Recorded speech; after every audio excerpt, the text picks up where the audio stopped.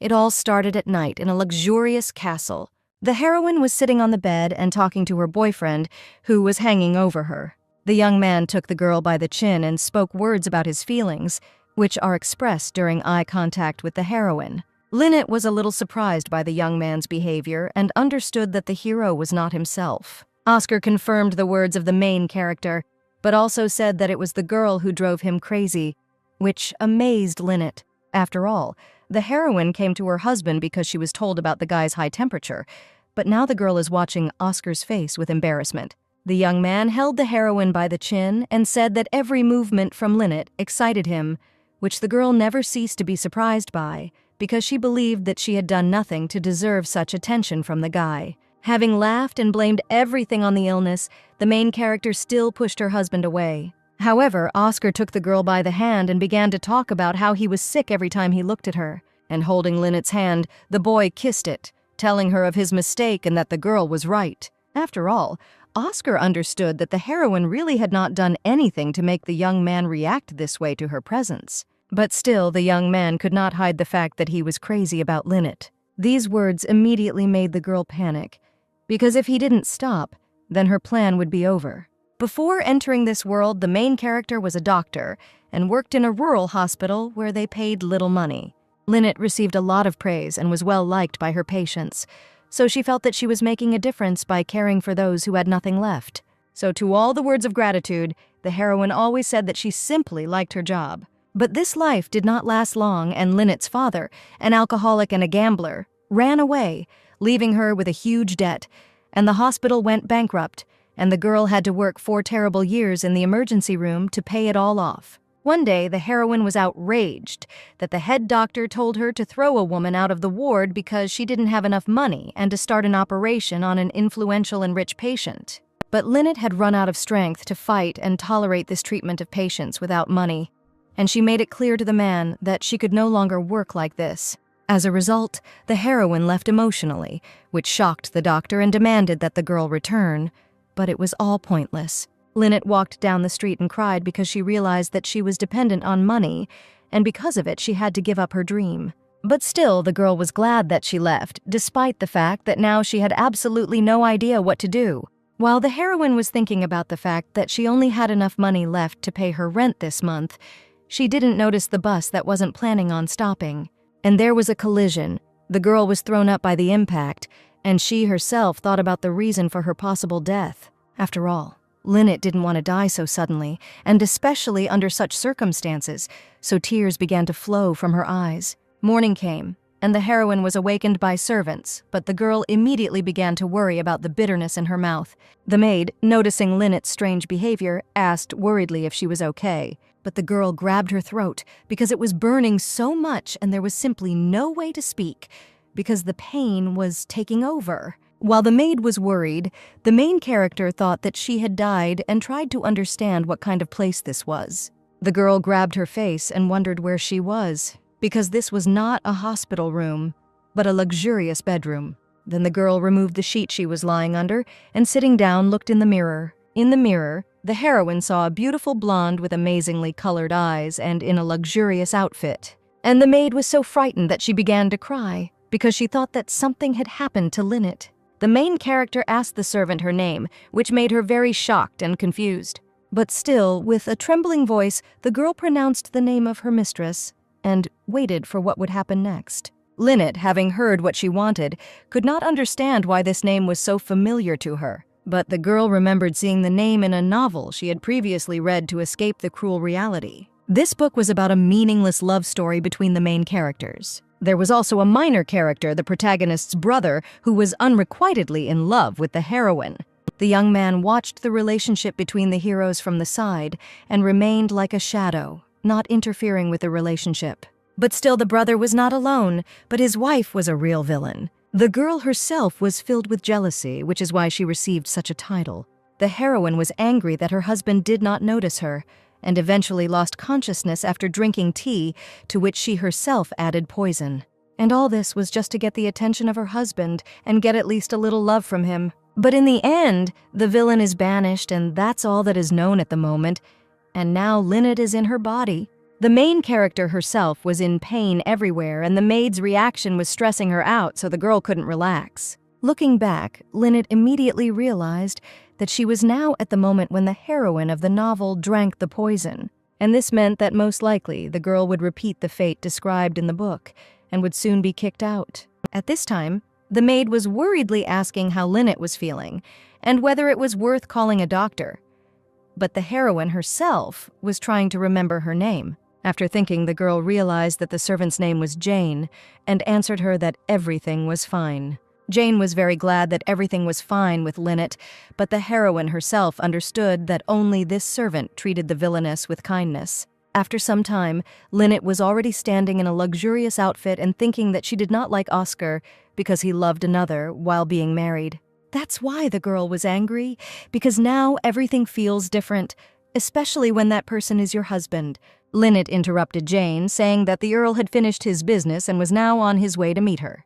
But the main character was outraged by the fact that while she was unconscious, Oscar had something to do, and he didn't even worry about her. Lynette was also haunted by the thought that this was her last meeting with the Count, since she would be kicked out immediately. But she was still pleased to see the young man's appearance. After all, Oscar was a worldwide handsome man who was so in demand that he could charm anyone in the city. And while the girl was thinking about all this, the guy was already walking slowly towards the door behind which she was waiting for him. Captivating lips, a sharp nose, a beautiful face that was called God's creation. The Count called the heroine as soon as he entered the room to announce his arrival. Lynette didn't have time to fully pronounce Oscar's name because upon seeing his appearance, she instantly froze and couldn't even breathe. But the young man continued and said that he came running as soon as he heard that the girl had woken up. Jane, watching this, panicked and stuttered, began to call the main character. After all, Lynette suddenly started bleeding from the nose, and the maid was worried that the girl was ill. So in a panic, Jane offered the heroine a napkin, asking about her condition to understand whether to call a doctor. But Lynette replied that everything was fine, and taking a napkin began to wipe her nose, thinking that the bleeding had already stopped. The words of the main character Jane did not calm her down, and she began to cry, because she realized that her mistress was too weak from the poisonous herbs. At this time, Oscar watched what was happening silently and emotionlessly. But the Count still approached his wife and said that the girl was clearly still unwell, which surprised the heroine. The guy continued and said that everything inside him seemed to break when he heard that the girl had lost consciousness. After these words, Oscar grabbed his chest and added that no one could understand the pain he felt every moment while his wife was ill. After listening to the Count's experiences, the girls stood in shock, but while Jane admired their relationship, the main character thought about it. After all, Lynette found this strange, so she tried to remember the relationship between the characters in the original. In the book, Oscar always insisted that he would never love his wife, but in front of everyone else, they had to act like caring spouses. And the girl said that she didn't need the Count's love, and that she was simply using him, so this option suited her. That is why Oscar was now playing to the crowd, saying that he was touched and wanted to hug Lynette, but was not sure that the girl's fragile body could withstand it. The main character herself, having understood everything, tried to come up with something so that she wouldn't end up being kicked out. Jane was crying at this time and thought that Lynette and Oscar were a wonderful couple, and the girl realized that her maid was very naive. But in the end, the girl asked the servant to leave her and the Count alone to talk. Jane agreed without hesitation and said that she should have done it earlier, but she hadn't thought of it. Therefore, having said this, the maid headed towards the exit and began actively taking everyone with her so that no one would interfere with the main characters. Oscar instantly became serious and assumed that Lynette must have something to say since she asked everyone present to leave. And despite the fact that the heroine still considered the young man very handsome, she became tense as she saw his true character. But all this did not affect Lynette, and she informed the Count that they should get a divorce. And as an explanation, the girl said that she could no longer live with someone like him. Oscar looked seriously at his wife and tried to find the words, since this was unexpected for him. The Count grabbed his head in confusion and asked if the girl was really going to disobey the royal order. After all, the young man swore allegiance under the sun and remains under its rays, so he must do his duty, and Lynette must understand this too. The heroine was outraged by this, because she remembered that the king's order said nothing about maintaining a happy family life until death. The Count did not know what to answer to this, and Lynette immediately understood that she was right, and the promise was only about the wedding. Therefore, the heroine decided to say that the reason for the divorce was her, because the young man clearly does not want to leave someone he does not love by his side. Oscar looked at the floor and tried to think about everything the girl said in order to make a decision, and at least answer something. In the end, the Count indignantly reminded Lynette that she had just woken up and that divorce was not a decision that should be made in a hurry. And turning around, the young man said that they would discuss all this tomorrow at breakfast, and then slammed the door. Lynette was not entirely happy with this outcome, as it was similar to the mediation period in a divorce. But still, the main character was happy that she was able to buy herself some time.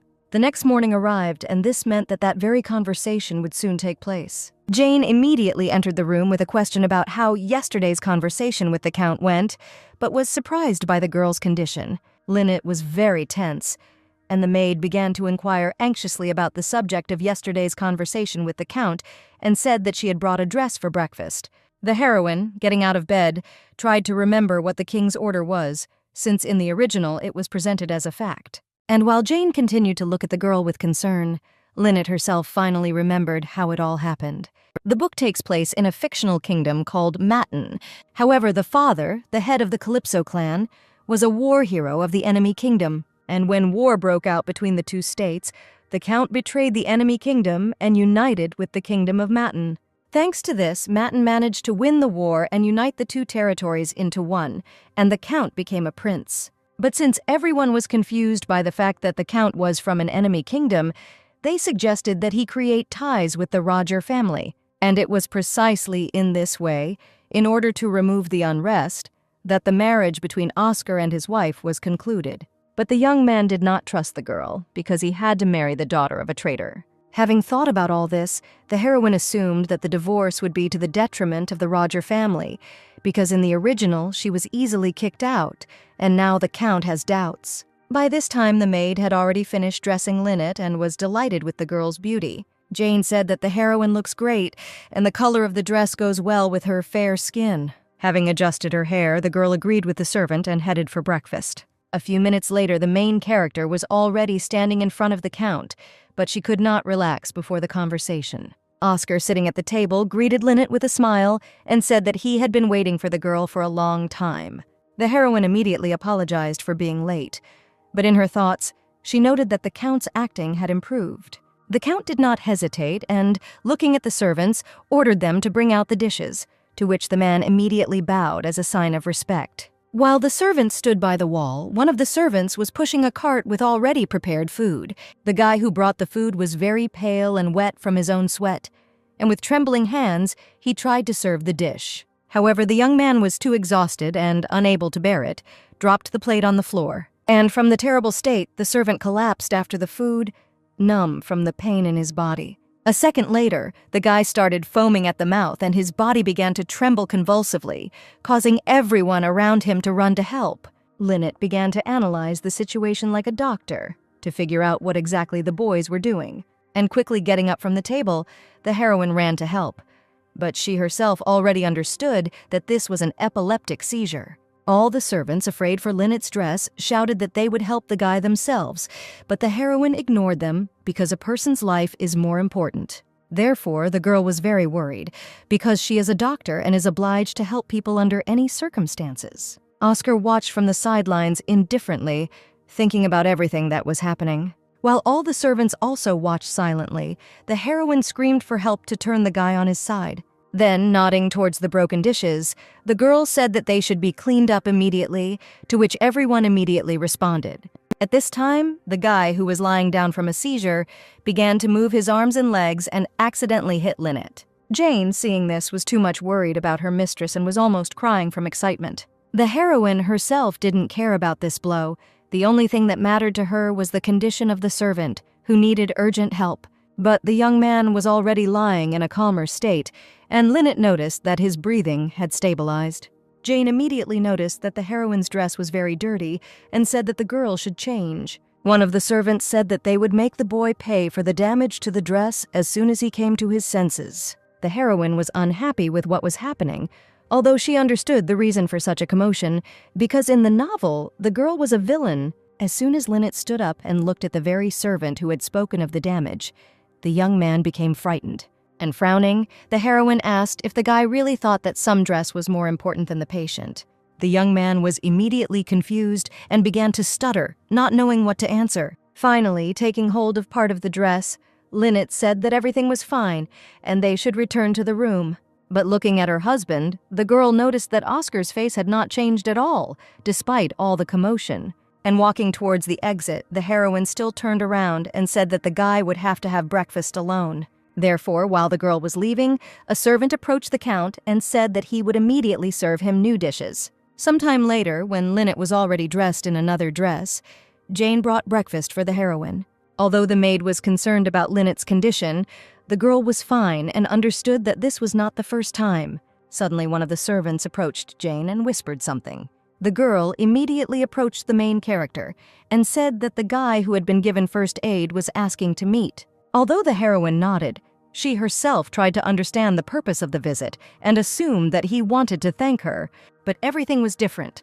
The servant, as soon as he entered, fell to his knees and begged for forgiveness for an unforgivable mistake. With tears in his eyes, the boy begged for forgiveness and said that this would never happen again. Lynette watched from the sidelines in shock as the young man continued to scream about his guilt and how no matter how much he prayed, he could not make amends for it. Medicine in this era is not developed, and people consider it a curse, and they cannot afford treatment. The heroine, with a serious face, demanded that the guy stand up and said that it was not his fault. The servant could not believe his ears, which made him speechless. Lynette asked Jane for paper and pen while she talked about the promise the boy had to keep.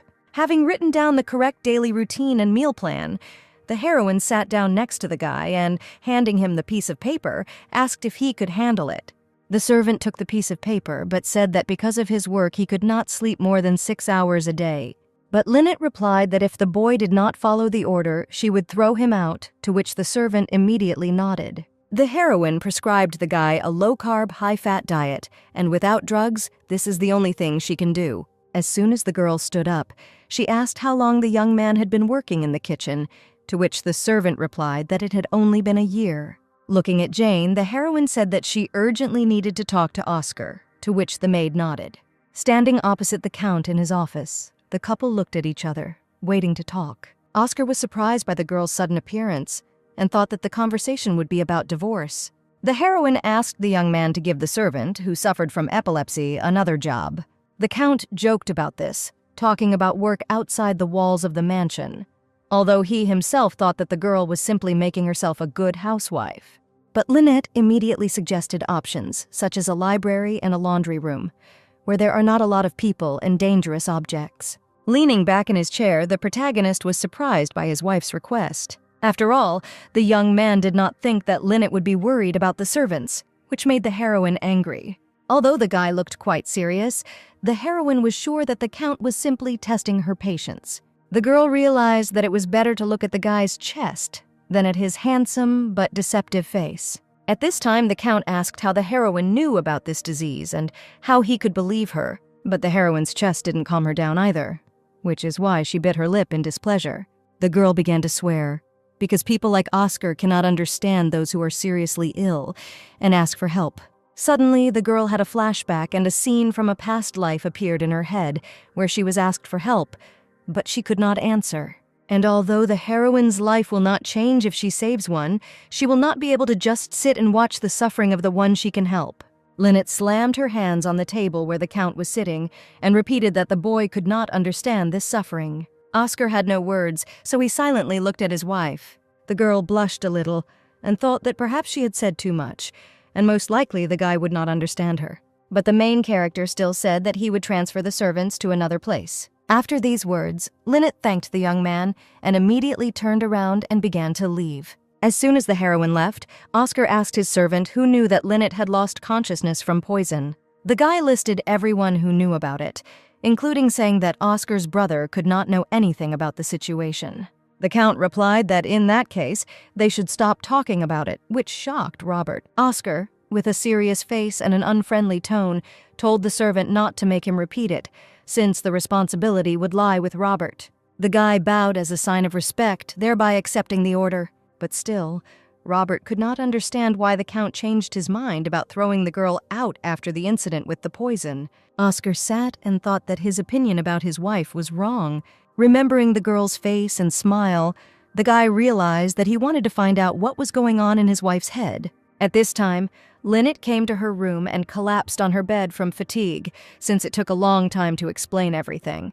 And the girl realized that the Count might suspect something if she did not behave as usual. But still, getting out of bed, the heroine decided that she needed to stop thinking about all this and decide what to do next. After all, in order to live well after a divorce, you need to learn about the situation outside the mansion. And while the girl was thinking about going outside, she saw a small door in the back of the closet. The heroine didn't know whether to look inside, but in the end she decided to. Opening the door, Lynette realized that the room looked quite spacious, so she decided to crawl inside. The girl was very surprised by the size of the room and realized that it was a secret room. Seeing a large number of books around, the girl assumed that the heroine of the novel loved to read. But the contents of the book were unexpected, because inside there were various medical tips and instructions on how to provide first aid. Lynette continued to flip through the pages in shock, realizing that it all looked like the notes of a doctor or pharmacist. Taking another book, the girl did not understand why the villain needed it, because something like this was not mentioned in the original. But suddenly a corner of a leaf appeared from the pages, which surprised Lynette very much. There was a photograph of a little girl whom the heroine of the novel called her beloved Lily. At that very moment, Jane entered the room, and the girl immediately began to get out of the secret place in a panic. The maid reported that Prince Calyps had arrived, and the girl tried to remember who he was in the novel. Lynette panicked a little and asked again if her father had arrived to confirm her thoughts. Jane only noticed the heroine's disheveled hair and began asking what had happened. And while the maid was fixing the heroine's hair, the girl thought that if she was not kicked out, there would be less condemnation from those around her, and even after the divorce, she would remain the prince's daughter. And Calypso loved his daughter, and he became very ill when he heard about her wedding. And Lynette expected a caring father who admires and loves his child. That is, such a person will not allow his daughter's reputation to be ruined, and therefore at the moment this is a strong support for the heroine. The prince greeted Lynette with a smile and very kindly, asking her to come over, because he was really looking forward to seeing her. The girl immediately expressed her surprise at her father's arrival, to which the man replied that he did not have to warn her to see his beloved daughter. Hearing this, the heroine realized that her expectations were justified, and the prince really loved his daughter very much. The man turned to the servant and, thanking him, said that he could go. Lynette began to speak to the prince in a more free manner, because she believed that they had a good relationship. But the man's expression immediately changed, and he asked the heroine how she dared to behave like that in the current situation. The girl was very frightened by this answer and felt misunderstood, so she asked again. To which the prince replied that the aristocrats were saying that Lynette and Oscar did not have the best relationship. Continuing, the man asked why it was so difficult for the heroine to try even a little to preserve what he had done for her. And after hearing all this, Lynette realized that she was wrong and that her father was a real monster. The man's gaze became more angry as the girl simply stood silently, so the prince began to demand an answer. But this frightened the heroine even more. She could not say anything, and Calypso began to show more aggression. So, a second later, the man swung at the girl, asking if he should hit her again. After these words, Lynette immediately understood that in the novel, the prince constantly beat the heroine. The girl instantly remembered her father from her past life and did not understand why she got the same one in this one. But even though Lynette didn't want to make a fuss, she already had her fist ready to hit back. After all, the heroine will definitely be able to hit the most precious thing and cope with everything, even though it was scary. But suddenly someone entered the room and interrupted the conflict, thereby saving Lynette from the blow. It was Oscar who came in to greet the prince, since Calypso's arrival was also unexpected for him. Upon seeing the Count, the man immediately pretended to stroke Lynette's cheek and worry about her condition. The girl herself frowned at this and thought that aristocrats were selected here based on their acting talent. At this time, Oscar decided to inquire about the prince's affairs, to which he replied that everything was fine, but unpleasant news had reached him. Continuing, the man assumed, based on rumors, that the Count was not interested in a relationship with his wife. Oscar asked for clarification because he knows everything much better than anyone else, and for him this purpose of the visit seemed strange. But this angered the prince, because it was connected with his daughter, and he could not remain on the sidelines. To this the count suggested that Calypso also ate well and slept in a comfortable bed, and for Lynette these words brought back shameful memories. But the man didn't understand what he was talking about and what Oscar was getting at, so he decided to ask again. And remembering what the heroine had said earlier, the young man explained that aristocrats who grew up without worries had a lot of interest in other people's lives. The prince laughed at this and said that Oscar does not change and remains an excellent count. The young man thanked the man for the praise and asked him to notify him before visiting in the future, as such unexpected visits were a bit embarrassing. Calypso immediately apologized and explained his visit by saying that he was very worried about his daughter. Hearing this, Oscar assumed that he was in the way and said that he would leave Lynette alone with her father. And the count wished the girl to have a good time, to which she immediately panicked, because the prince wanted to hit her. And the heroine thought that Oscar came to save her, and not just to express his dissatisfaction with the unexpected visit. Therefore, when the young man was almost out, Lynette realized that she could not remain alone with her father and called the count. Oscar was extremely shocked by what the heroine called him, so when he turned around, the guy was very worried. Lynette immediately explained that her father had not visited them for a long time, and therefore they should have tea together. The heroine noticed that Oscar looked as if she had hit him, but even if so, the girl could not give up. So Lynette began to fantasize about falling to the floor as one of the options. But instead of falling, the thoughts created a dance. Oscar, removing his hand from the door handle, asked again if he was sure he could join. The girl immediately said she agreed because they were married, but in fact, the girl felt a huge relief. In the end, the young man said that if he didn't interfere, he would be happy to keep him company, but his father suddenly announced his departure. Although the girl wanted this departure, she turned on her acting and began to talk about how they hadn't seen each other for a long time, and it was a pity that the man was leaving. The count wished the prince a safe journey, but he did not linger and was already getting ready to leave. So, turning around, the heroine's father headed towards the exit but still continued to look very suspiciously. The heroine understood that in the original, there was not a word about physical blows, which created difficulties. And the girl was outraged by the fact that everyone, when reborn, retains the memory of the hero himself, and Lynette was extremely unlucky. Suddenly, the girl's thoughts were interrupted by Oscar, who leaned over the heroine and said that they needed to talk.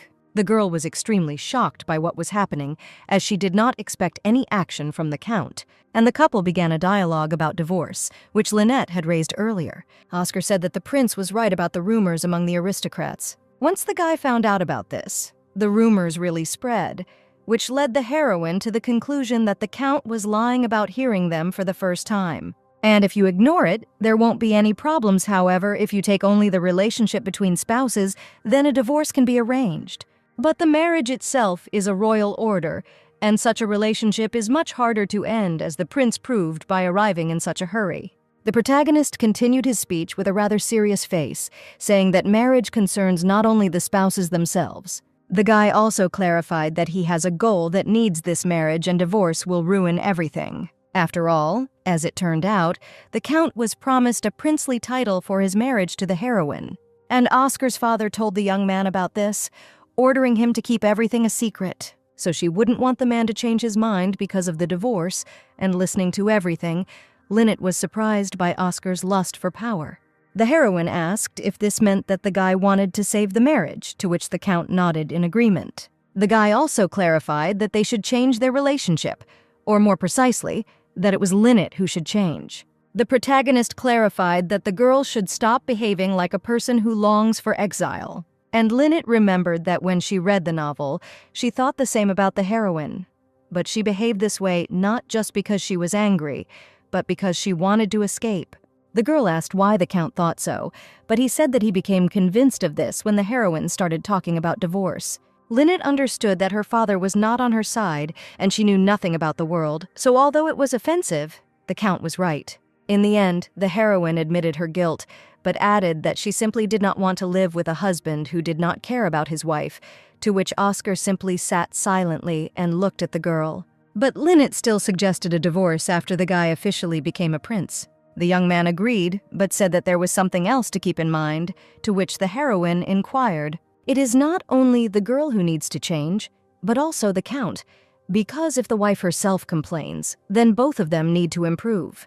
Although the heroine did not understand what exactly Oscar wanted from her, the young man, smiling, slightly embarrassed the girl. Struck in a model pose, the Count continued by saying that Lynette would be bathed in attention she had never received before.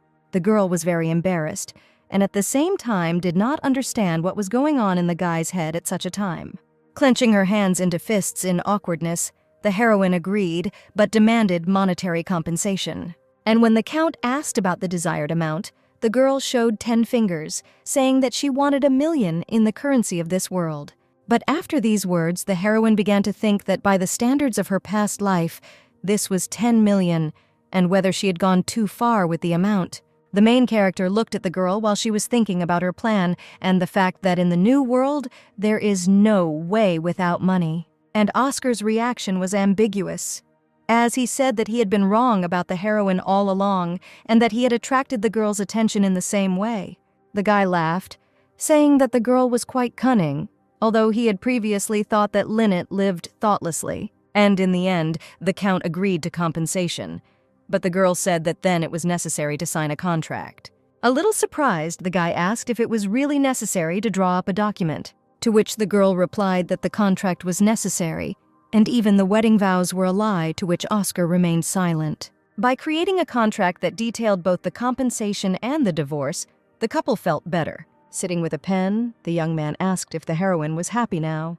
And taking the contract in her hands, the heroine agreed with relief and said that this was enough. As soon as Lynette left, the Count took the document and began to think about the divorce contract. The heroine walked happily down the corridor and looked at the contract, thinking about the land and the house that she would be able to buy in the future. But while the girl was reading the document, she accidentally cut herself on the paper, which immediately made her shudder. After examining her finger, the heroine immediately realized that this cut would clearly bother her. Lynette walked into the room with a smile, thinking that Jane was waiting for her there, and called her. But looking around, the girl noticed that the room was empty, which meant that the maid had gone somewhere. Suddenly, the heroine was surprised because she noticed changes in the room. Looking closer, Lynette noticed a bouquet of beautiful flowers in a vase that appeared out of nowhere. And while the girl was lost in her thoughts, Jane returned to the room. The heroine immediately decided that she needed to hide the contract so that no one would see it and put it under the sheet.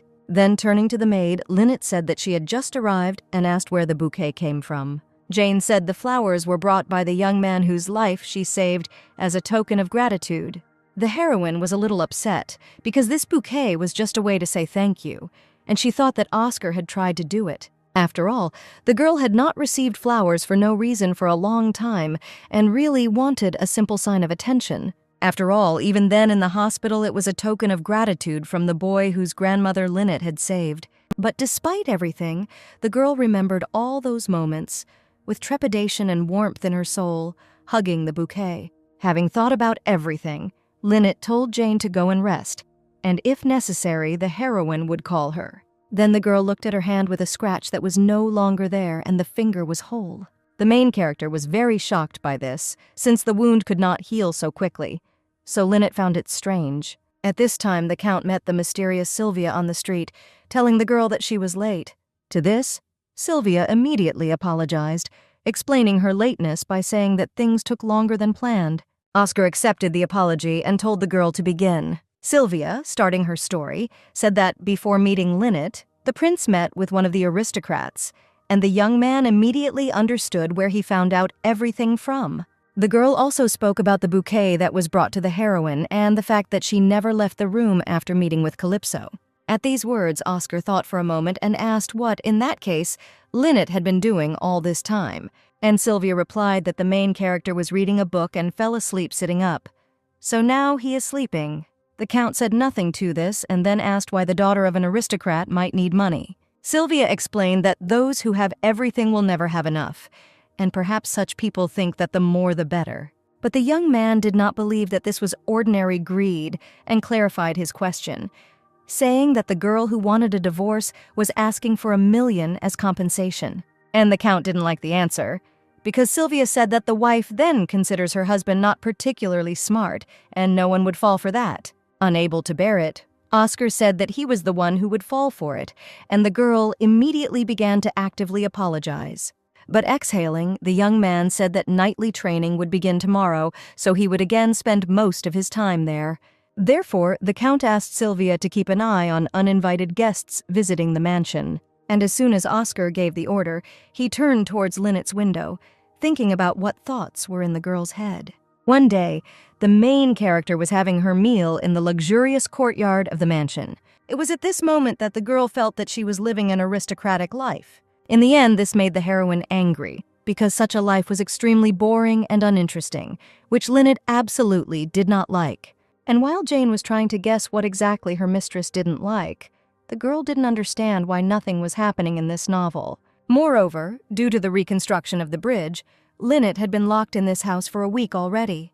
Having told the maid that everything was delicious, the heroine continued to think about the fact that she had already read all the medical records, and even began to miss the emergency room. The girl began to consider even hotel food good if you know when to stop, but she missed something simpler. But Lynette's thoughts were interrupted by Jane, who informed her that the restoration of the bridge was finished and that the young prince and Madame Marie were returning today. The main character immediately beamed at the news that the bridge had been repaired and she would finally be able to go to the city. The maid, seeing the girl's contented face, assumed that she missed her family very much, and that was why she was so happy. In fact, Lynette was happy about the opening of the bridge, but she was a little worried about Marie's arrival, since she is, after all, the main character of the novel. But the girl still told Jane that she would really be glad to see her family, and added that she should go and rest while she went for a walk. As she left the table, the heroine thought that she and the Count now had to pretend to be a happy married couple. But still, the girl was worried that the young prince and Marie would start to suspect something if their relationship improved, because in the original, the young man really didn't like Lynette. Despite this, the girl was pleased that at least Marie would be happy if they were on good terms. But even Marie from the novel did not seem like a good person to Lynette, because sometimes you could hear unpleasant phrases from her. Marie always said that the heroine of the novel was an unfaithful wife and asked Oscar to become kinder to her so that she would change. And while the girl was thinking about everything in her thoughts, the gardener noticed her. The man did not ignore Lynette's presence and immediately approached her to say hello. The heroine greeted him kindly in return and realized that this very elderly servant in the mansion resembled her grandfather. But the girl's joyful look disappeared almost immediately as soon as she moved her gaze a little lower. The man's hands were all covered in blisters, and the heroine couldn't tell if it was a topi or an allergy to the sun. So Lynette asked her grandfather to examine his hand, to which he said that it didn't hurt and that he was used to it because he spent a lot of time in the sun. The girl concluded that this is not only a man's thing and asked why it is impossible to wear something to hide your palms. And the gardener explained that then his hands would sweat and this would complicate the work. And since the prince and his wife would soon arrive, he wanted them to be greeted by a well-kept and beautiful garden. Lynette was upset by these words because she realized that the aristocrats did not help those who were so loyal to them. That's why the heroine felt ashamed for complaining about the boring life of an aristocrat. The girl said that the prince and his wife would be very happy because they had definitely never seen such a well-kept garden anywhere else, to which the man expressed his words of gratitude. And having wished the gardener a good day, the heroine realized that everything was the same as in the case of the young man with epilepsy. There are many people in this world who cannot get proper treatment, and thinking about this, the main character decided to see what she could do. At this time, Oscar was sitting at his workplace, and the servant informed him that the prince and his wife would soon arrive, but the young man was only interested in Lynette's presence. The servant replied that the heroine had gone to her room after her daytime walk, to which the Count said that he wanted to go down to her. Robert agreed with Oscar's wishes, but was surprised by such care for Lynette, as this had never happened before. The Count put on his casual suit and got ready to go to his wife. Walking down the corridor, the young man thought that this was their first normal meeting since the start of nightly training, and assumed that it was difficult for the heroine to sit in the mansion all day long. Having reached the right door, the main character knocked and said that it was him, but noticed that the door was ajar. Oscar thought that the girl had not yet gotten ready, and decided to go in to see if he was right or not, and was very surprised. Lynette was no less shocked, as she was sitting in a pile of sun umbrellas. Turning her gaze to the Count, the heroine asked if it was necessary to go down already. Oscar was again a little embarrassed by the girl calling him darling, but after a pause, he asked what had happened here. At that moment, Jane came in and, a little surprised by the Count's arrival, greeted the young man. But noticing Lynette, the girl immediately switched to her, indignant at the fact that everything was scattered. In response, the heroine said that she wanted to check for broken umbrellas, to which the maid warned that everyone would arrive soon. And turning to the Count, Jane said that they would quickly get dressed and would be ready very soon. In the end, the young man was thrown out, and the maid continued to scold Lynette for not asking her to sort everything out. Already walking down the corridor, Oscar asked what the girl had just been doing, to which the main character replied that she just wanted to see what kind of sun umbrella she had. But Oscar was a little surprised that the girl examined each umbrella because although he knew that Lynette loved luxury, she did not love it that much. In the past, the Count told the heroine of the novel that a rumor had spread among the aristocrats that the girl had been seen in the company of some man. So Oscar explained that they were bound by a contract, so he didn't need the truth. But as the Count's wife, the girl should maintain decency. In response, the heroine said that she does not receive the treatment she deserves, so she should not behave appropriately. The girl explained that the Count allocated little money for her maintenance, and she was only able to buy a couple of dresses. Robert thought that the money allocated by the gentleman could not have ended so quickly, but Oscar was not bothered by anything, and he agreed to give more. But the Count warned the heroine to be careful in the future, because Marie would not be able to eliminate rumors forever. But the girl reminded him that there was always the possibility of driving her away, and told the young man to think carefully. Remembering all this, Oscar understood why it seemed to him then that Lynette wanted to be exiled, and after being poisoned, he thought that the heroine really wanted to leave the mansion. But at some point her behavior changed, and from an indifferent spouse, the girl began to turn into a loving wife. And continuing to walk, the girl asked if there were umbrellas lighter than the ones she had, to which the Count agreed. Having heard the heroine's answer, Oscar realized that Lynette apparently really just wanted a new umbrella, and now there was a misunderstanding. The Count said that the parents knew that the girl was feeling bad, and the young man would answer all their questions, so the guy asked the heroine to just keep quiet. Lynette realized that Oscar would sort everything out himself, and asked if his parents knew who was to blame for what happened. But the Count replied that it didn't matter who was to blame, and there was no point in making a fuss. The main character was a little surprised, because she never thought that the title was so important to the Count. Oscar said that the girl didn't know much about him, and he also didn't suspect that Lynette was so greedy for money until she asked for compensation for the divorce. And holding out his hand, the Count announced that it was time to begin the performance of their happy married couple. Lynette agreed, and giving her hand in return, the heroine once again called the young man dear. This time, Oscar couldn't resist and asked the girl why she called him that, to which she replied that it was simply an expression of love, although in fact it was difficult for her to pronounce the European name. After this, already going down the stairs, the heroine asked if this nickname bothered the Count. But the young man replied that he didn't care what the girl called him, although he himself blushed a little. Outside, the couple's parents were already waiting for them, asking Oscar how he was doing.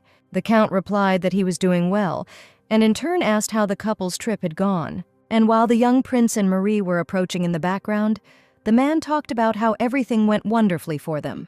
Marie couldn't resist, and began waving her hand and asking from afar about Oscar's life. And having asked in response, the Count received an answer not from the girl, but from her husband, who said that as long as Marie was with him, everything was fine with her. But Oscar did not like this, and he expressed his dissatisfaction because he did not ask the prince and did not want to hear an answer from him. After these words, Marie came closer to the young man and said that everything went well, but it was a pity that the Count did not go with them. Lynette stood aside and thought about why Marie was getting so much attention, something she had never received before, because Oscar had promised to change his attitude. The main character forgot for a second that in the original, these three were very close, so the girl decided that it was better for her to stay away. But suddenly the princess inquired about Lynette's condition, as news had reached them that the heroine was feeling unwell. Oscar immediately replied that the girl had simply been poisoned by spoiled food, and that after a couple of days of rest, she felt better.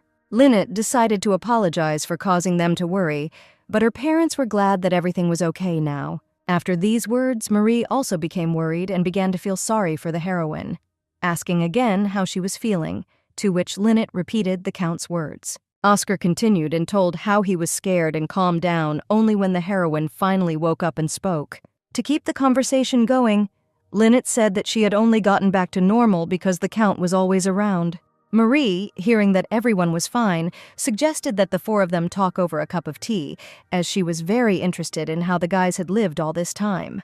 The parents supported this idea and, wishing them a good rest, went to rest. At this time, Lynette was thinking about how everyone perceived her as a villain, and in order not to spoil everyone's fun, the girl decided to sit silently. The main character thought so, but life decided otherwise, and a second later she was already lying on the ground with the Count. A few minutes earlier, during the discussion about tea, Marie had said that Lynette didn't have to be there if she didn't want to and still felt unwell, but the Count denied this, saying that the main character had already fully recovered and was fine. Marie explained that she was afraid that the girl's condition might worsen. At this time, Lynette was thinking that although she felt fine, she didn't want to disturb them, and besides, there was still unfinished business. Therefore, the heroine decided to leave after all, and wishing the guys a good time, the girl headed to her room. But before she could take a single step, Lynette stepped on the hem of her dress and began to fall. And trying to save her situation, the girl grabbed Oscar in the hope of staying on her feet. But nothing worked, and the main character fell to the ground along with the Count. And noticing this, Marie and the young prince immediately became worried. Lynette immediately got up from Oscar and sat down next to him, starting to calm everyone down, saying that everything was fine and she was okay, but she herself felt very awkward. The Count at that very moment turned towards his wife and asked why she had not told him that she was still feeling so unwell. And lifting Lynette from the ground, Oscar told Marie that it would be better to postpone the tea party, because now he needed to look after the heroine. On the way to the room, the girl tried to explain that it was all an accident, and she didn't do it on purpose, so there was no point in going with her. The Count responded to this with displeasure, saying that he could not go since they had a contract. The heroine immediately realized that the young man was angry because he couldn't go out for tea, because he was seeing his family for the first time in so long.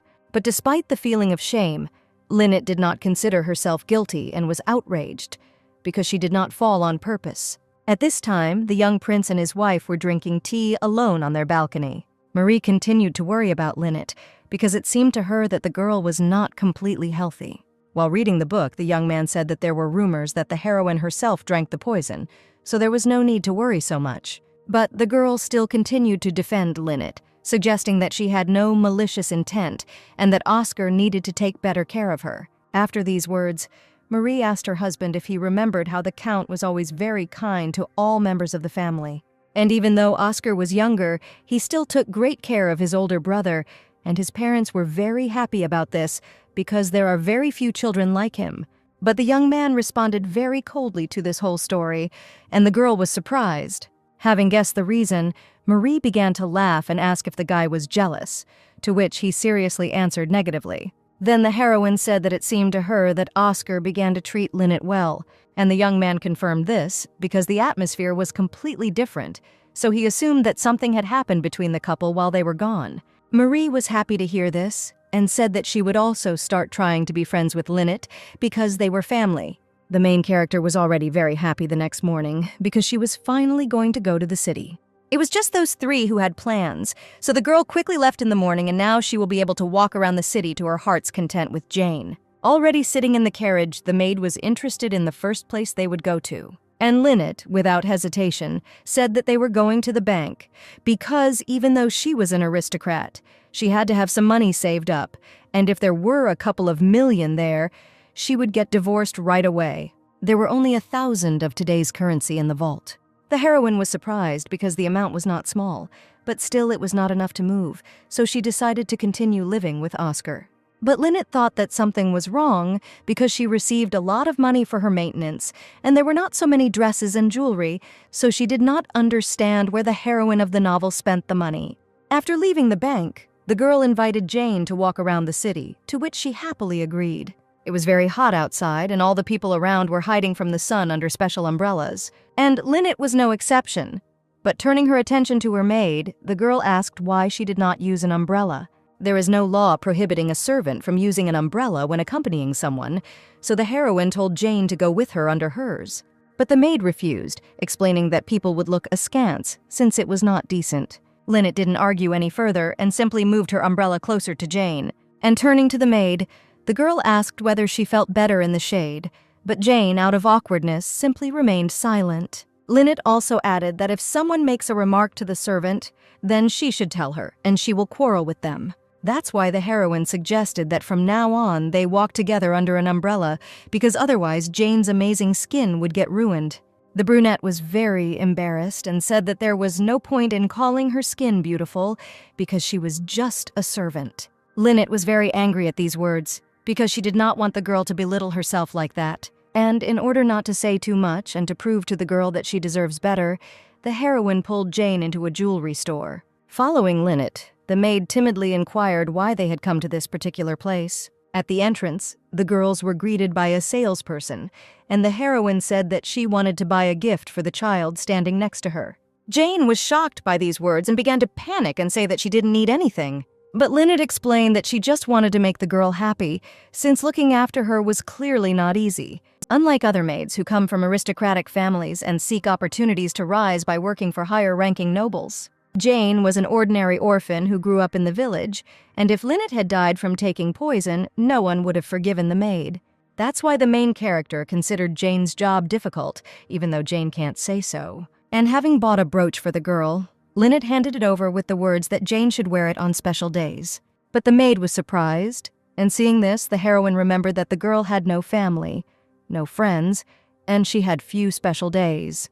So Lynette corrected herself and told her to wear the brooch on days when they went for a walk together or when something happy happened. Jane was very pleased and, hugging the gift to her chest, thanked the heroine. Leaving the jewelry store, Lynette said that now they needed to go for umbrellas, which surprised Jane because the heroine already had a lot of them. But already in the store, the girl replied that all her umbrellas were heavy and she needed something lighter. Feeling the next umbrella, Lynette stopped her choice on the one she was holding in her hands, and her choice was approved by the saleswoman, who said that this umbrella was for the noble daughters of aristocrats. The heroine was even more attracted by these words, so she asked him to pack 5 of these umbrellas for her. But Lynette didn't stop there and continued to hand the woman the things she liked so that she could put them in the bag.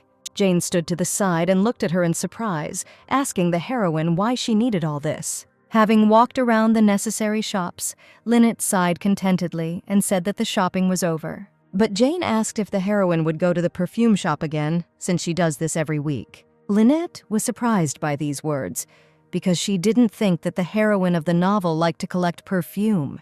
But in order not to seem strange, the girl agreed, and Jane said that she would wait for her in the carriage. The main character immediately asked the reason why the girl was not going to go with her, to which she replied that it had always been like this. Lynette pretended to have simply forgotten about it and, heading towards the store, said that she would be back soon. But in fact, the girl did not understand why the heroine of the novel did not take Jane with her and thought that they were selling something different from what was said. Entering the perfume shop, Lynette looked around and realized that she looked completely ordinary. A young man immediately came out to the girl and greeted her kindly. The young man bowed and said that he had been waiting for Lynette for a long time since she had promised to come last week. The heroine explained that due to the reconstruction of the bridge, she could not leave the mansion, and she thought about how lucky she was to see the guy's name on the badge. Luther understood everything and said that the heroine's perfume was ready and called her to follow him, but the girl was a little worried, since it seemed to her that they were selling more than just perfume here. The young man led Lynette to the dark basement to pick up her order, lighting the way with a candle. Having gone down to the very bottom, Luther opened one of the doors and told the heroine to come in. Seeing the contents of the room, the girl looked in shock and thought that poison was stored there. When the young man entered, he laid out on the table everything that Lynette had ordered several weeks ago. The heroine was very surprised by the number of bottles and continued to think that it was all poison, but Luther began to explain that one remedy relieved pain and reduced fever. The other was a sleeping pill, and after these words, Lynette realized that the heroine of the novel was secretly involved in medicines. But the girl was still bothered by the fact that, in this era, all medicines must also exist in one form or another, and so she told the young man that she could find the same thing in the hospital. The young man looked at this questioningly and considered these words to be nonsense. And after a second's pause, Luther explained that these were drugs that were almost impossible to obtain, and the heroine should know about this better than anyone else. And to Lynette's reaction, the young man assumed that the girl was not satisfied with the price, so he clarified, but the heroine only looked at him in confusion. So, without waiting for an answer, Luther said that he would sell the heroine a set of medicines for 150 and not for 200 like everyone else.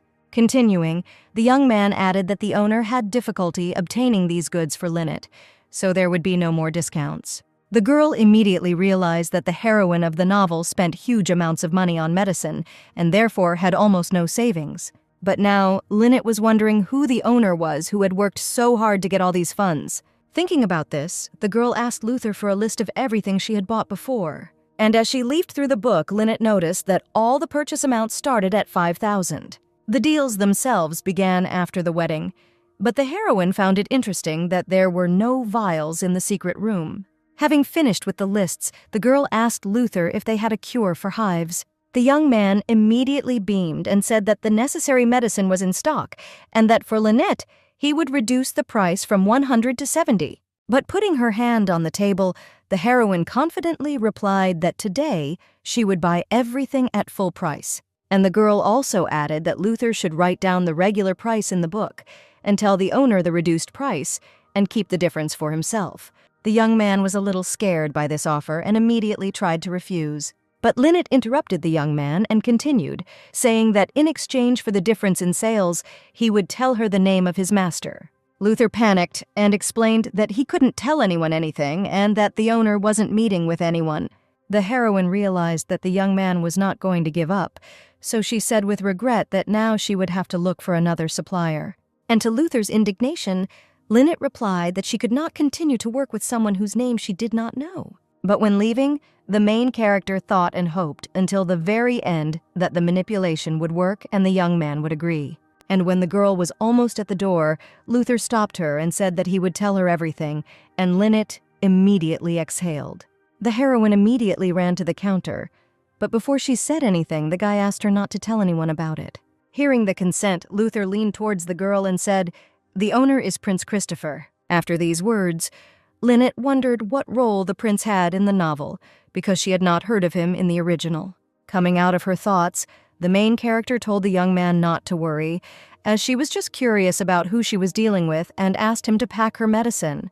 Having finished with the perfume, the girls arrived back at the mansion with a large amount of purchases. While changing, Lynette told Jane that she would be in her room and asked the maid to bring dinner to her room. The heroine also warned that she was tired and wanted to rest in silence, so no one should come to her. Jane took everything into account and said that since they had already sorted everything out, she would go. Lynette was left alone and, looking at her purchases, was glad that no one would disturb her and she could get to work. But the girl had a strange feeling and a sense that she had forgotten something. A little later, the Count returned home with his brother and his wife, who were discussing the past meeting. But Oscar was a little worried at that moment, because Lynette was already supposed to go out to the meeting. After all, a few hours earlier, the young man told the heroine that she promised that they would play loving spouses, to which the girl timidly agreed. The Count explained that there was an important meeting today, and if Lynette didn't show up, there would be rumors again. But the girl planned to find materials for umbrellas, since it would be difficult to find time later. Therefore, the heroine told Oscar that she also had a meeting planned and invited the guy to meet him upon his return. The young man asked again, and the girl explained that everyone would think that she could not accompany him because of urgent matters, but in the end, she missed her husband so much that she could not wait any longer. Oscar liked this option, so he said that he would return closer to the evening, and then they would see each other. Therefore, the Count was now worried that the girl was still not there, but he assumed that she was tired of waiting and fell asleep, and Marie, noticing the worries, asked what happened. To which Oscar told about the absence of Lynette and the young prince. These words were very surprising, because he had never noticed that he wanted to see her so much. Marie immediately made a remark to her husband because she considered it impolite on his part, and Oscar thought about it, and realized that he almost never talked about Lynette, and was often alone at dinner parties where they were invited as a couple. And after this, it is not surprising that those around them do not see the couple as loving spouses, and the Count wanted to change this impression with today's meeting.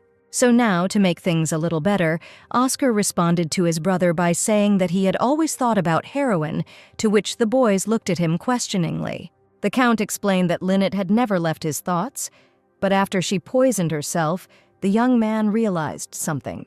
The young man realized that if he didn't say anything out loud, then nothing would make sense. The boys didn't say a word and just listened silently. But Marie was deep in thought, going over everything that was said in her head. But Oscar didn't finish there and added, assuming that Lynette thought so too, because the girl had really asked the young man to come early today. The Count's speech was interrupted by Robert, who was hurrying down the stairs and greeting the young man. Approaching his master, the servant, a little worried, whispered urgent news in his ear. After hearing this, Oscar was very shocked, and for the first few seconds he couldn't say anything. But then he turned to the guys and said that he had urgent business, so there was no need to wait for him. Marie, seeing the Count's face, looked after him with confusion and could not say anything. Oscar Roger, the second son of the princely family, for the sake of marriage with whom girls were ready to stand in line. The leader of the first knightly corps of the royal palace, a universally respected war hero, fled today in shame. The Count sat and was indignant, not understanding why Lynette was asking no one to enter her room, to which Robert replied that he did not know the details and that Jane had received such an order. Hearing this, Oscar told the servant to go and rest, and he himself remained sitting and tried to understand the reason for such behavior of the heroine. The young man realized that it was unlikely that the girl had forgotten about the promise and assumed that this was another of Lynette's plans, so he decided to wait. But the next day, Jane did not let anyone see the girl, saying that she was not feeling well. A day later, the heroine, according to the servant, went for a walk and the room was empty. Each time, new reasons appeared, and there was no news from Lynette, so the young man continued active training in the Night Corps. The two knights stood to the side and discussed today's training, praising each other for a good job. But the boys also mentioned their captain's assertiveness, because it was stronger than usual, and the boys realized that it had started quite recently, suggesting that something had happened to Oscar. At this time, the Count knocked down to the ground another opponent, who was already very exhausted. Therefore, the young man began to ask Oscar to stop the fight, admitting his defeat. The young man himself was already wet with sweat, and looking at the guy, he praised his fight and told him to rest. The other knights, looking at their exhausted friend, called the Count very tough. Oscar was sitting on a bench at the time, thinking that Lynette should have cooperated with him, at least for the sake of compensation. But a second later, the young man realized that it was not typical for him to think about such things, so he assumed that he was not training enough, and that was why unnecessary thoughts appeared in his head. So after a couple of minutes, the Count headed back to the training ground and ordered everyone to return to their positions. Eventually, Oscar trained to the point of exhaustion and found that his thoughts had cleared up a bit. But despite the good outcome of the training for the Count, many knights suffered. As he was heading to rest, the young man heard someone addressing the lady, and such an address is used only for one person in this house. And it was Lynette who put an umbrella on the gardener's head and asked him not to take it off while he was outside. But the man did not understand what all this was for, and simply looked questioningly at the heroine. Therefore, when asking for an opinion, the girl explained that this was a way to protect herself from the sun, and having understood this, the gardener thanked the heroine with the words that it was really very convenient. Lynette simply repeated the headdress that her grandmother wore while working in the fields, and it was the best solution to avoid getting sunburned. And now, having made sure that the man was comfortable, the heroine was very glad that she had done at least something for the one who worked so hard for the good of the house. After these words, the girl handed over a package containing several more umbrellas and asked the gardener to distribute them to the rest as a temporary measure so that their condition would not worsen. Looking at the servant's sweet smile, Lynette felt warm in her soul, and if the allergy medicine weren't so expensive, she would have bought it for everyone. But now there is only one opportunity to help, so the heroine stopped the man, saying that she has a cure for him. The gardener asked again, a little frightened, because he saw someone behind Lynette. It was Oscar, who stood silently and watched what was happening. The girl turned around and immediately asked the Count what he was doing there, but he seriously replied that they needed to talk and told the heroine to follow him. After these words, Lynette, before leaving, explained to the man that he should definitely apply medicine to the inflamed areas. And looking at Oscar, the girl assumed that he was angry with her, but she did not understand why. Stepping aside, the Count said that there was no one nearby, and now Lynette could speak. But the main character was confused because she still didn't understand what was being discussed. So she asked the young man again in the hope of getting an explanation. Oscar exhaled heavily and, putting his hand on the girl's shoulder, asked what was on her mind. But Lynette again didn't understand anything, and, already in fear, asked for clarification, to which the Count replied that the heroine had been avoiding him for several days and had not come to the meeting despite her promise. After these words, the girl realized that she had forgotten about the promise, but she did not know what to do now. After all, last night Lynette was sorting out all the materials to make an umbrella, and she was very happy that everything worked out the way she wanted, despite the fact that it took a lot of effort. Now the elderly gardener will be able to work without worrying about hives, although Lynette still believed that something was wrong with this mansion because the entire estate was under the control of Princess Roger. But recent events, including the cases with the cook and the gardener, have been treated too casually, as if someone inexperienced was in charge. Therefore, the heroine assumed that Marie was entrusted with the role of hostess. Since the princess treated the girl very well, Marie Géraud was the prince's only daughter, and a serene future awaited her, in which there would be no room for suffering. But one day, the prince did not return from the war, and the princess, who suffered from a serious illness, could not survive the loss. As a result, 10-year-old Marie was left completely alone, and her relatives quickly took apart all of her property. But the Roger couple came to the girl's aid and invited her to their home. After all, the couple was close with Prince Gerald, and they accepted Marie as their own daughter. Continuing to think about the plot, Lynette remembered that after this, Marie and Roger Sr. fell in love with each other, and their sympathy grew into a relationship. And now the girl is the closest person to the princess. But the heroine cannot stand aside, and since Oscar wants to take the place of the heir, then while the contract is in effect, she must help him. And because of these thoughts, Lynette forgot about the really important thing, and the Count at that moment looked as if he was going to kick the girl out right now. Therefore, the heroine began to talk about how she thought a lot and decided that, as the young man's wife, she must prove that she is worthy of the place of the mistress of the mansion in order to help him. And continuing, the girl explained that it was for this very reason that she had been making headdresses for the servants all these days. Lynette also added that she was truly sorry that she broke her promise. But seeing no reaction from the Count, the heroine began to ask whether he was more angry. Oscar accepted the apology and reminded her that today was the day of fulfilling her marital duty. Lynette didn't understand anything, but she agreed so that there would be no suspicion. Entering her room, the girl, screaming in indignation, asked a question about the fulfillment of marital duty, to which Jane explained that once a month, on a certain day, she and the Count must fulfill their marital duty.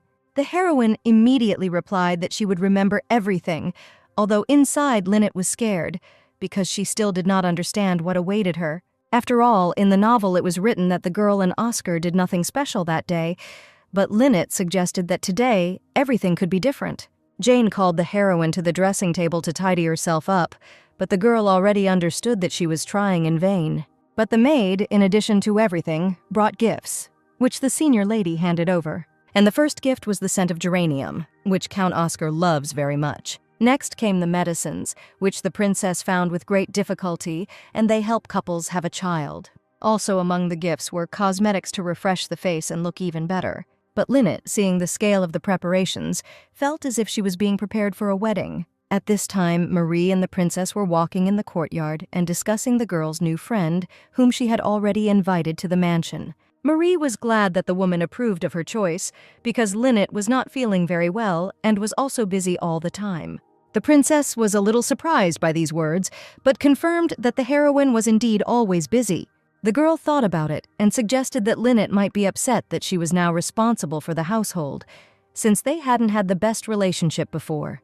To which the woman explained that all people make mistakes, but Marie could still change the heroine's mind. And continuing, the princess said that it was necessary to show Lynette that the girl was a worthy hostess, and she would no longer be angry with her. While Marie was thanking the woman for her advice, the princess herself stood and looked in surprise at the approaching gardener. That's why the woman immediately asked the man where this strange hat came from. The servant immediately told him that Linnet had given it to him with the words that the hat would protect his skin from the sun.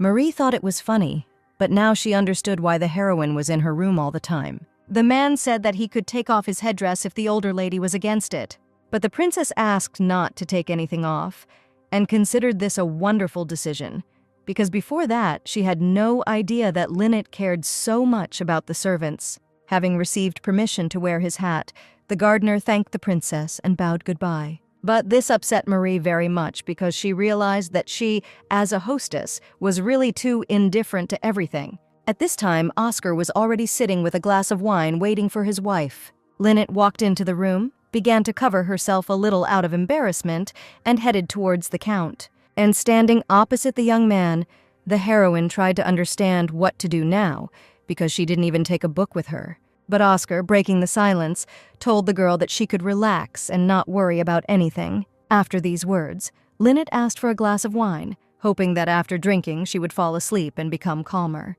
The Count was surprised by such a request and asked again, saying that the girl had not drunk before, so he did not understand where such a desire came from. To which the main character became a little indignant and asked why she couldn't change her mind. Oscar did not pursue the subject further and filled Linnet's glass with what she had requested.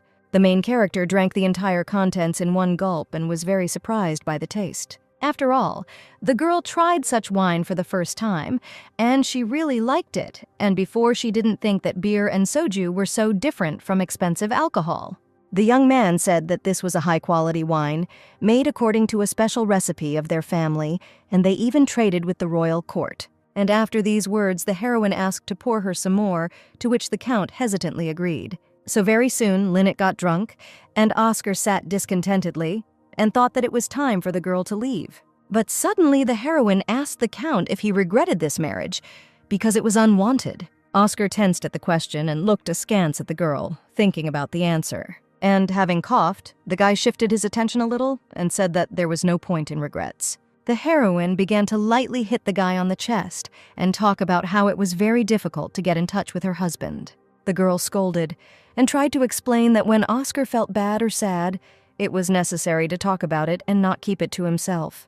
The guy took all the words quite wrongly and thought that the heroine was suffering so much in her marriage that she could no longer bear the suffering. But suddenly memories flashed through the boy's mind, where Marie spoke about kindness to Linnet and that she needed it. And after that, the thought came into the young man's head that the heroine was right, and it was really hard for Linnet to come from far away and to new people. So the Count asked the heroine what she thought about marriage, but Linnet hugged her husband and said that she did not know whether the heroine of the novel regretted marriage. To this, Oscar told the heroine to go to bed, since she had already begun to refer to herself in the third person.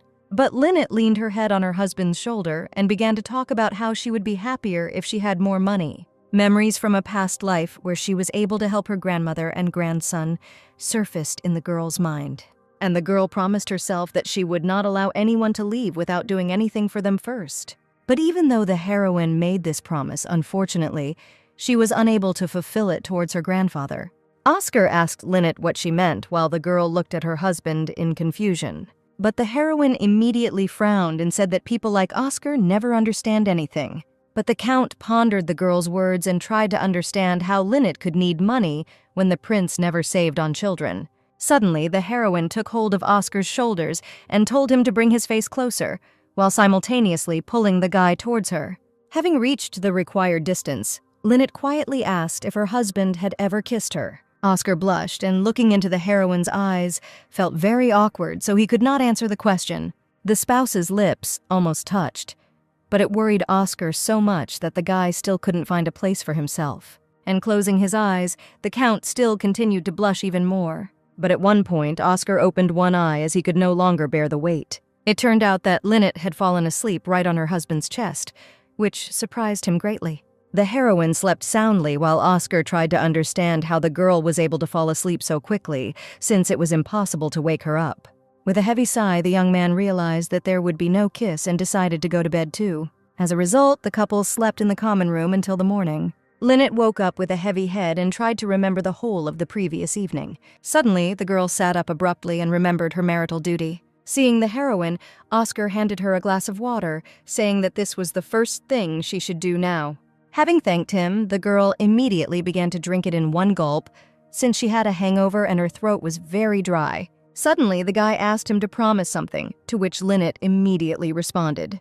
And the Count asked the girl to drink alcohol only when he was near her. The girl was immediately confused and did not understand anything, since she did not think that she had done anything strange yesterday. During breakfast, the whole family sat at the table and discussed the invitation from another prince. Hearing the name, Lynette immediately remembered that it was the name of the owner of the perfume shop. As it turned out, it was an invitation to a birthday party, and Marie and Oscar's mother spoke with regret about the fact that the birthday girl was still ill.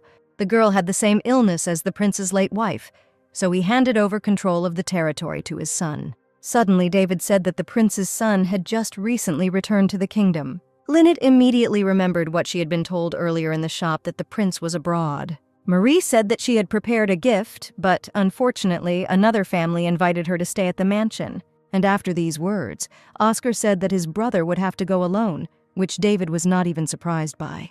But the guy still expressed dissatisfaction that everyone knows that Oscar doesn't like Max. But out of respect, he needs to go.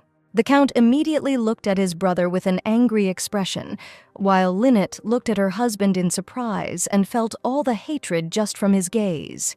But the heroine, putting the spoon on the table, put forward the option that she and her husband would still go to the celebration. Having said this, the girl explained that it was for the sake of Roger's family, and therefore they, as spouses, would accompany each other. Oscar looked at his wife with displeasure because he didn't want to go at all. Marie responded to this with a smile and told the girl to take the gift and give it to the prince on her behalf. Jane worked hard on the heroine's dress, and as the couple walked down the corridor, there was absolute silence. But Oscar still warned the heroine not to approach Max during the celebration. The girl looked at the Count with confusion and asked the reason. The guy immediately frowned and said that it was enough to see the prince to understand that he was using people for his own benefit. But Lynette began to laugh at this because she considered these words as concern, and she herself thought that something had happened between the Count and Max. Oscar tensed up and felt very awkward from this reaction in question, but taking a deep breath, the young man confirmed his excitement, which surprised the girl. And the Count explained his worries by saying that the couple would be at an event together for the first time, so he didn't know what Lynette might do. After these words, the heroine realized that it was not a matter of worrying about her, but that the guy would have to sort out the problems if anything happened. That's why Lynette immediately said that she would cope well with the role of a wife, and there was no need to worry.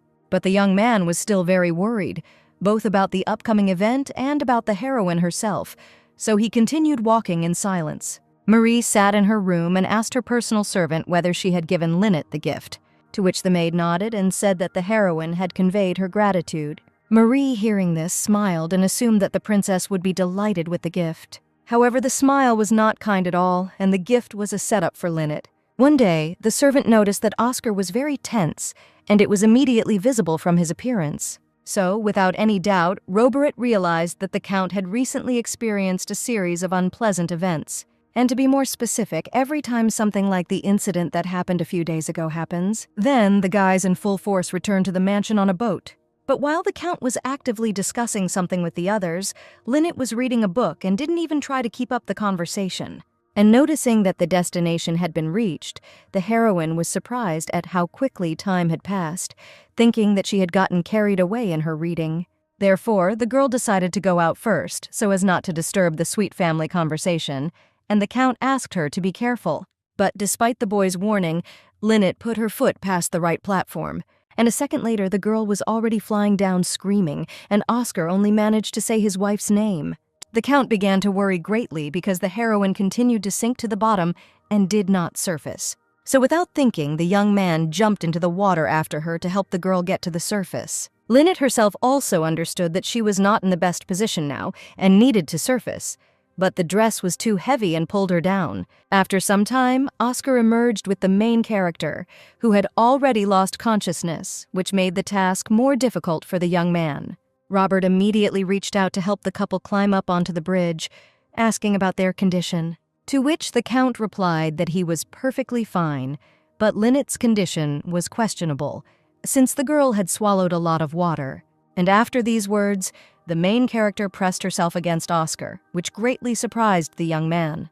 The girl raised her head sharply, and looking at her husband in fear, Lynette said that while in the water, she had already said goodbye to life. The Count himself was very afraid for the life of the heroine, so trying to recover from the shock, the young man could not answer anything. But this was only one of the cases, because there was also an order to remove the poison case, and Robert was also strained by the increasingly frequent conversations with Lynette, since he was sure that something had happened then.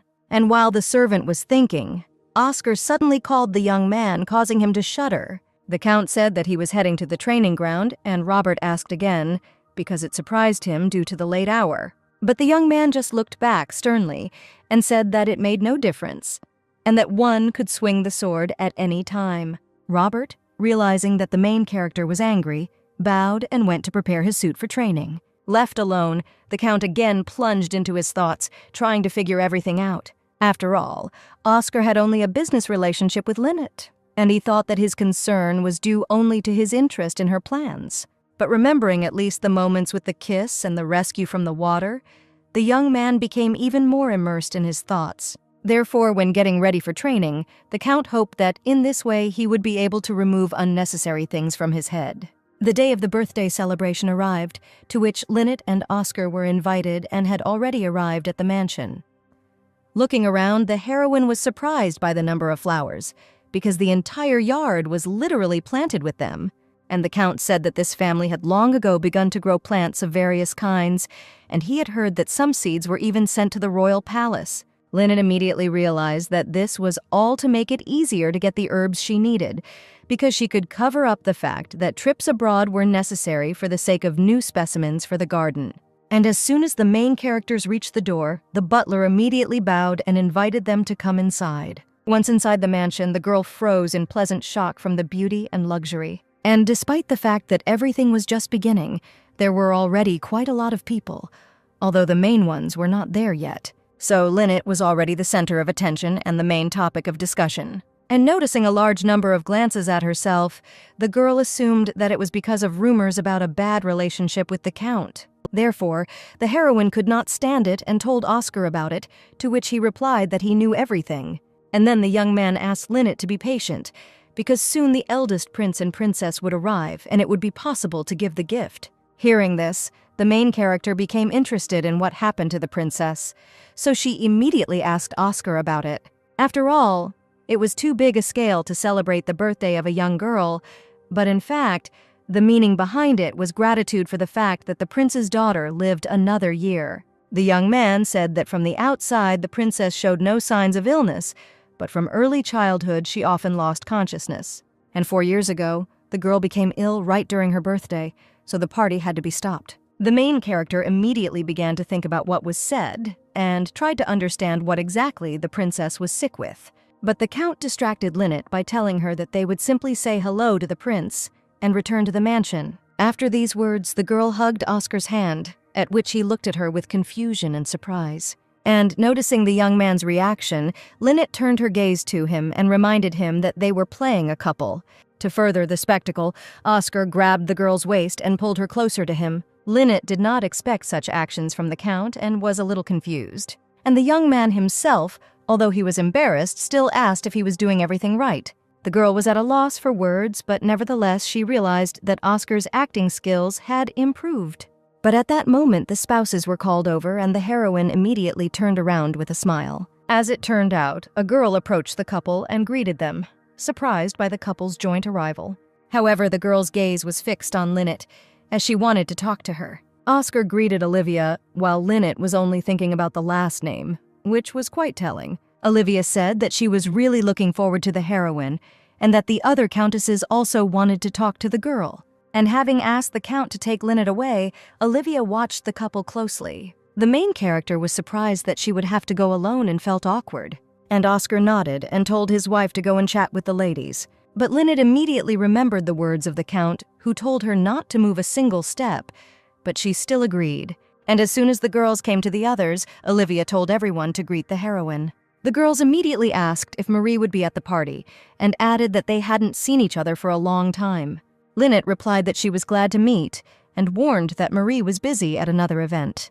To which the Countess became upset and began to say that she wanted to ask a question about the household, but assumed that the heroine knew nothing. However, the blonde stood nearby with a sarcastic smile and said that a girl who loves luxury can also be a good wife, so Lynette knows and can do everything. Olivia continued her friend's sarcastic speech, saying that even though the heroine is from another kingdom, one must still be able to distinguish and accept culture. Lynette felt very uncomfortable and realized that these words were clearly not praise. Olivia also asked how things were going with Oscar, as rumors had it that the couple were not on good terms. Lynette immediately said that everything was fine, but nevertheless, the girl could not remember any announcement about this. Olivia laughed at this and said that she had previously heard something completely different. They say that the relationship between the spouses is not the best, and the heroine suffered so much from a lack of love that she harmed herself. But Lynette was surprised by these words. Suddenly, the girl remembered where this feeling of déjà vu came from. Previously, the main character experienced the same dismissive tone and look from other doctors. The doctors made fun of Lynette and her abilities, which made her feel uncomfortable, but she endured it. It was because of this mockery, ridicule, and sarcasm that the girl missed out on so many opportunities and connections. Déjà vu gave her a reason to show her emotions, and Lynette, watching the girls, felt herself getting angry. And thinking over the words of the countesses, it became clear that the first time they were talking about ignorance about running a household. The second girl was no better and pointed out to Lynette that she was vain and greedy. Olivia even pointed out to Lynette that she was not one of them, but a foreigner. But the girl was able to control herself, even though she found all this terribly unpleasant. Taking a deep breath, Lynette reminded herself that she had promised to live this life the way she wanted to, and smiling, the main character immediately said that everything was so good with her that her body needed rest. The countesses were immediately surprised and looked at Lynette in shock. One of the friends tried to get out of the awkward situation and said that, according to rumors, Oscar does not like to be accompanied by Lynette at such events. The girl wanted to offend by saying that the heroine had too many relationships with men. But even here, the girl managed to fight back, saying that this was exactly why she didn't want to come, because Oscar was too jealous. And at such moments, the guy hugs his wife tightly, not even letting her out of bed, so the heroine's body couldn't withstand it. The countesses were very surprised by the excessive directness, which made them a little confused. Lynette asked to keep everything a secret, as her husband can be very protective at times. Therefore, if Oscar finds out what the girls said about the heroine earlier, he will not leave it like that. The countesses immediately tensed up and tried to somehow justify themselves and come up with an explanation for their words. To which Lynette added that Oscar would be out of his mind if someone just looked at her, but if the young man found out about this conversation, everything would be much worse. The girls had already imagined the Count's full fury, which made them realize that not agreeing would be suicide for them. Lynette asked if these words were a misunderstanding, to which the countesses immediately agreed and said that they were happy for the couple. Oscar, watching from the side a little tensely, thought about the topic of the girls' conversation. Suddenly, Edward, the commander of the guards, approached the Count and asked who the young man was looking for. At that very moment, another guy approached the guys and said in surprise that Oscar's arrival was a great rarity. It was clear from the heroes' faces that these words sounded stupid, and Edward reprimanded them. But the guy didn't see the problem, and continued talking about how everyone knows about the rivalry between Oscar and the prince. Suddenly, the young man fell silent and looked anxiously at the Counts. Oscar's gaze was filled with hatred and anger, which did not bode well, and hitting the guy with his shoulder, the Count headed in the other direction. But still, the young man stopped for a second, said that he should be allowed to take his leave, and left.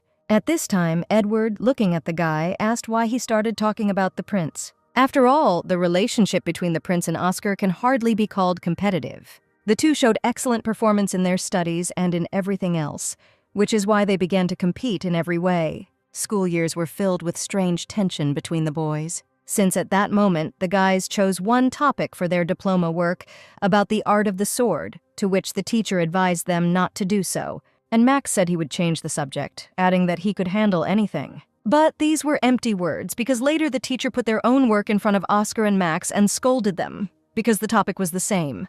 The teacher was talking about how someone needed to take something else, as was said earlier. Max didn't see the difference because he thought his work was better, but the woman asked what he meant. The guy was outraged by this and repeated his words, belittling Oscar's work. And later, when the boys were walking home, Oscar wanted to talk to Max and told him about it.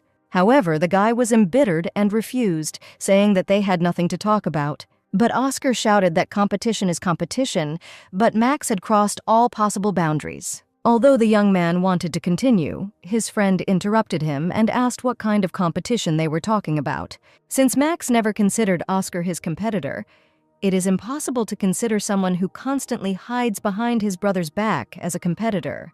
In the end, the guy told Oscar not to talk to him anymore and that it was time for him to go. Oscar felt all the hatred and disappointment at that moment, so he kept silent. But a second later, the young man pounced on Max, grabbing him by the throat. He shouted for the hero to let him go, but the guy was too hostile. Looking at his former competitor and current enemy, Oscar restrained himself, just so as not to beat the guy. After that incident, the relationship between Max and Oscar was worse than ever, and they could not hear about each other. Suddenly, the doors opened and attracted the attention of all the guests. As it turned out, this was the same prince who had previously been Oscar's competitor. Heading in the right direction, the guy greeted the girls where Lynette was standing. And then the young man handed the handkerchief to the main character, to which the heroine was very surprised. Max, handing over the handkerchief, said that the girl had dropped it, although Lynette herself could not remember exactly where. However, after looking a little closer, the main character saw that there was something in the scarf. It was a note inviting people to go out onto the balcony. The heroine was surprised that this was an invitation to a meeting, and most importantly that Lynette did not remember this scene being in the original story. While everyone was discussing that the prince himself had picked up the girl's handkerchief, Oscar watched from the side.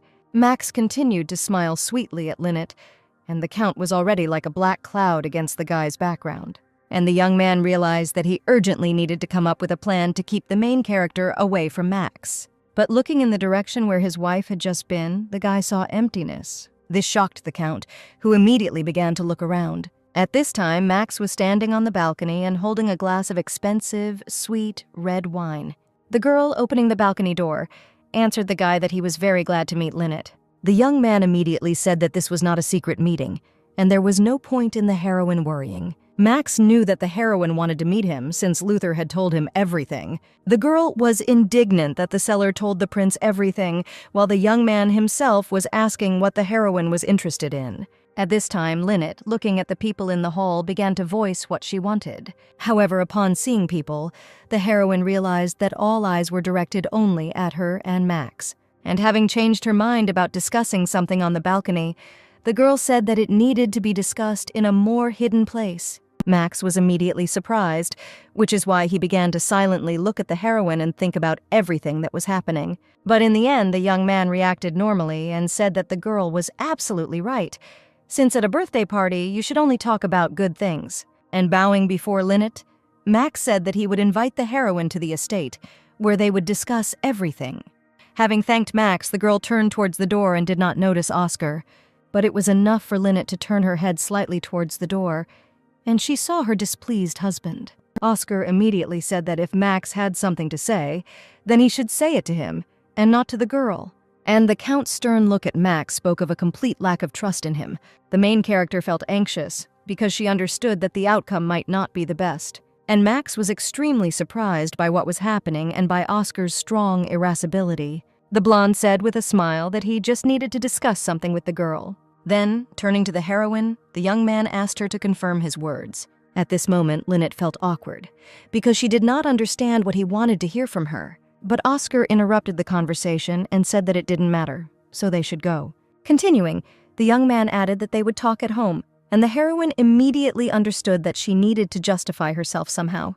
After all, Lynette doesn't want her husband to know about the herbs, so she tried to make up words on the fly. Suddenly, the birthday girl came out and immediately attracted everyone's attention. Princess Lucia wore a luxurious dress that suited her perfectly. All the guests immediately began to compliment and congratulate the girl on her birthday. The eldest prince thanked everyone for joining the celebration and wished them a good time. Everyone danced in pairs to the beautiful music that sounded throughout the room. Lynette suggested that Oscar leave, as it seemed to her that the young man wanted to leave the event as soon as possible.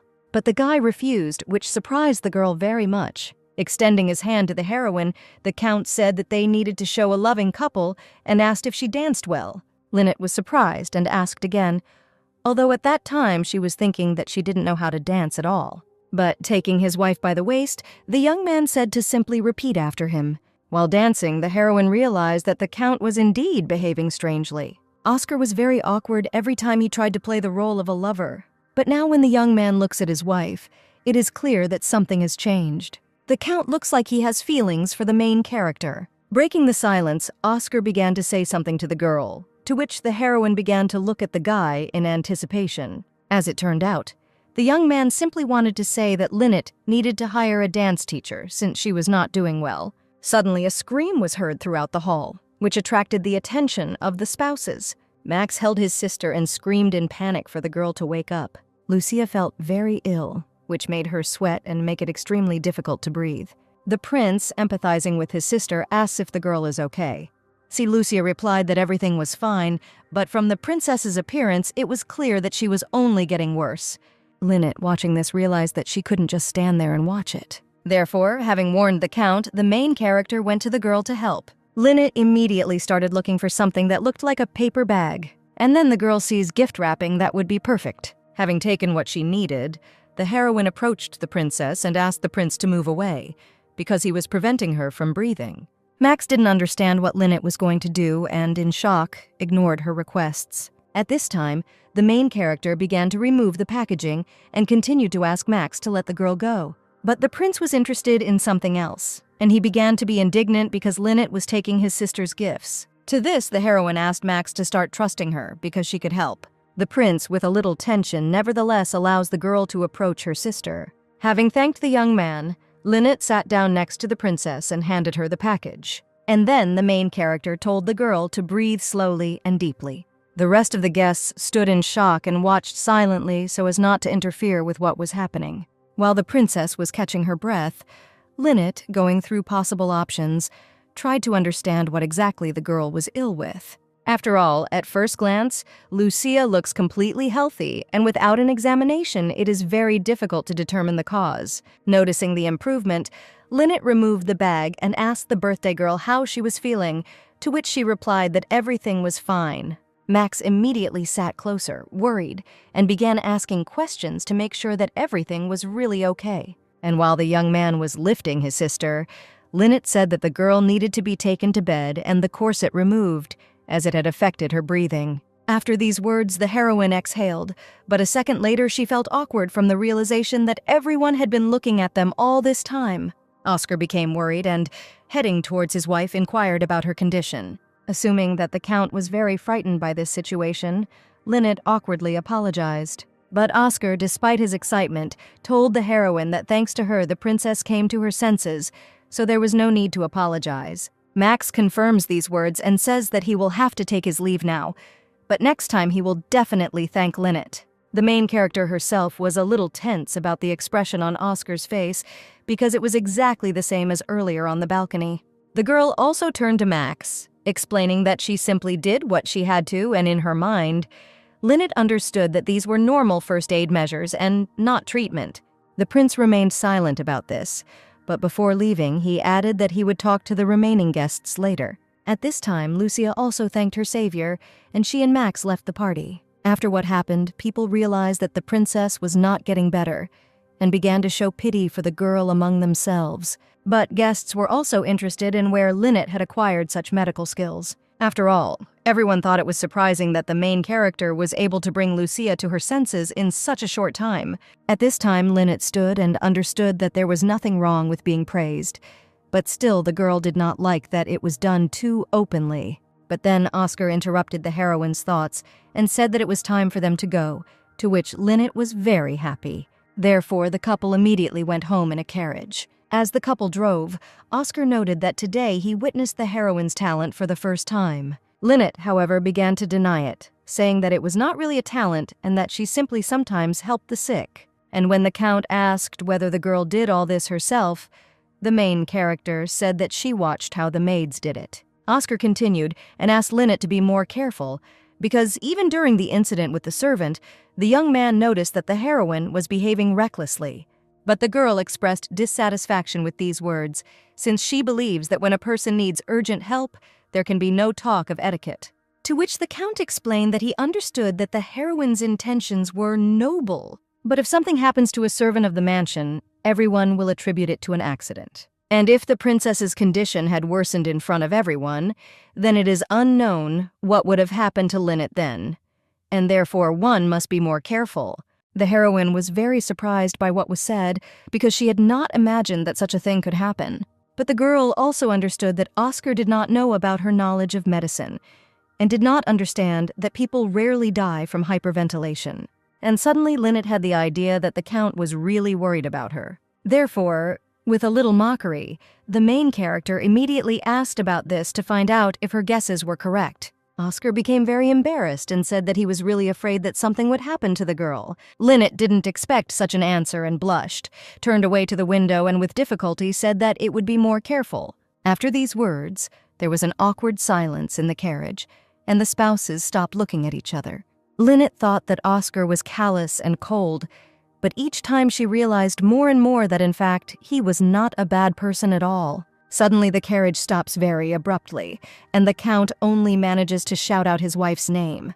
And in an attempt to grab the heroine, Oscar holds the girl and immediately asks if she is hurt. But Lynette at that moment was trying to understand what had happened and did not answer the young man. The servant immediately approached the couple and apologized for the discomfort caused. The man also explained that the carriage ran into something and tilted, and the coachman hit his head. Hearing this, Lynette immediately stood up from her seat and did not understand why today was such a bad day. Before leaving, the heroine told Oscar that no one was watching her now, and there would be no rumors, which meant she could help. Therefore, despite the Count's indignation, the girl went to the coachman. But still, turning around, Lynette asked for forgiveness for not keeping her promise. The girl immediately began to help the coachman, while Oscar stood aside and watched. Having listed the symptoms, the heroine understood the seriousness of the wound and said that the problem was bleeding. So Lynette asked the coachman to count from 1 to 300 while the girl herself stopped his bleeding. The man began to cry and apologize, but the heroine warned that she would press on the wound and it could hurt him. And when Lynette was asked to forgive him, she was angry because the man, despite the risk to his life, still apologized, so the girl began to swear. But the heroine's thoughts were filled with the fact that she needed to stitch up the man's wound, which made her frown and try to figure out how to do it. As she began to press on the wound, the girl thought that they might bring her boxes of sewing tools, even though this would attract unnecessary attention. Suddenly, Lynette was shocked by an electric current, which frightened her and confused the coachman. The heroine could not understand what had happened, but looking at her hand, she did not notice anything special. The girl realized that the feeling was like a severe burn, as if she had put her hand on an open fire. Oscar, watching what was happening, began to ask what happened, but the main character said that everything was fine. Lynette told the coachman to continue counting, to which the man agreed and continued. Noticing that the blood had begun to stop, the girl felt calmer since the man was no longer in any danger. Breathing a sigh of relief, the heroine realized that there was nothing more she could do. And Oscar said that since the carriage was broken, they would have to go by horse, to which the servant nodded. After these words, the Count immediately turned to Lynette, to which she looked in his direction in surprise. The guy extended his hand to his wife and continued saying that he would take her. Although the heroine agreed, she was still surprised that the young man called her his wife. The Count immediately explained that since she called him dear, he would call her wife, which caused an awkward silence between the couple. As she mounted her horse, the girl felt anxious, as this was her first time. Oscar noticed this and said that since the girl was scared, he would ride behind. And sitting on his horse, behind the heroine as he had promised, the Count took hold of the reins. The girl felt a little awkward and anxious as she was scared from riding a horse for the first time. And as soon as the couple left, Lynette began to panic. Usually, riding a horse is something romantic, but now the girl is trying not to faint from fear. After some time, the Count and his wife arrived home. However, when Oscar turned to Lynette, he heard only sleepy agreement. As it turned out, the girl fell asleep, and the young man now did not want to wake her up. As they walked along the road to the mansion itself, the couple met Marie, who watched them in surprise. The girl was shocked to find Lynette in Oscar's arms and covered in blood. Marie began to question the guy about what happened, but Oscar immediately said that it was not Lynette's blood. The girl began to go through the possible versions of what had happened, and one of them was the words that the princess had lost consciousness. But Lynette began to wake up from the extraneous conversations, and because of this, Oscar said that he would tell about everything later because he was tired. These words surprised and put Marie in an awkward position, so she apologized. The girl then put on a sweet face and said that she was just glad to see the couple, as she was also returning to the palace. The sweet face began to press on Oscar, causing him to sigh heavily and realize that he had no choice. So the guy couldn't resist and told about the situation with the coachman and how Lynette had helped him. Then the young man immediately left and told Marie not to worry, to which the girl wished her a good rest. The heroine herself was angry and did not understand such coldness from Oscar because they are family. Lynette woke up in the middle of the night and immediately couldn't understand where she was. Assuming that it was her husband who brought her here, the heroine looked at her clothes and realized that they had been changed. Embarrassed, the girl thought that her husband was doing all this. But suddenly, Jane entered the room and immediately responded with a smile to the fact that her mistress had woken up. The servant said that she was very scared for the girl when she saw the blood, so she changed her into a nightgown. And the heroine was upset by this because she realized that her servant was doing all this, and not Oscar at all. Seeing Lynette's upset face, Jane thought that the girl was upset about the ruined dress, so she said that she would quickly remove all the stains from it. Then, having laid the main character down and covered her, Jane told the lady to rest. In response, the Countess asked the girl to also go and rest, and she herself thought that Jane had gone through many difficulties and it was not easy for her. And as soon as Lynette was left alone, she immediately wanted to sleep because a lot had piled up earlier. The girl began to think about the illness of the young princess and the fact that the elder princess had the same symptoms. Assuming that it was all hereditary, the heroine began to think about the man's condition and that accident. The girl immediately remembered the moment when a flame seemed to light up in her palm, which scared her then. Lynette also began to think about what the heroine of the novel did in the original that made the story so different from what is happening now. Oscar did not sleep and, being in his office, listened to the doctor's results about the coachman. The Count immediately asked what was wrong with the man's wounds, to which the doctor replied that judging by the blood, the wound should be huge, but it was not. Just like the scratches, the man was completely unharmed. Oscar was shocked by the question from the doctor, who asked whether the coachman was really injured. Having said that no wounds were found, the Count asked again. Suddenly, the young man was mistaken, but the doctor immediately replied that they had examined him several times and had found no damage. In the end, the Count said that the guy was free, and he himself tried to understand what was happening. The young man also added that the doctor should not tell anyone about this, to which the man bowed and said goodbye. Oscar immediately turned to Roberto, who was standing next to him, to give the order. The Count wanted to send an urgent letter, so the servant had to take it to the addressee. In the morning, there was a regular breakfast where the whole family gathered. Oscar told about what happened at the banquet, after which he apologized for not reporting it earlier. Lynette ate and thought that the Count was clearly still in love with Marie, and the girl realized that after the divorce, Oscar would most likely immediately go to Marie, as was the case in the original story. So, knowing Oscar, Lynette realized that she could already start worrying about the young man leaving for another. The princess voiced the situation to everyone with the help of the young princess, after which she told about the invitation to tea as a sign of gratitude. The heroine was surprised by this invitation, which is why she asked again whether she had really heard it. The girl immediately said that she did not do this for anyone's gratitude, which made the princess a little confused about what Lynette was getting at. The woman immediately said that this act would make their family famous. Then, continuing her speech, the princess said that she was proud that Lynette was a member of their family. And while the main character was surprised by these words, Marie felt irritated because of this. But suddenly the girl asked if Lynette had given the gift, to which the heroine immediately nodded. Once upon a time, Marie and the princess regularly exchanged gifts, but after her illness, the tradition was broken. The heroine said that she had not seen the gift being opened, so she asked if she wanted to know about the birthday girl's impressions, to which Marie immediately agreed. Oscar immediately warned that he would not be able to accompany his wife due to personal matters, so he suggested that Lynette go with Marie. The heroine refused and said that she would go herself, since it was a regular visit, but in fact, the girl simply felt awkward.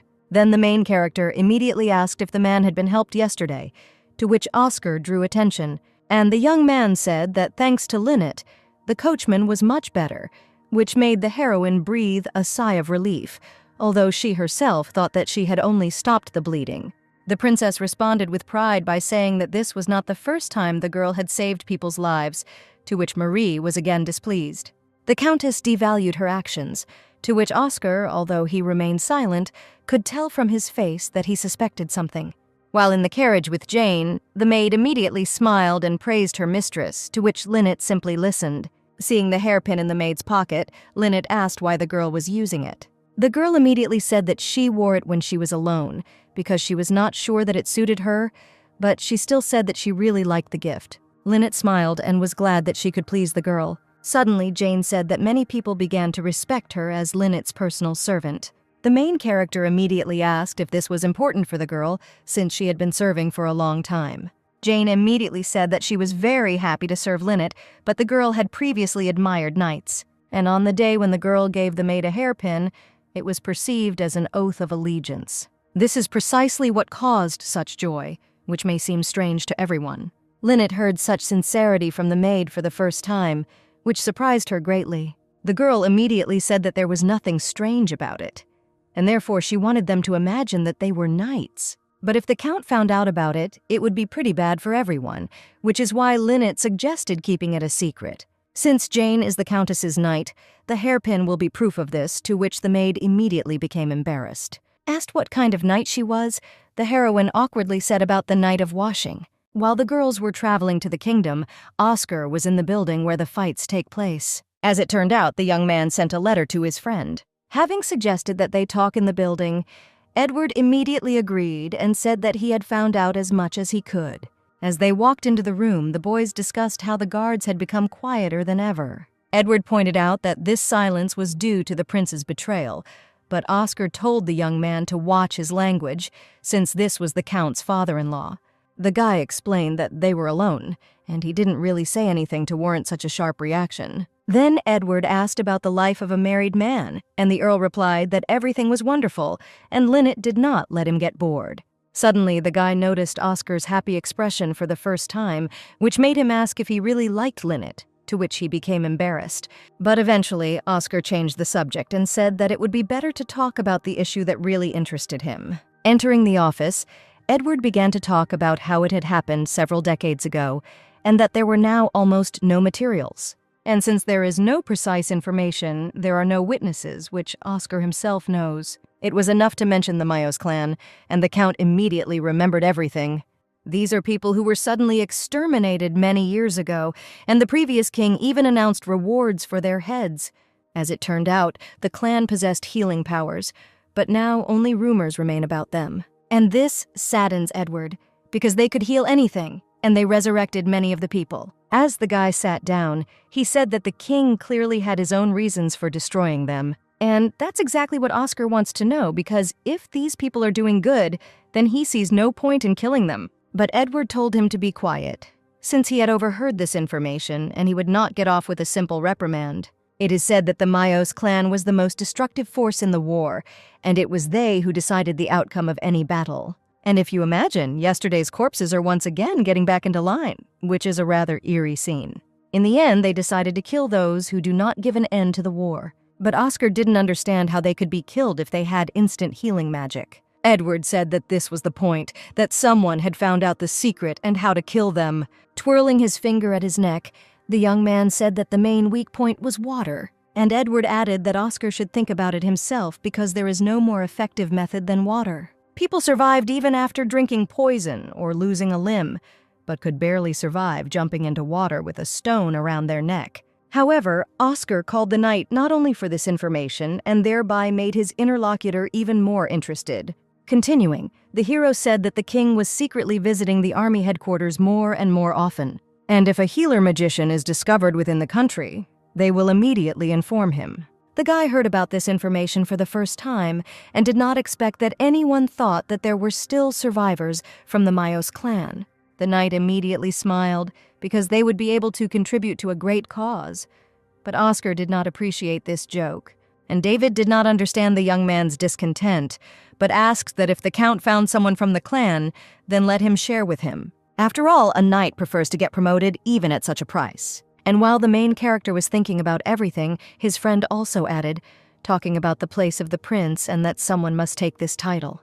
But Oscar said that no one should know about this conversation, and if they asked, then it was worth lying and saying that they talked about the training program for soldiers. David immediately agreed and told the Count to say hello to his wife, to which the main character reacted irritably. And then Oscar stood up and left, and the young man looked after him in confusion, since he clearly did not expect such a reaction. At this time, Luneth, looking around, realized that the owners of this house had a flower business. After all, the girl was sitting in the living room, which was completely filled with flowers. And looking at Max, there was a feeling that he himself looked like one of the flowers in the room. Lynette was surprised by the young man's arrival, and said that she had come at the princess's invitation. But Max agreed, and said that he wrote the letter so that Oscar wouldn't worry. The heroine asked again, and was surprised by the young man's self-confidence. But Max suggested returning to the previous conversation, which had been brazenly interrupted. Lynette immediately remembered the very moment when Oscar came and interrupted the conversation. And watching the guy, the girl realized that Max was bothered by the fact that the conversation was interrupted, since he invited her personally. That's why the main character decided to immediately say that the medicines are very expensive. Hearing this, Max looked at the girl in surprise and asked what she meant. But suddenly, the guy laughed at these words, because he thought that Lynette had come to bargain. The girl replied that she came not only to ask about the price, but also to find out the reason for the shortage of medicines. Max found this question interesting, which is why the heroine noticed that there was no denial on the part of the guy, which meant she was right. The book said that medicines were brought to the kingdom from far away, and that their prices were exorbitant, and Lynette heard that the prince buys almost all of his medicines abroad. However, the heroine was troubled by the question of why the country could not establish its own production. Max said with a smile that the countess was right, and, compared to other countries, their medicine was not developed at all. And this is precisely the reason for the inflated prices. But Lynette wondered why this particular country had such a problem. The guy was surprised that the heroine did not know the truth, while the girl herself did not understand the meaning of such harsh words towards her. And Lynette immediately said that she was a foreigner and could not know all the information, to which the guy agreed and apologized. After these words, Max said that in fact, it was all because of the Mayos clan. After all, the kingdom relied entirely on the healing power of the clan, so medical sciences hardly developed here. Lynette was shocked by this information, and the young man explained that these people could only raise a person to his feet by touching him, but now they were all dead. To these words, the main character assumed that the clan's power threatened the kingdom, but still asked the young man the reason.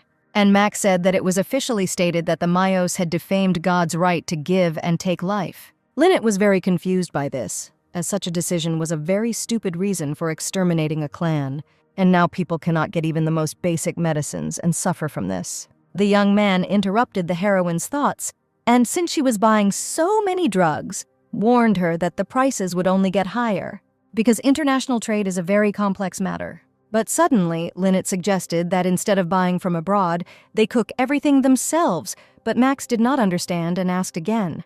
And the heroine explained that they could produce medicine themselves and teach people to cope with illnesses. But the young man took these words as a joke, because the production of medicines requires a lot of resources, and Lynette decided to end this conversation, asking about the princess's condition.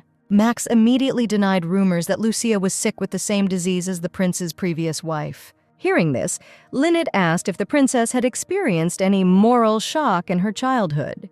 And the young man told how Lucia once fainted at a public lecture, attracting all the attention to herself. After these words, the main characters suggested that the princess had a fear of crowds, and the problem might be in her mind. And fortunately, the girl knows a little about child psychology. Lynette also realized that Max was underestimating her, and said that she would prove to him that she was not throwing words to the wind. But now the heroine asked the young man to take her to Lucia's room, to which Max suggested inviting the princess to them, but the girl refused, saying that coming to her was the best option. Because Lynette had one idea while she was studying the interior of the estate, and entering Lucia's room, the girl saw that it was also covered in flowers, despite the fact that a person with a respiratory disease lived there. Therefore, the heroine told Max that this room is absolute evil, which surprised the young man, because Lynette does not mince words in front of the owner of the house.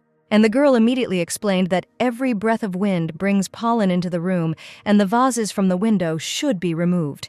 and dolls collect a lot of dust, so their number also needs to be reduced. The heroine also added that only those plants that increase humidity are suitable for the princess's room. And if everything is done as Lynette said, then she guarantees that the girl will get better soon. The young man, having listened to everything, asked the main character in surprise where she knew all this from, and the girl replied that she simply loved to read. But in reality, she thought that this was all just thanks to her past life. But Max suddenly started laughing because he found Lynette's rudeness very funny. Because the heroine expresses dissatisfaction with the business and interior and justifies it with her love of reading. Lynette was taken aback by this because her words were not an excuse, but she could not say so. Max added that anyone else in his place would have already shown the girl the door, but he, on the contrary, became even more interested. Therefore, coming closer to the heroine, the young man said that he would do everything as Lynette said, and if the main character really understands medicine, then he is ready to help her. But seeing the guy's gaze, the girl immediately tensed up. And abruptly removing her hand from Max and immediately apologizing, the girl felt awkward. The heroine immediately said that she was already married and hints of anything could not even exist. Although the guy initially realized that this was the case, he then suddenly asked again what the girl was talking about. Max explained that he didn't mean to hint at a relationship, which made the heroine feel even more awkward. The words were spoken as a sign of an offer to cooperate, because if you make a medicine, then you can come up with a way to use it. After this, the heroine felt so uneasy that she started to feel hot, to which the guy immediately clarified that he is often misunderstood. And having suggested thinking about cooperation, the young man began to talk about married life, and thereby put pressure on Lynette. Finally, turning away in embarrassment, the girl said that she was returning home. But suddenly, Max interrupted Lynette, which surprised the heroine. Then the prince said with a smile that he had something to tell. When the countess's carriage returned to the palace, the gates immediately opened. Getting off the carriage, the heroine saw Marie, which surprised her. The girl greeted Lynette with a smile and asked if the conversation with the princess had gone well. Trying to find the right words, the heroine thought that in fact she had been communicating with the prince. Having kindly invited the girl for tea, Marie smiled brightly. Lynette noticed for the first time and was surprised that Marie was full of enthusiasm. Taking the girl by the hand, Marie told her that there was no one in the mansion now, and therefore it was very. Having heard Oscar talk about reading books and helping the servants, the girl really wanted to talk to Lynette. The heroine said that she was simply doing what was written in the book, but the girl herself was thinking about the rumors that quickly spread. Pulling the main character by the hand, Marie invited her to drink tea. The girl smiled and said that she wanted to know more about Lynette and become closer. After all, the heroine is no longer a villain, and even began to help Roger's family, and thus perhaps began to sympathize with the girl. But looking at everything that was happening, the heroine thought only that the original story was very different from everything that was happening. At this time, pulling the girl towards the gazebo, Marie introduced Lynette to everyone, to which the heroine herself was very surprised by the guests. Seeing those same girls from the princess's birthday party, Lynette felt uneasy, and she thought only about the fact that the tea party was supposed to be for two, and the girls looked at the countess with a smile and invited her to sit down. And after some time, the heroines were sitting nicely in the gazebo on a beautiful day and discussing everything that came into their field of vision. Noticing that the tea had grown cold and the sweets were untouched, Lynette realized that the ladies had been having a very rich conversation before. And looking at Marie, the only thing the main character wanted to know was what the real reason for the invitation was. The girl, noticing Lynette's discomfort, decided to turn to her. Putting her hand on the heroine's shoulder, Marie began to praise the palace and how everything in it had changed with the appearance of Lynette. One of the countesses immediately remembered the bizarre caps that looked like toys, but Lynette reacted with displeasure and said that they were sun umbrellas to protect the skin. Suddenly, Olivia remembered helping the princess at her birthday party. The girl immediately agreed and said that the process was amazing, to which Lynette replied that this was only first aid and there was no talk of treatment. Suddenly seeing the girls' faces and remembering the previous incident, the heroine began to suspect something was wrong. The people present at the reception were so hostile that there is now a discrepancy. Marie agreed with the praise and pointed out that there were very few doctors in the country. Then one of the girls quietly told her friend that she didn't see anything good in this. Olivia decided to point out that an aristocrat who knows how to heal and is not a doctor is a rather unpleasant misunderstanding. The girl asked if Lynette was drawing suspicion with her knowledge of medicine, and the countesses suggested that perhaps that same family and the main character were interconnected. The girl wanted to object, but the words came with great difficulty. Lynette's body did not yield to anything, as if it had become wooden. Suddenly, Marie knocked on the table, thereby capturing everyone's attention. The girl began to say that all the guesses were just nonsense and Lynette was her friend. Having said that since the sweets and time had come to an end, Marie suggested going for a walk in the garden and looking at the flowers. Lynette immediately breathed a sigh of relief, since she wouldn't have to answer stupid assumptions, remembering the conversation with Max, namely the moment with what the prince wanted to tell. The guy asked the girl if she had chosen the gift herself, to which the heroine immediately told the truth. And Max realized that he was right and breathed a sigh of relief. As a gift, Marie sent perfume made in the Count's workshop. In other words, it was a competitor's product. The girl was immediately shocked by the thought that they wanted to set her up. Max said that in an aristocratic society, such a gesture is a huge disrespect. But since the girl did not know about it, he simply warned about a traitor in the heroine's circle. The girl realized that everything was starting to come together, given the tea party and the event that had happened earlier. Marie hates Lynette, but the reason for her hatred is unclear to the girl. It turns out that events take place in this world that are different from the original work. Being in a luxurious rose garden, where there was an alley, the girls enjoyed the beauty of the flowers. The countesses were surprised by the size and beauty of the rose garden. Marie asked the girl if she liked roses, but the heroine herself felt terribly ill and immediately began to rub her nose. Falling to the floor, Lynette began to gasp for breath, and Marie screamed her name in alarm.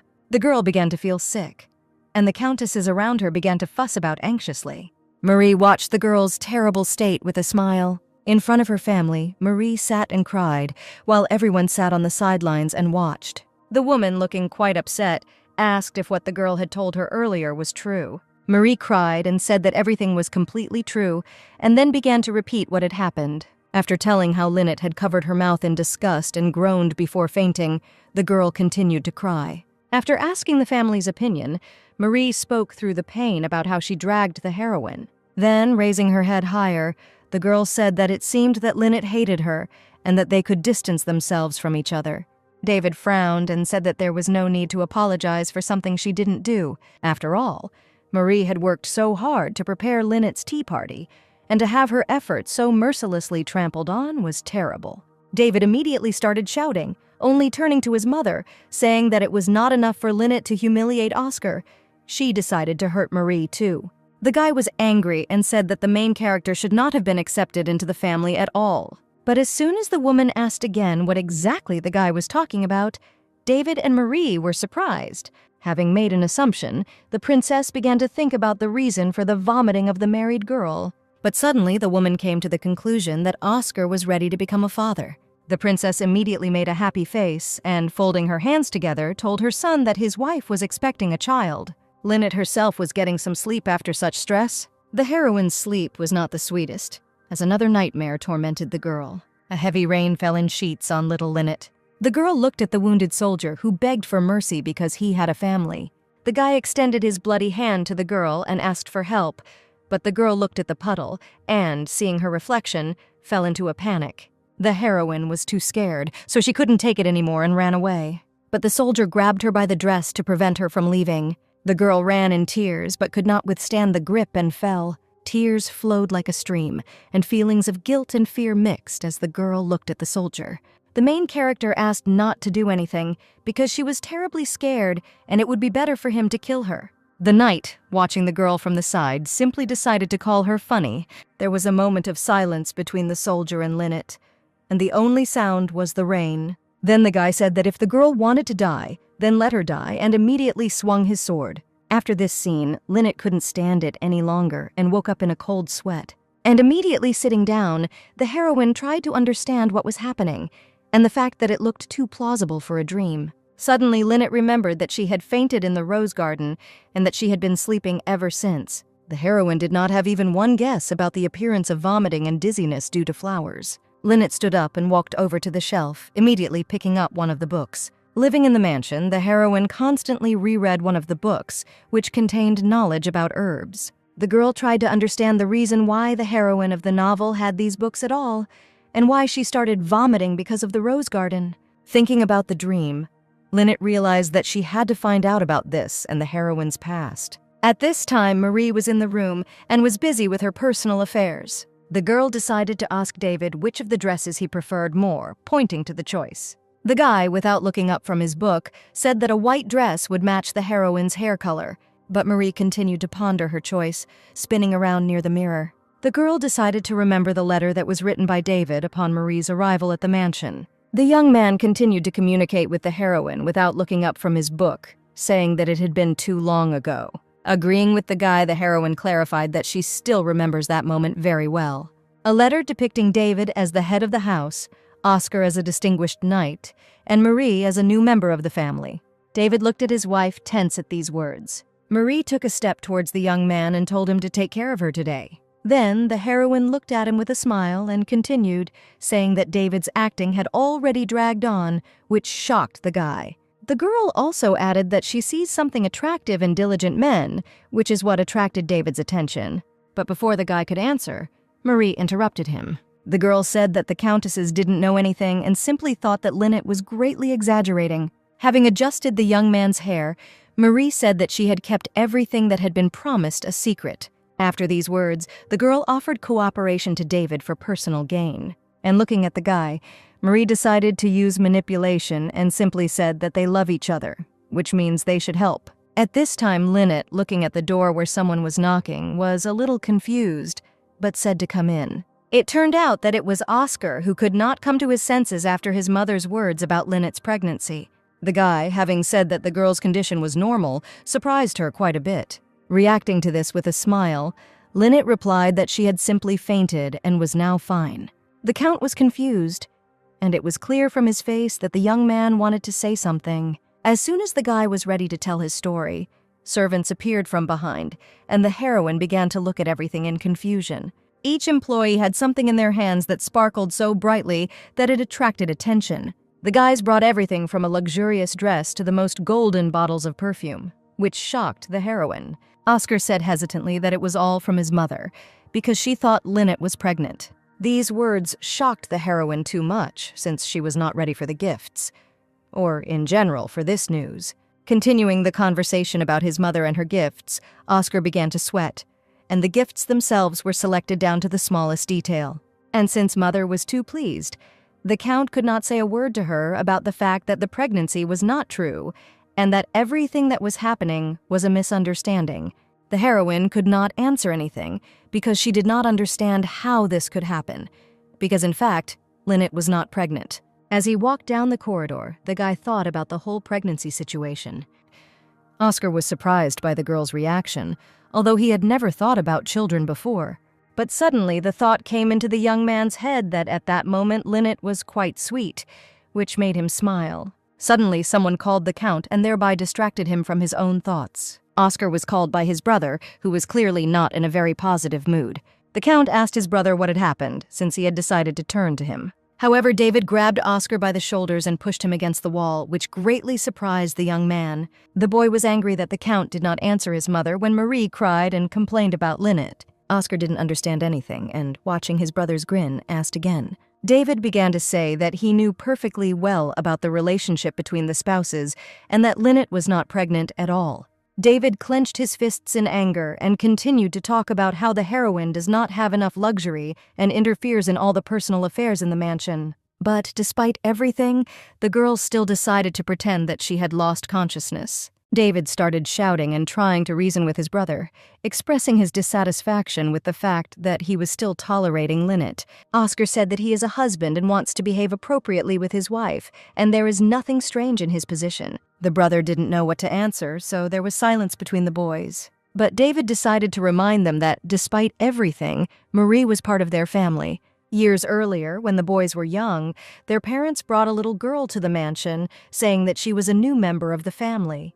Having introduced the child, the mother said the name of the heroine, while Marie herself stood wet from the rain. The boys watched the girl in surprise while they were told that Marie was younger. The girl was constantly in the room and cried, without even unpacking her things. The brothers were puzzled because Marie only went out to eat and the boys were ordered to take care of her. Suddenly, David said that he read in a book that you can communicate with notes to those who are shy to speak. So the boy suggested that Oscar write letters, but he was not sure that he could. But, taking his brother by the hand, David pulled him into the room in order to write a letter to Marie. In the letter, the boys asked Marie to stop crying and come out to them so that they could become her real older brothers. But despite all of David's memories and words, Oscar removed his brother's hand from his shoulder, and the young man said that it was a long time ago, so it doesn't make sense now, which shocked David. The Count also added that for him, Marie was part of the family, but Lynette was his wife, and had now also become part of their family, and she would only leave the mansion at her own request. And the fact that the main character interferes in everything, in Oscar's opinion, is completely absurd. The Count continued and said that David and Marie run the mansion as they please because of their parents. But the young man called his brother's complaints strange, since everything was done with the permission of his parents. Repeating Lynette's words about how no one would see a person's regrets and misfortunes if you lived with them, the Earl silenced David.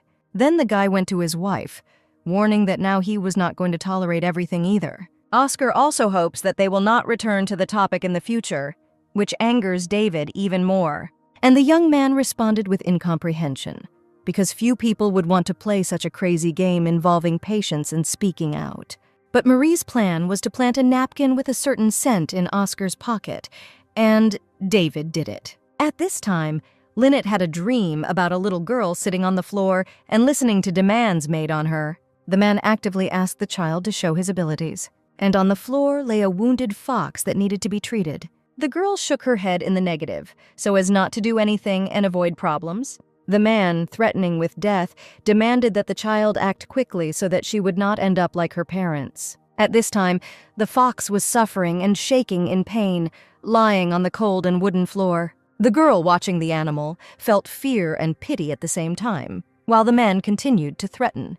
The heroine cried and regretted that she could not keep her promise to her mother and still used her powers. As the treatment continued, the girl experienced a strong fear of dying, which forced her to obey. This outcome of events in the dream woke Lynette up in tears. The girl did not understand the reason for the tears and strong sadness. The main character wiped away her tears and tried to understand why she felt as if this was happening to her. While the girl was feeling confused, Oscar stood nearby, looking at what was happening in shock. Lynette turned around and was surprised to see her husband, who had come while she was sleeping. The guy was quite frightened by the heroine's condition and said that they needed to call a doctor, to which the girl replied that everything was fine. Then the young man immediately said that it was necessary to say that there was no pregnancy, and Lynette agreed with this.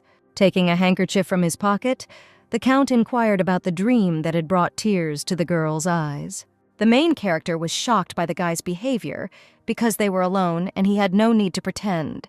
Finally, thanking him for the handkerchief, Lynette began to wipe the tears from her face. Suddenly, the smell from the scarf appeared and brought the heroine into a state of shock, and she immediately felt ill. Sniffing, the girl realized that it was the very scent of roses. The Count stood up in fear and immediately began to ask worriedly what had happened. But looking at the scarf, the heroine understood the reason for such a deteriorated condition, namely, the roses. Oscar immediately began asking the girl where it hurt and whether she should call a doctor. But due to dizziness and loss of strength, Lynette could not say anything. Suddenly, the heroine's husband smelled the bright scent of roses that wafted through the room. After that, the guy saw Lynette fall unconscious from the smell, which shocked him. Rushing towards the heroine to catch her, the guy broke a vase and overturned a table. As a result, the young man cut himself with the shrapnel and received a deep wound, but he was still only concerned about Lynette and her condition. Jane entered the room because she heard strange sounds. Seeing the blood, the maid began to panic and immediately screamed and called the doctor. A day later, Lynette was fine and sitting in her room drinking tea, but her thoughts were filled with Oscar and his condition. Jane tried to calm the main character down by saying that the doctor arrived quite quickly and immediately provided first aid. Continuing to reassure Lynette, the maid clarified that Oscar was a knight who was constantly in battle, so there was no need to worry. However, this did not help at all, and Lynette was very depressed. Suddenly, the girl's attention was drawn to the open doors. Jane immediately bowed to Lynette and said that she was leaving. As it turned out, the princess came to Lynette to visit the heroine. The girl was at a loss because she had absolutely no idea how to address the woman. The woman laughed at such a cute situation and told the girl to call her mom. The heroine sat down to tea and discussed what had happened earlier and how Lynette felt sick when she smelled roses. The girl was most worried about the fact that her husband was wounded because of her. However, inside, the heroine was glad that she was able to find the reason for such a deterioration in her condition. Lynette has never encountered a disease where symptoms are triggered solely by smell, meaning it may be something psychological. But Lynette has forgotten all the memories of the main character, and now there is no way to check. The princess decided to clarify that Oscar clearly liked Lynette, and the girl herself was very worried about Oscar and his wound. And since the woman simply believes in their love, Lynette has no choice but to play the role of a loving wife. The princess continued to say that she was very glad to see that her son was truly in love. The heroine was surprised by Oscar's words about love, because that's how it should be, so the reaction was incomprehensible to her. But suddenly the princess became serious and said that she wanted to tell Lynette a story since she was now part of their family. Oscar is a very kind-hearted child by nature, but after the war his character completely changed. The count begged him not to look for a bride for him, since he had abandoned all thoughts of marriage, as if he had closed his heart. The boy immediately said that being a knight was enough for him, which shocked his mother. When telling Lynette this story, the woman said that Oscar was beginning to open up and gradually allowed her to become closer to him, which surprised the heroine. Although this relaxed the girl, it was also a burden, since theirs was a marriage of convenience. In the end, the woman asked to be with Oscar for a long time, to which Lynette immediately agreed, while she herself was thinking about divorce. However, the main character was interested in something else, which made the girl's face become serious. The princess immediately asked what exactly Lynette wanted to know. Already in the evening, the girl came into the room to her husband, who had previously saved her from a strong blow to the floor. Oscar was quite surprised by his wife's arrival, but still said that he couldn't sleep. The countess explained that she came to the guy because she was worried about the wound, to which the young man was touched by yet another concern from the heroine. Looking at the bandage, the girl immediately realized that the wound was quite deep, although Oscar said that there was nothing serious about the wound. Frowning, the countess told him not to lie and explained that the bandage needed to be disinfected more often and that he should refrain from making any sudden movements. But the guy decided to take Lynette by the wrist and, pulling her towards him, suggested that they lie down together. Having inquired about whether these get-togethers in bed were games of being a married couple, the heroine was dissatisfied. Oscar smiled and said that he had something to tell Lynette. The handkerchief that the guy gave his wife smelled of roses and, upon checking later, the young man found perfume paper in his pocket. Since Oscar hadn't put it there, this gave Lynette an idea. Oscar confirmed the guesses and said that most likely, someone knows about the heroine's intolerance to the smell of roses and is doing something bad to her on purpose. But Lynette can't think of anyone except Marie, but David and Oscar love Marie, and all this is just speculation. The heroine thanked the guy for the useful information, while she went through in her head everyone who could have done this. The guy apologized for falling for such nonsense and for making the girl suffer. Lynette was shocked that Oscar apologized sincerely for the first time. The heroine immediately said that there was no need to apologize, and she herself only recently learned about her intolerance to the smell of roses. The girl decided to tell the boy about what his mother had said earlier, which immediately made the boy embarrassed. Having settled down more comfortably, Lynette was glad that the couple had settled into their roles as husband and wife. And before going to bed, the girl asked him to play his role well, until the moment when the young man became a prince. Looking at his already sleepy wife, the guy lay there smiling and thinking that the heroine was most likely too tired to fall asleep with a sick man. Having voiced Lynette's request to play the married couple, the guy stroked the strands of the countess's hair. And watching his wife's beautiful face, Oscar tenderly said that the girl still thought of marriage as a role. Waking up and looking around, the young man was surprised as he did not see his wife nearby. Wondering where the girl could have gone, Oscar called the heroine just in case, but there was no answer. As it turned out, the heroine had already been heading somewhere in a carriage early in the morning. As Lynette considered her surroundings, she felt differences between this world and the original world of the novel. But there are no memories of the heroine's life left, so it is unclear what the differences are. Jane, who was accompanying Lynette, said that they had already arrived and asked if it was worth accompanying the Countess to the mansion. The girl refused, saying that it would be a personal conversation. And looking at the Duke of Hedder's mansion, the heroine thought about what lay ahead of her, Sitting in the living room, Lynette looked around, waiting for the meeting. Although the heroine is in this room for the first time, she seems very familiar to the girl. The table and decorations opposite were too prominent, making Lynette feel uncomfortable. Suddenly, the heroine felt dizzy and nauseous, which came quite unexpectedly. Looking at the table, a memory surfaced where the girl was looking at an empty plate, and someone was talking to her. As it turned out, it was another maid who decided to tell a small child that she could die because of her abilities. While the little heroine was trembling with fear, the woman demanded that she lift her skirt. And taking a stick in her hands, threatening with the same, the servant demanded that the girl do everything she told her.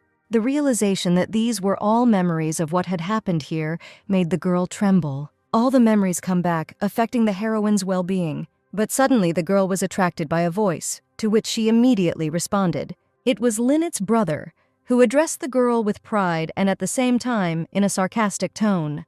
The guy grinned and asked if the main character had really come here on her own and of her own free will. At the same time, Oscar was putting on jewelry in the mansion and at the same time listening to what the servant was telling him. The guy was talking about how Lynette had gone home and taken Jane with her, so there shouldn't be any problems. But even at such a moment, Oscar entrusted the matter to Robert. The guy thought about everything that was happening to Lynette and decided to destroy the rose garden in the mansion. Robert was shocked by the young man's decision since this rose garden was planted and grown by Marie. But Oscar told the servant to finish this business before Lynette arrived, so that there would be no problems. Then the Count headed towards the exit and added that Robert should be responsible for everything, to which the boy immediately agreed. But the servant himself did not understand the master and could not believe everything that was happening. A picture of the villainous Lynette and the modest Oscar popped into my head, which further fueled my imagination. Robert couldn't believe that the Earl really loved Lynette. The main character himself came to the workshop on personal matters. Grandfather, hearing the doorbell ring, immediately greeted the guest. The Count looked around the workshop and saw nothing unusual, since it looked like an ordinary woodworking workshop. Looking at the owner, the boy saw the grandfather with his eyes closed and assumed that he was blind. Grandfather immediately said that he heard the sound of heels and realized that an aristocrat was coming, which surprised Oscar. The owner laughed at this and said that this was just an old hobby of an old man who was used to hearing things with his ears, so there was no need to be surprised. Sitting down at the chair, the guy looked at the man and said that he had not come for shopping at all. The Count came for information and immediately asked what the grandfather of the Myers family knew. Grandfather smiled and asked where such rumors came from, to which the main character warned that he was not going to report this to his superiors and simply wanted to ask something. Reminiscing about the past, Oscar told about the child from the Myers family and that the previous king exterminated everyone. The grandfather, hearing the persistence in the voice, asked what the Count was going to do with this child, how he would find him. Oscar immediately said that he hadn't even thought about this question. However, Grandpa is indebted to the Count, so he should thank Oscar. The old man laughed and said that he really had something to tell the boy. Some of the Myers family are alive, and some have lost their ability, and there is no reason to banish them from the kingdom. The young man asked again about the loss of abilities, to which the grandfather agreed and said that everyone loses strength over time. Oscar suggested that once people lose their ability, they become ordinary, but the owner replied that this was not so and that they, along with their abilities, also stopped seeing the world, which surprised the guy. The old man began to speak in riddles about how it was too late to get to know each other. But then the man opened his eyes and revealed that he was blind, introducing himself as Evans Myers. The Count was speechless, and the only thing that worried him was that the ability was being lost along with the ability to see. However, the old man is different from the girl Oscar is looking for, after which the grandfather asked to tell him more about her. The Count tensed up and immediately remembered the events that had happened 5 years ago. Oscar was wounded and lying on the cold floor. He thought only that he was going to die right here. The youngest war hero, an eye-catching rising star, but what's the point? Oscar prayed for salvation because he could not just die. Suddenly, out of nowhere, a girl appeared, stood over the guy, and made sure that he was still alive. The heroine immediately said that she would help the young man right away, and that he needed to be patient a little. Oscar, looking at the girl, was already pale and did not believe in a miracle. The guy saw almost nothing, but he understood from the voice that it was a girl, but he did not understand how she ended up on the battlefield. Touching Oscar's wound, the heroine began to use healing powers and told him to be patient for a little while. The guy winced from the strange sensations that were healing him. At this time, the heroine was crying and at the same time saying that everything would be fine. But suddenly the knight saw the emblem of the kingdom of later, the very one they were fighting with. And suddenly grabbing the girl's hands, the guy frowned and did not allow her to continue touching him. Oscar looked at him angrily and thought that the heroine had been sent from later, which meant that she might want to finish him off. The guy did not want to continue treatment because he was now sure that the girl wanted to kill him. The heroine tried to deny everything, saying that it was not so and that she was really trying to help. Suddenly, having laid Oscar on the floor, the doctor pinned the boy's hands to the ground so that he wouldn't move. Oscar didn't have much strength, and the girl screamed that saving one knight wouldn't change her life. But there is nothing more painful than watching someone you can save die. The Count did not understand the reason for her persistence, but the young man's condition was not the best. Oscar was getting worse, but he was sure that there was a catch and he couldn't let his guard down. However, the protagonist's hands did not shake, and the guy himself was calm, which surprised him greatly. The heroine asked Oscar not to faint while she nervously watched the knight. Having told the whole situation from the past, Oscar also clarified that the fatal wounds had disappeared. The Count could not tell anyone that he was saved by a girl from the kingdom of later, so he hid this information. Grandpa immediately started asking about the girl's age, but the guy doesn't remember her face well, so he only made assumptions. After listening to Oscar's story, the old man finally believed in the truth of what was said. Among the rumors, there is one that says that there is a special child who survived among the Myers. At this time, Lynette walked around the mansion and trembled, although the girl herself tried to calm herself down by saying that those memories were not hers. And looking sternly at her brother, the girl pulled herself together. The guy smiled and looked down on the heroine. How suddenly the girl's memories were able to reveal a fragment from her childhood. The heroine was also sitting on the couch, and her brother was standing over her and talking about how he had a new toy that she could hit and drop, but it wouldn't die. The boy looked at little Lynette with cruelty and bloodthirstiness, telling her that now he would play with her every day. And the memory of those same flowers also appeared. The guy took a rosary and shoved it into the girl's mouth with great force, saying that this was exactly the kind of dinner she deserved. Despite the tears and requests to stop, the young man did not even intend to listen and stop humiliating his own sister. And now Lynette understood why she couldn't smell roses and why the smell made her feel sick. After this, the heroine sighed heavily and stood up, wanting to talk to the guy. However, inside she was seething with anger, and the girl understood that the dream was not a dream at all, but a memory. And since Lynette is a Myers native, that means her brother isn't her real brother at all. That is, the girl is not Duke Hedder's biological child. He only forcibly captured her and used her for his own purposes. Now the main character understood the cold attitude towards herself that she had felt earlier. Lynette said with a frown that she had come to see her father, not her brother. But the guy immediately said that his father was away, and they had no reason to see each other. And suddenly the young man noticed the heroine's confidence and said that the girl had changed. The heroine, seeing the meaningless conversation, immediately realized that the guy had come simply to make fun of her, as he had done before. And at that very moment, the young man assumed that Lynette had forgotten about the past, so he considered it necessary to remind her of the old times.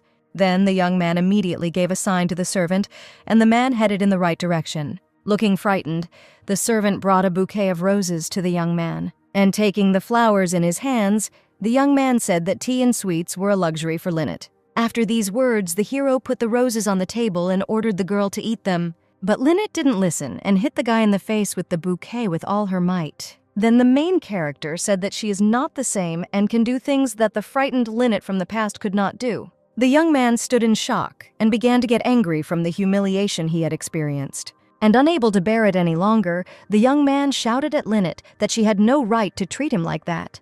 But the heroine thought differently and warned her brother that she would not do what he ordered her to do. The young man was surprised by Lynette's confident look and did not understand why the girl was not afraid of him as before. The main character immediately reminded that she gave everything to her brother, but in return received only humiliation and mockery, so she will never be grateful to him.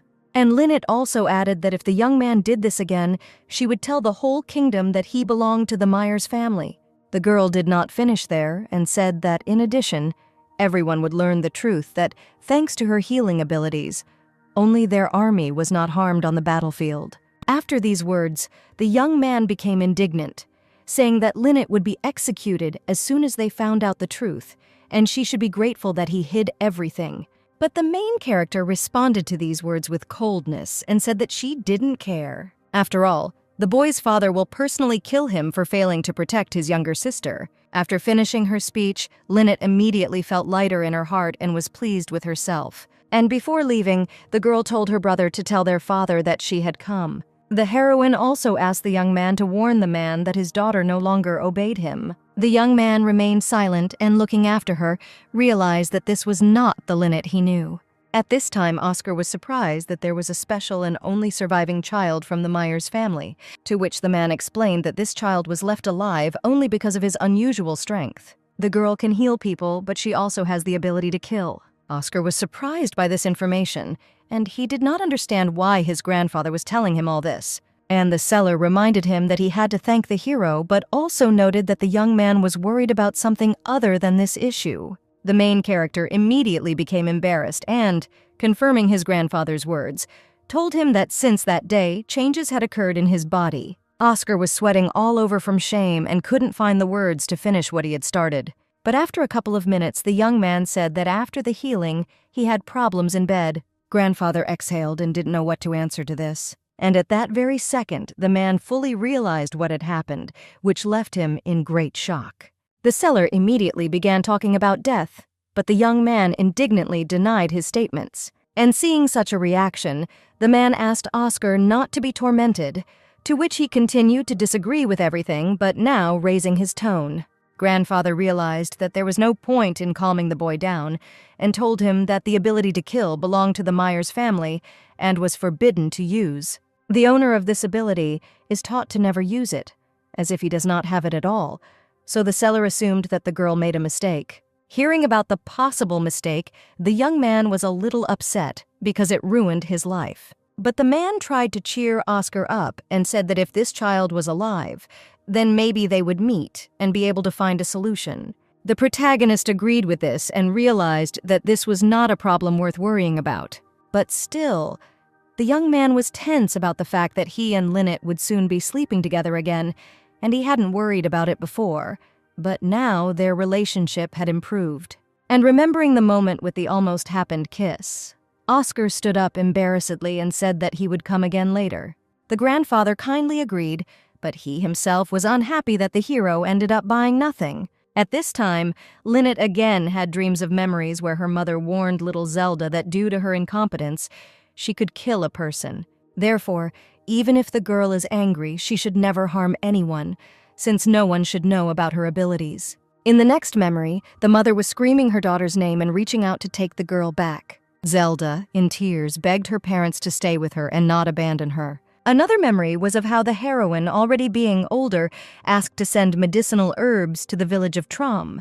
After this, Lynette woke up with a severe headache, which still hasn't gone away, due to the scent of roses. Sitting down, the girl realized that new memories continued to appear, and the main character was very happy about this, despite the unpleasant condition caused by the pain. Lynette Rogers' real name is Zelda Myers, and she is a rare descendant with the ability to both heal and kill. After the girl was adopted by the Duke, she pretended to be a spoiled and dissolute villain. By royal order, the heroine married Oscar, and apparently this was the freedom that Lynette managed to achieve. As she woke up from her sleep, the girl thought about the village from her memory, and realized that from now on, she needed to learn more about it. But then the main character was interrupted by Oscar, who asked permission to enter. Upon entering the room, the young man immediately asked how the visit to his father went, and Lynette told about how her father was absent, and she met with her brother instead. Oscar was a little surprised, but said that he had news. And continuing, the hero shared that a hunting tournament would be held in the Molivar Forest on the weekend, but immediately warned that the couple did not have to go together, because the girl looked very tired. But Lynette thought that this forest was mentioned in the book of the heroine of the novel, and it was said that there was a medicinal herb there that helped one to sleep. So the girl told Oscar with a smile that she would go, to which he asked her not to force herself. But the main character began to deny this, saying that she was going because she wanted to. The young man did not expect such an answer and, confused, could not answer right away. But Oscar still said that there is a custom among the animals caught in the tournament. The largest one is given to the beloved. Imagining all the large animals, the girl did not know which one she would like. And after a second of silence, Lynette said that she wanted a rabbit, to which the young man was surprised and asked again. The main character repeated her wish and explained it by the fact that rabbits are very cute. Oscar was even more shocked by these words, and he froze, looking at his wife. But almost immediately, the young man blushed and admitted that he began to feel strange when talking to Lynette. The heroine didn't understand the guy and asked what he meant. And Oscar explained that this feeling felt like something was tickling him. Having said this, the Count knelt down in front of his wife and took her hand, while Lynette continued to look in shock and could not say anything. The main character, calling the girl his darling, said that he would catch a rabbit for her if she wanted it. Lynette immediately felt hot because she did not understand what was happening to her husband and how to behave. At this time, Oscar continued and suggested that the heroine pick up the ordered clothes together tomorrow. The next day, the girl was already admiring her husband and felt awkward because of how handsome he was. After all, despite the fact that Lynette had always liked the boy's appearance, in these clothes, he looked like something out of a painting. At this time, the seller was telling us that the suit was made from a special ore and therefore it was light and did not restrict movement. And while the man continued talking about materials, the heroine listened in surprise and noted that weight and comfort are very important for such clothes. Seeing the girl's face, Oscar asked her opinion, and she replied that she liked everything, and she again remembered that the guy was a knight, devoted to the kingdom. After the hero was convinced that his wife liked everything, he did not linger and asked the seller to pack the clothes. And when the man left to do what he was told, Oscar told the heroine that he had been on the battlefield since childhood and lived like a knight. These words made Lynette's hands clench into fists as she found such a life very sad. But the young man explained that it was about protecting loved ones, and he never thought of it as something sad. Having taken the order, the heroine continued and suggested that for Oscar, being a knight is in order, but still, at any moment, he can say goodbye to life on the battlefield. And the people waiting for the young man at home will be worried, so Lynette does not think it is the best option to be injured and not sleep well because of thoughts about it. The main character immediately remembered the death of her grandfather, because it was then that she felt that very sadness and pain after the loss of a loved one. But Oscar interrupted the girl's thoughts by asking if she would be sad if he died. Lynette immediately responded with a very emotional and indignant yes, and a second later the heroine was very surprised by her own reaction and blushed, looking at the young man. Realizing her words, the girl added and said that she would be nervous and worried. After all, they signed a contract, and since Oscar is Lynette's husband, then, as his wife, she will be sad. The protagonist was a little upset to hear this, but still agreed, and the couple awkwardly walked on. But suddenly Lynette's attention was drawn to a man walking not far from them. It was David, and the girl remembered what he had said about his absence today. But it was not Marie who accompanied the young man, but someone else, and the heroine assumed that he was cheating. And Lynette was very shocked by this, because it all meant that the original novel had most likely been distorted. Oscar, noticing his wife's panic, immediately asked what had happened. The main character was confused and in a hurry suggested to the Count to return to where they came from. And without waiting for an answer, Lynette pulled the young man by the hand in the direction she needed. After all, even though the heroine doesn't feel sympathy for David, and it may be good that the fact of his betrayal was revealed, Oscar clearly won't like it. In the store, the Count continued to look at her with confusion, while Lynette said that she liked the dress and asked her husband which color was best. Suddenly, David and his mistress followed the couple in to buy the girl a new dress. Lynette was a little angry about this, and she didn't understand why the boys went to this place now. Oscar had already begun to worry about the heroine and said that she didn't look very good. But before the young man could finish speaking, the girl interrupted him, calling him by name. Then Lynette immediately offered to kiss, but did not wait for an answer and did what was desired. Oscar was at a loss at first, but almost instantly pulled his wife towards him by the waist. After making sure that David had passed, the heroine stepped back, and an awkward silence hung between the couple. But Lynette breathed a sigh of relief and was glad that the young prince and the girl passed by. Only now the main character didn't know how to explain everything to Oscar, so she quickly tried to come up with an excuse. And in the end, the girl said that she was worried about what happened at the dance evening, and in fact, Max called her to the balcony to ask something about the young man. But now Lynette is afraid that people might doubt her relationship with Oscar again, so she decided to disprove their doubts in this way. The Count did not expect to hear something like this and looked at his wife in great surprise. But a second later, the young man's face became dissatisfied, and he reacted coldly to the heroine's explanations. Then Oscar turned around and headed in the right direction, saying that that was all for today, and the girl stood there and didn't understand that she had said something wrong. When leaving, the Count was upset because, as before so now, everything happened because of the contract. The day of the hunting tournament arrived quickly and the couple were already there. Marie and David were also present, and the young man behaved as usual. The main character was interested in whether Marie knew that her husband was dating another girl. Lynette had a feeling that the story was moving further away from the original's happy ending, and she suggested that David and Marie were also different from their description in the book. But then suddenly someone called Oscar. It was Edward, who did not expect to see his friend accompanied by his wife. The young man immediately bowed and introduced himself, saying that he was glad to see Lynette. And while the Count was surprised by Edward's presence, the heroine also bowed and greeted him in return. Oscar began to talk about how he and the young man went to the same academy, and now he is the head of security. After these words, Edward suggested that they have lunch together next time, but the Count, displeased, only gave an ambiguous answer.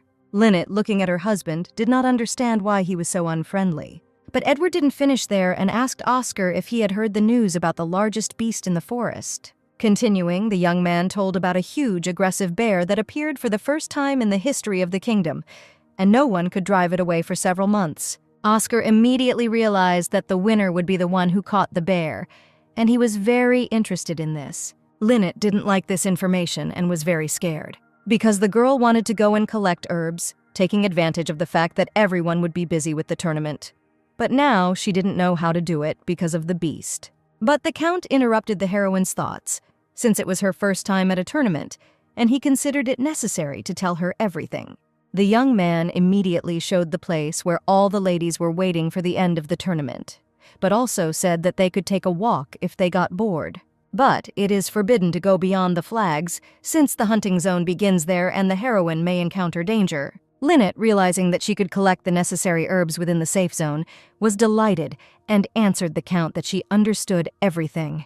At that very moment, the presenter asked to welcome Alan Callops. Everyone around immediately began to applaud and express their admiration for the young man. Lynette looked at her brother with hatred and disgust, not understanding why everyone was so happy, because she only wanted to hit him with a branch again. At this time, Alan also noticed the girl and, grinning, decided to approach. The young man immediately began to play the loving brother and also joyfully greeted Oscar. Lynette noticed that Alan didn't look scared and assumed he thought she would hold back because there were people around.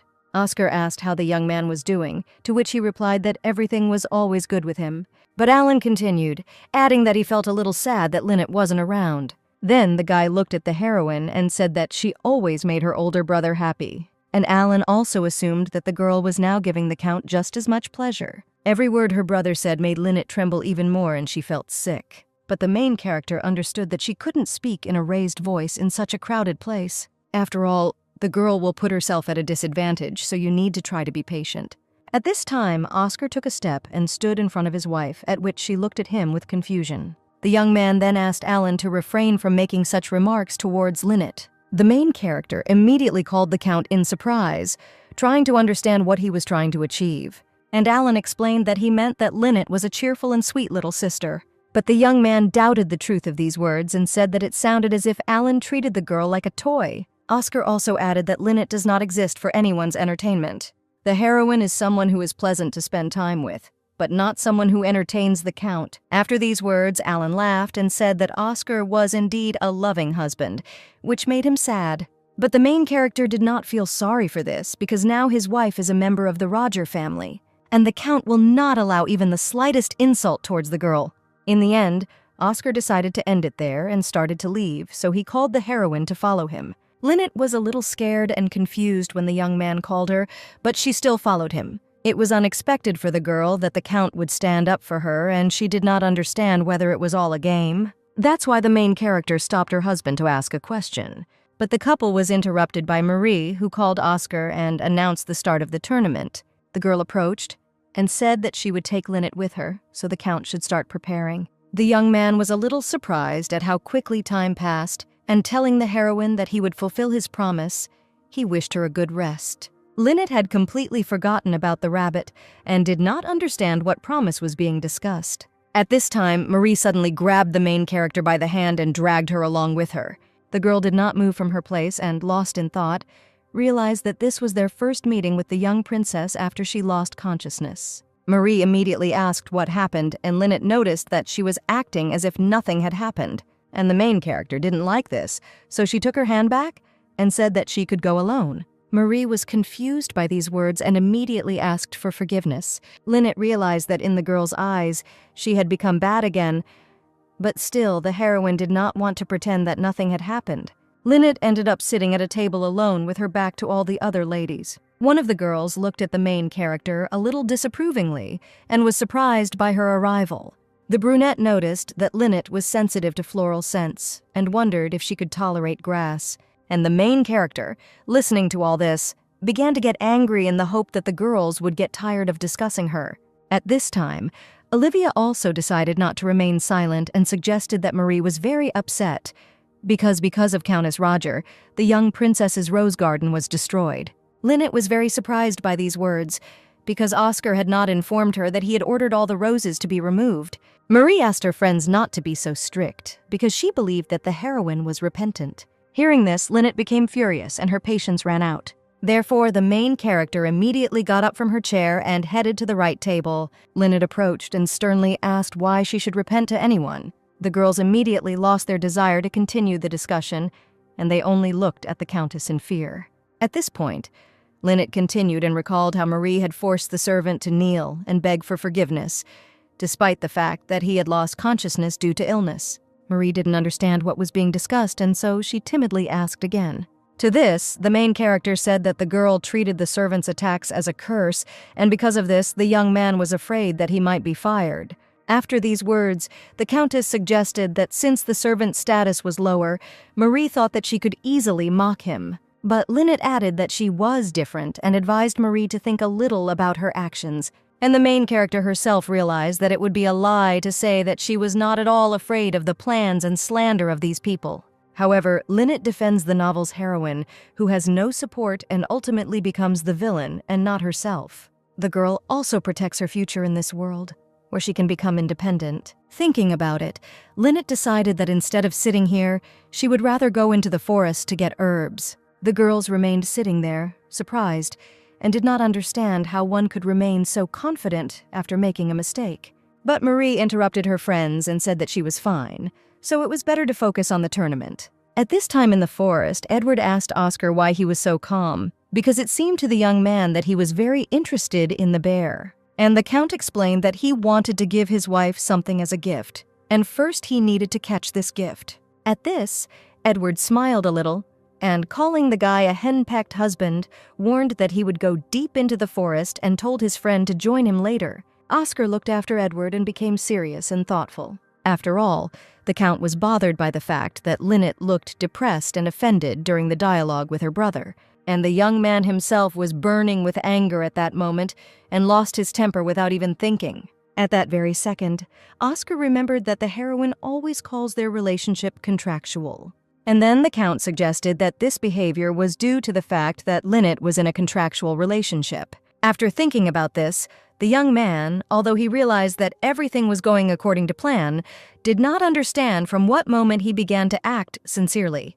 The main character had already found the plant she needed and was very happy about it. Everything was in bloom and there was a lot of medicinal herbs, so the girl did not hesitate and began to actively collect everything. Lynette hoped that she could find herbs similar in composition to the medicine she gave the gardener to help. Also, in addition to the necessary grass, the heroine found other types and also took them for herself. But suddenly the girl was distracted by a rustling sound from the forest, and standing up, she looked towards the source of the sound. Lynette tensed a little, but assumed it was a small animal running past. And a split second later, an arrow flies at the heroine, which she miraculously manages to dodge. The girl was very scared, but remembered that it was a hunt, so perhaps the arrow was shot here by mistake. But while Lynette was trying to calm down, another weapon flew into the hem of her dress and the main character immediately realized that this was not a mistake, and they were aiming right at her, so she decided to quickly return to the camp. Tearing her dress to escape, Lynette ran through the forest at great speed. At this time, the girl continued to be attacked, and she realized that dying here from arrows was too stupid and she needed to speed up. But suddenly, the main character was called, and she turned around in fear. Noticing another arrow, Lynette closed her eyes and almost resigned herself to her death. At the last second, Oscar hugged his wife and, in doing so, saved her life. The heroine, seeing the young man's wounded shoulder, immediately began to panic and rushed to help. But the Count reassured Lynette and said that everything was fine, so there was no need to worry. Oscar also added that he is now nearby and the girl is no longer in any danger. Lynette agreed with this and immediately began to cry, as she was very afraid for the young man. Oscar began to stretch his hand to pull out the arrow and asked the heroine not to cry, because the wound was not deep. But the girl noticed that the young man wanted to pull out the arrow and immediately stopped him, because the bleeding could intensify. After these words, the Count was confused, and Lynette explained that first you just need to break off the shaft. Oscar listened and asked suspiciously if the servants were again a source of information for first aid, and the heroine agreed. Having shortened the arrow, the young man began to think about his next steps, since it was unclear where the attack was coming from, and it was unknown where the next arrow would come from. Lynette continued to worry because the Count was wounded because of her, and so the girl said that she would heal him now. But Oscar grabbed his wife's hand, not letting her touch him, and a little worriedly, the young man asked the girl not to do anything. Then the young man squatted down and told the heroine to be quiet. After all, a large bear was heading towards the couple, which, through carelessness, could have become the cause of their death. Seeing the danger, Lynette couldn't believe her eyes and panicked greatly, which made her hug the Count even tighter. But still, the main character tried not to make a sound while the beast passed by them. Then Lynette whispered to herself and asked if this was the bear the young man wanted to catch, and the girl herself did not understand when she had managed to enter the hunting zone. And turning her gaze, the heroine saw that the predator had already passed by, so she breathed a sigh of relief. At that very second, Edward came out from behind the bushes, whom the girl immediately noticed. Lynette didn't hesitate and immediately looked out from her hiding place, starting to call the guy. Edward was very surprised to see the Countess, but realized that she was not alone but with Oscar. The young man sat down next to the hero and began to express his indignation at the one who dared to shoot an arrow at a man, and also said with concern that the Count needed help. Lynette still hadn't calmed down, and again began asking her husband about his condition. But Edward interrupted and said that Oscar was as strong as a bear, so there was no need to worry so much. And the main character no longer responded to any words and, due to her worries, did not take her eyes off the Count. Oscar himself also turned to his wife and explained that he was fine and was not in any pain. But Lynette was only thinking about why, looking at the wounded Count, she only did what she cried and could not act like a doctor. In addition, the main character is comforted by the patient, so she realized that it was time to come to her senses. And when Edward decided to help Oscar get home, the girl immediately began to offer her help, to which the Count refused and said that he could go himself. Already at the estate, Jane offered Lynette to change clothes, but the heroine preferred to remain in what she was wearing for now. In her mind, the girl assumed that the only one who could target her was Alan Callops, and everything would have been fine with Lynette because she has healing abilities. But Oscar was wounded, and he refused healing. The main character immediately thought that the Count knew about her abilities. But then the girl realized that it would have been more appropriate to say not to make noise, since there was a bear there. Having finished her thoughts, Lynette nevertheless asked Jane to help her change her dress, to which the servant was surprised, and the heroine explained that she needed to meet Oscar. After all, Oscar first hurt his hand because of Lynette, and now his shoulder. And although the main character understood that it was not her fault, her conscience still tormented her and gave her no peace. The girl cannot use healing abilities because the secret can be found out. However, this does not mean that Lynette cannot look after her husband and change his bandages at night. Oscar woke up from the strange rustling sounds and, turning around, saw the heroine, which surprised him greatly. Having called the girl a strict doctor, the guy immediately warned that the doctor had taken care of everything earlier. But the Countess still insisted on her own, talking about the possible deterioration of the condition at night. With a smile, the main character asked if the girl was going to sit there all night, to which Lynette immediately agreed. but the guy said that he would hardly be able to fall asleep because of his wife's burning gaze. Suddenly, the girl was attracted by a sound from the other side of the room, and before the heroine could say anything, Oscar sat down and immediately remembered who exactly was making these sounds. There was a small rabbit there, which the Count had caught especially for the girl. And Lynette instantly remembered that the guy had promised to bring her an animal. The heroine completely forgot about the conversation, admiring Oscar and even starting to fantasize about a scene that, in fact, never happened. Stroking the fluffy little rabbit, the Countess sat and looked at him with a smile. At one point, the little animal put its head to the girl's hand, showing complete friendliness. And the heroine was shocked and at the same time emotional because the rabbit was too cute. Lynette actually thought that the guy would bring the animal dead. But Oscar believes that someone who values life needs a living animal. And although the guy was unable to win the hunting tournament, he was glad that he was able to please his wife. Watching the girl, the Count suggested that she stop watching him and go to bed. Lynette realized that at such moments she felt like a child and told the young man that she wanted to be together a little longer. The couple ended up lying on the bed, staring at each other. Oscar decided to joke, saying that the girl would soon drill a hole in him with her gaze, but Lynette immediately began to seriously deny it. But the stern face was replaced by empathy, and the heroine asked if they had found the shooter. To which Oscar replied in the negative and asked Lynette not to take the blame. Suddenly, the Count remembered when the girl said that it would be better if she were the one wounded and sick, and he voiced this, thereby embarrassing the heroine.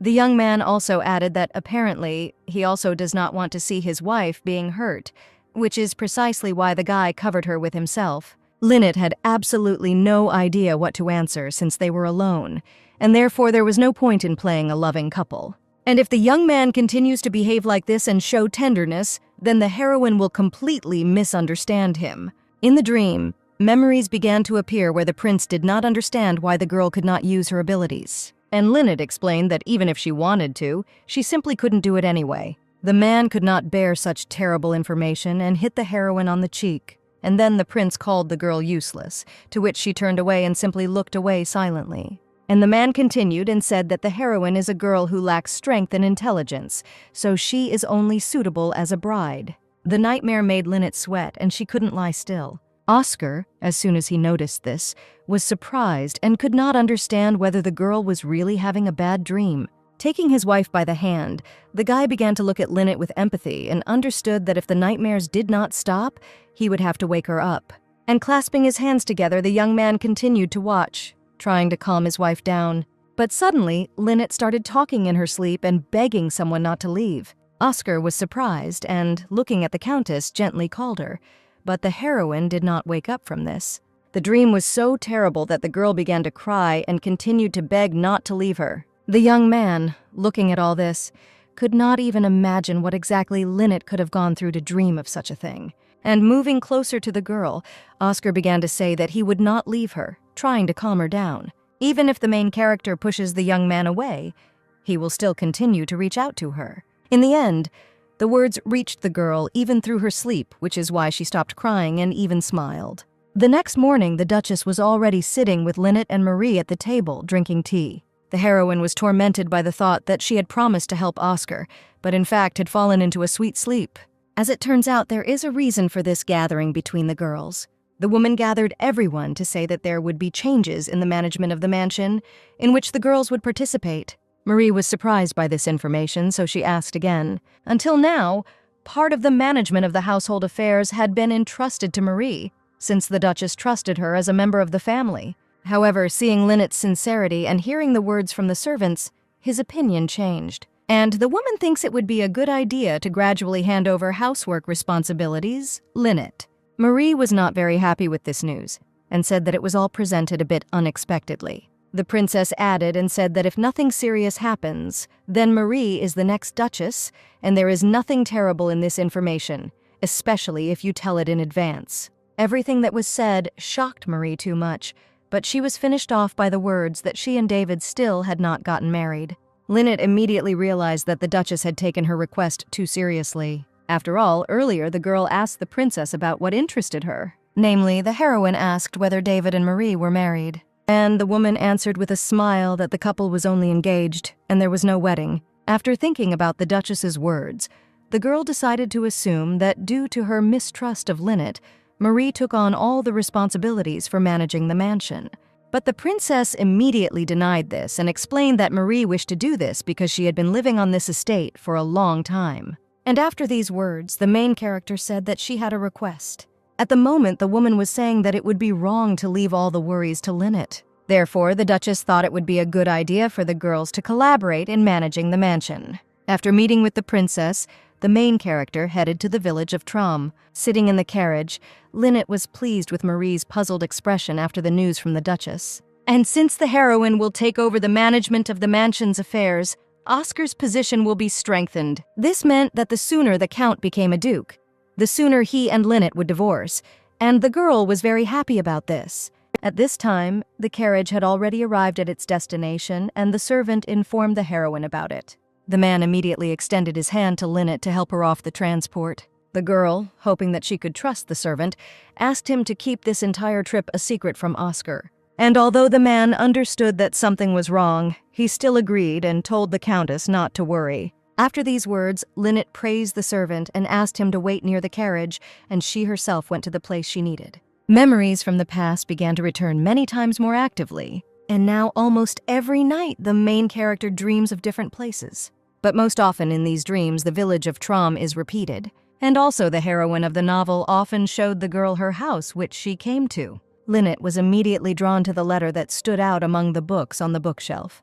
Having opened the envelope, the main character saw that the text was written in her handwriting and was very surprised. The letter itself stated that the heroine of the novel was no longer alive, and that Mrs. Potter needed to be informed about this. And noticing the address written below, the girl assumed that this was the house of that very woman. Lynette finished reading and realized that the heroine of the novel, living in a cold mansion and having no one on her side, foresaw her death. Realizing this, the girl became sad, because in order to accept such a future, the heroine of the novel clearly experienced a lot of pain and loneliness. As a result, Lynette immediately went to the address indicated in the letter. Knocking on the door, the main character introduced herself and began to wait for an answer. A minute later, the woman opened the door and, not believing what she heard, asked again who had come to see her. Lynette, however, noticed Mrs. Potter's eyes and was surprised that she was blind. The girl then introduced herself again and suggested that the woman had been waiting for her for a long time. Having made sure that a loved one had arrived, the grandmother immediately burst into tears and froze in surprise. But afterward, the woman calmed the heroine down and invited her inside, saying that everything was going as it should. Potter immediately began to talk about how happy she was and how worried she was, because something terrible could have happened due to the impossibility of meeting. To these words, Lynette apologized and explained her absence by saying that she was busy with business in the mansion, so she did not have time to come. And in her thoughts, the girl became a little worried, because she realized the seriousness of the situation and that the Lynette that the woman knew was no longer there. The heroine also remembered that she saw a white-haired blind woman in her memories and assumed that she was Myers, who had lost her abilities. And the medicines that the heroine of the novel bought from the Duke, she gave to the village of Trom. And this woman is a good friend of Lynette from the Myers family. At this point, Mrs. Potter continued and said that she had something to tell the girl. An epidemic began in a neighboring village a month ago. Watery blisters appeared on the body, and first children fell ill.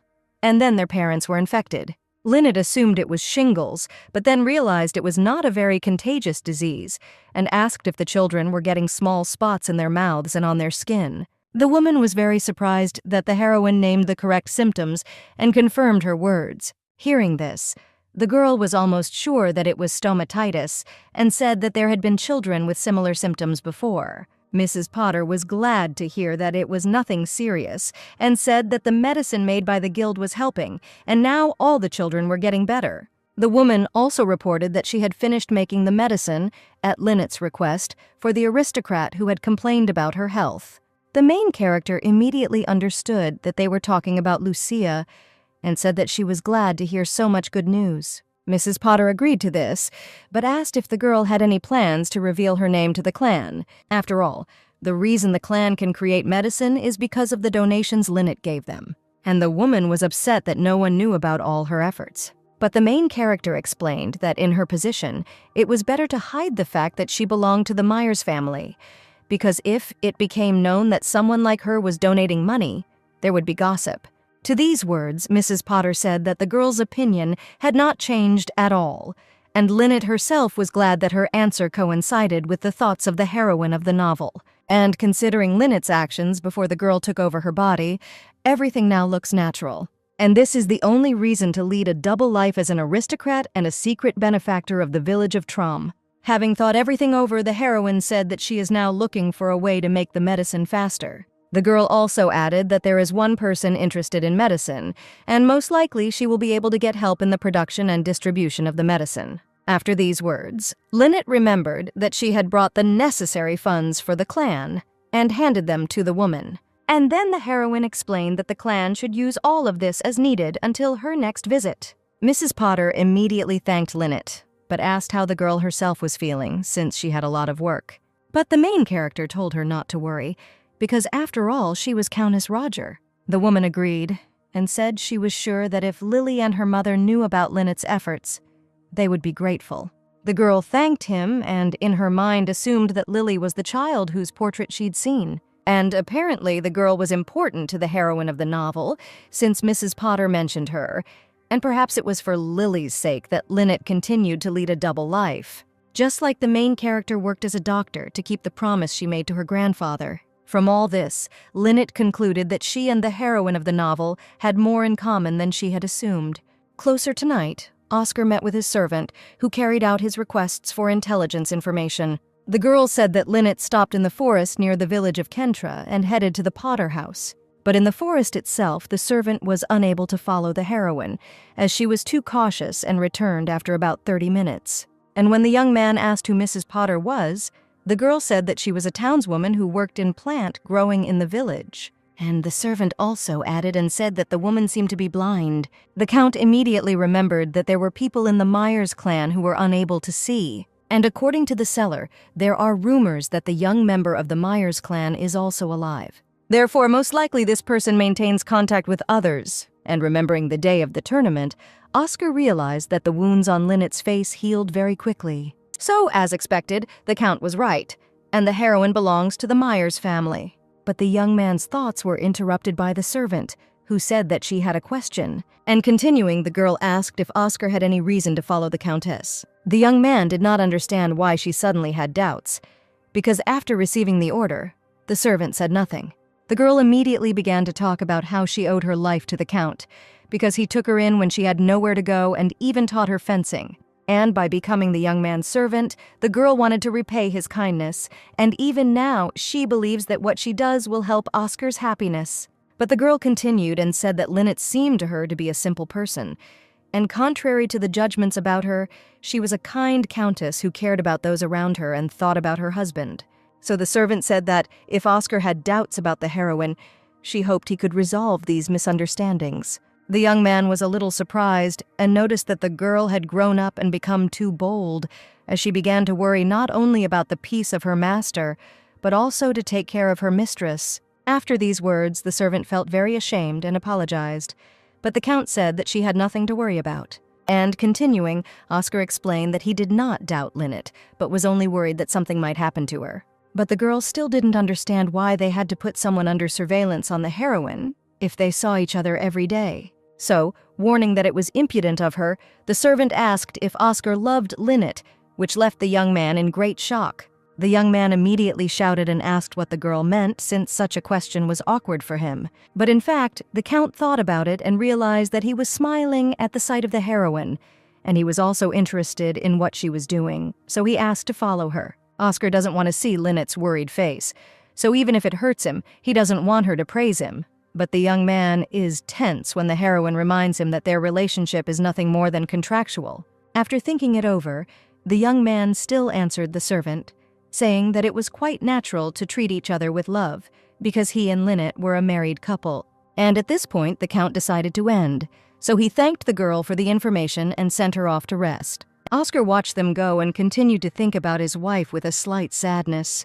In the morning, Lynette stood in front of the door and planned to ask the Count about his condition, since the doctor had come to see him today. But when she opened the door, the girl saw Robert and was very scared. The servant wished the heroine good morning, And although she reciprocated, she did not understand why the young man came, and assumed that something had happened to Oscar. Robert was a little confused, and asking for forgiveness for frightening the girl, turned his gaze downwards. And then the servant handed over a gift box, saying that he wanted to keep only this one. At that moment, Jane came up and wanted to ask Lynette about things, but her attention was drawn to Robert. Therefore, the maid immediately came closer and greeted the young man questioningly. And before she had time to ask the purpose of the visit, the girl received that very gift in her hands and froze in place from incomprehension. Robert turned around and headed towards the exit, wishing everyone a good day, while the heroines continued to stand, trying to comprehend what was happening. But then Lynette thought about it and assumed that Robert had been standing there since the morning to give Jane the gift. Although the maid herself thought differently and interrupting the girl's thoughts, Jane said that there was expensive chocolate in the box, and apparently she should give it to the Countess. After all, during this time, Lynette had earned a good reputation, and most likely Robert also found out about it, so Jane would leave the chocolate on the table. But the main character didn't want the young man to hate her, so she panicked and said that she didn't like chocolate. And as she began to quickly leave, Lynette also added that Robert had given the chocolate to Jane, which meant it was now hers. As soon as the girl left the room, she thought about it and, assuming that Robert was unrequitedly in love with Jane, decided that she should watch them. The maid stood there surprised because, in addition to the unexpected gift, she realized that Lynette had eaten chocolate cake yesterday. At this time, Oscar was walking in the yard and was glad that he could already move, despite a slight pain in his shoulder. But suddenly someone called the young man and forced him to stop. It was Lynette, who was unhappy that the Earl was already on his feet and therefore wondered why he was walking. After all, the doctor told Oscar to rest for another 10 days. After listening to his wife, the Count blushed deeply and did not know what to answer. But the young man realized that he had no choice but to admit that he had fallen in love with Lynette. As a result, Oscar asked whether the reason for the girl's arrival was that she missed him very much, to which she indignantly agreed, because not finding the Count in bed, she became interested in where he was. Hearing this, the young man immediately pressed the heroine to himself and hugged her tightly, reciprocating. But the girl did not like such unexpected hugs, and she pushed her husband away, asking what he was doing. Oscar was very confused by this because he did not expect such a sharp reaction. But the Count explained that they had not seemed like a married couple for a long time, so here, where there were servants, he decided to try to play. Lynette said nothing to these words, but she thought that Oscar seemed sincere to her, and his expression was as if he had fallen in love. And then the girl explained that it was only because the young man was injured, because of the heroine, that she was acting as if they were a married couple. But the Count responded by saying that he had not thought about it. Continuing, Lynette asked Oscar to go and rest, since even a light walk involved the upper body. But the young man asked with a smile if the heroine would go with him, to which the girl said that he went out too often and she had no choice but to stay close. Oscar was, at home and at work, a man who lived up to the expectations of others and had nothing to worry about. And even if the Count has to pretend to be so weak in front of Lynette, he still wants her to worry about him and stay by his side. A week later, Oscar's shoulder pain was almost gone and everything was moving quickly towards recovery. And no matter how much the young man did not want to admit it, the medicine sent by Prince Haribo helped a lot. The Count tried to listen to Lynette and not go outside, so out of boredom, the boy decided to look out the window. In the courtyard, Oscar saw the main character, who was getting ready to go somewhere again, and the young man did not understand what she was so busy with, that she had been going somewhere every day lately. But the Count heard that the girl had slowly begun to take charge of the mansion and assumed that there was a lot of work to do. Oscar was also bothered by the fact that Lynette did not tell him that she was from the Myers family, and the young man thought that this was because the heroine believed that he would not take her side. And if the Count's guess is correct, then he cannot just sit still. At the Haribo estate, a maid asked Lynette to wait as the Duke would be arriving soon. The girl sat and did not understand why she felt like she was at an interview every time she came here. But the heroine's attention was drawn to the changes in the room, namely the absence of flowers. Everything was replaced with non-flowering plants, and the girl immediately assumed that they believed her after all. And while Lynette was looking around, Max had already arrived and greeted the heroine. Seeing the prince, the girl immediately stood up and bowed, greeting him in return. The young man sat down opposite and said that he had not heard from Lynette for a long time, so now he was surprised by such a sudden visit.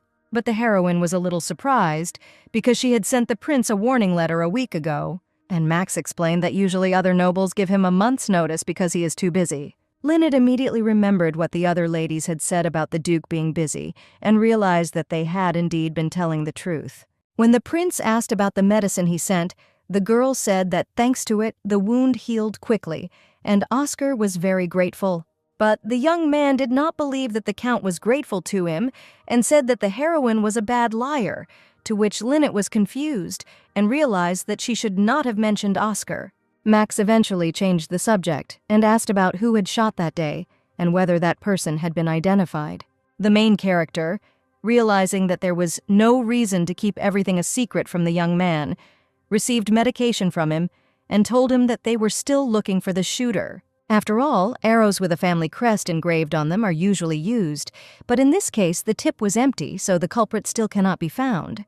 The girl immediately asked Max if he had any suggestions on this matter, but the young man answered in the negative and said that he wanted to get information from her. But Lynette realized that she only had suspicions about Alan, so there was no point in discussing it here. After these thoughts, the heroine expressed her surprise about the flowers being removed from the room and asked about the princess's well-being.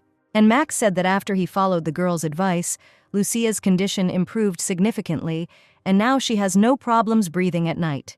Lynette was pleased that there was a result, but explained that this was not a cure and that specialized treatment was needed. At these words, the prince exhaled and said that he did not know how to approach this issue, and the girl saved him the trouble. Continuing, the young man reminded that he still had not received an answer regarding his proposal. The main character didn't understand what was being discussed at first, but she still remembered the proposal for partnership.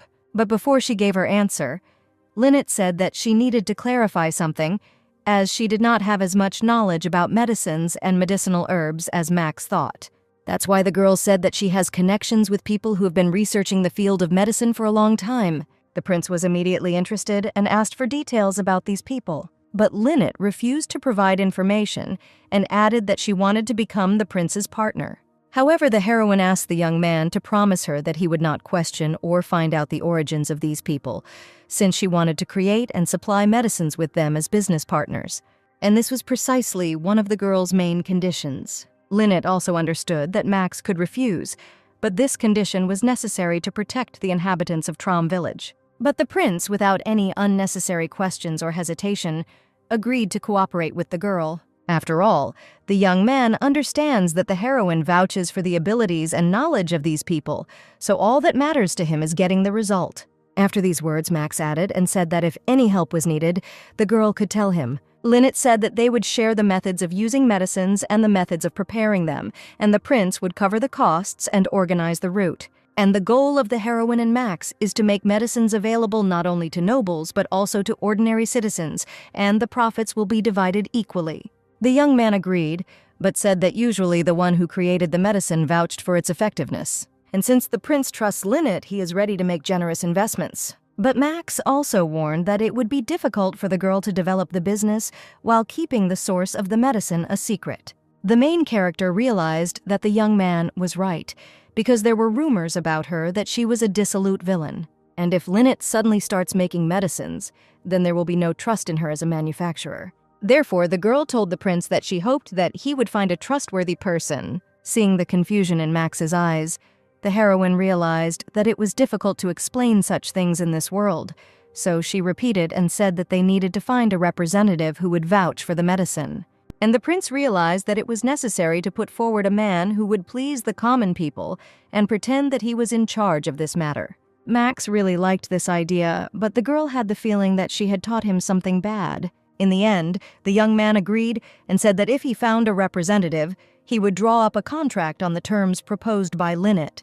After the discussion of cooperation was over, the prince asked if Oscar knew about the heroine's plans. The girl answered negatively, and in her thoughts, she understood that this matter was a way to survive after gaining independence, and the count did not need to know about it. Max nodded and said that in that case he would also keep it all a secret from Oscar. And having said that the conversation today had been pleasant, Lynette headed towards the carriage. Having entered the transport, the girl realized that she was very tired, but was pleased that the conversation went well.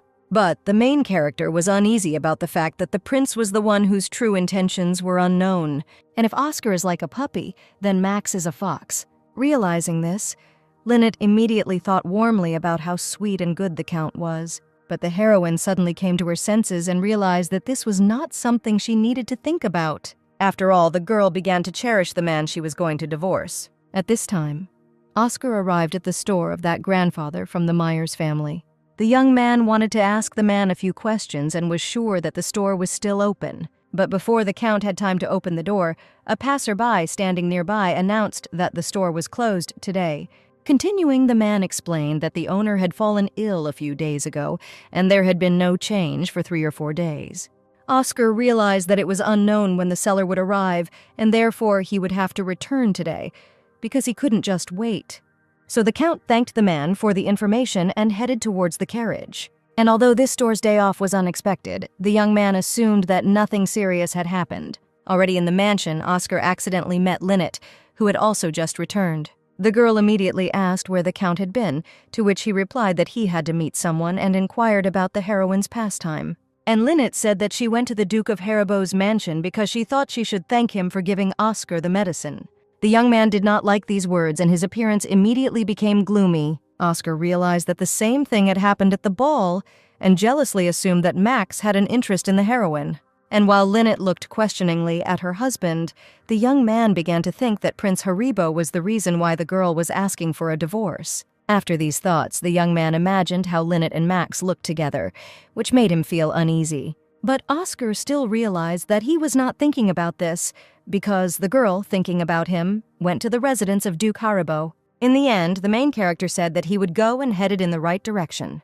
And the young man himself thought that first of all he needed to take a walk and clear his head. Lynette looked after the Count with concern and realized that he looked as if something had happened. Sitting in the room, Oscar thought that he needed to talk about all this with his wife, because if his assumptions were the real reason for the divorce, then he would not be able to stand it. And the young man also realized that Lynette had been acting strangely lately. But the Count was frightened by Robert, who called him, and he immediately asked how long the servant had been standing there. And the guy said that he had just watched a couple in the hallway. Oscar was a little indignant, but Robert interrupted him and explained that he was no different from his shadow. But then the servant said that it didn't matter, and if the Count loved Lynette, then he would like to support and help him, regardless of his opinion. After all, this is the duty of a young man as a servant. Oscar did not agree with this and explained that this was far from love. But Robert said that he was convinced of his feelings when he saw the gleam in the Count's eyes as he looked at Lynette, and he was sure that he had definitely fallen in love. And continuing, the servant said that otherwise there was no reason to feel such strong jealousy after the girl told about meeting with another man. Robert also believed that for a capable and excellent man like Oscar, there was no reason why the heroine could not like him. Therefore, the young man wants to help the Count with great enthusiasm. Oscar himself looked at him in surprise and was shocked that he was listening to lectures from Robert. During the meal, the prince announced that an archduke was hosting a reception in his recently built country house, which had been under construction on the shores of Lake Sakarina for several years. And turning to Oscar, the man suggested that he was not feeling well and therefore he would go with David. But the young man said that he could already move quite well, so he would also go with Lynette. Marie was immediately glad that they would all go together because the Archduke's receptions were famous for their luxury and everyone would have a good time. The princess agreed with this and warned that they needed to leave early, since the journey by carriage took about an hour. The woman also said that there are things that one should be careful about when talking about. Next month, the Archduke plans to appoint his official successor, and the first is ill and the second is too greedy, so the princess is very worried. And the woman asked, if possible, to be careful with conversations about heirs, and it would be better not to touch on this topic at all, even when there was a conversation with nobles. David agreed that this was indeed a very delicate issue, and listened to his mother's words. Lynette, however, was thinking that this whole situation was similar to this estate, and the condition of the contract between the Count and the heroine was Oscar's duchy, and the condition for receiving the title was maintaining the marriage. But now that the relationship has improved, the girl believes that it is possible to discuss matters with the current duke. Lynette also thinks that Oscar could not leave his beloved man and live with an unloved wife. So she needs to ask the Count everything because the girl cannot wait any longer. But after these thoughts, the heroine felt a little sad, and she could not understand the exact reason. After eating, the girl asked Oscar about his shoulder, to which the young man replied that everything was fine, and he could not send her to the appointment alone. Lynette was pleased to hear this, as it would be difficult for her to be surrounded by girls like that time. The heroine then said that she assumed that the young man was upset by her constant grumbling and apologized for it.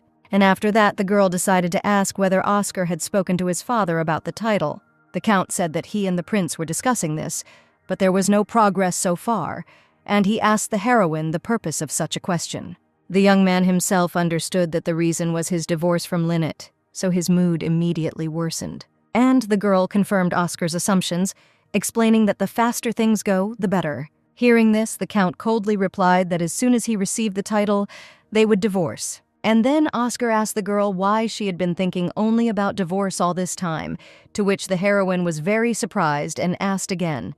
To these words, the young man, upset, suggested that he was a very bad husband. So Oscar immediately said that if Lynette needed money, he would give her much more than he had given her until today.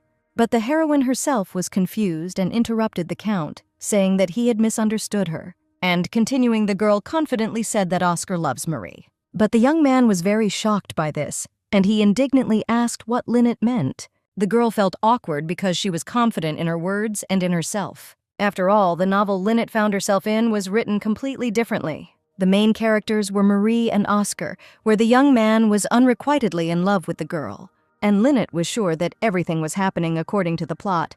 But looking at Oscar's face, the heroine began to have doubts. At this time, the Count decided to remind the girl that Marie was David's beloved, which is why she immediately began to agree to everything.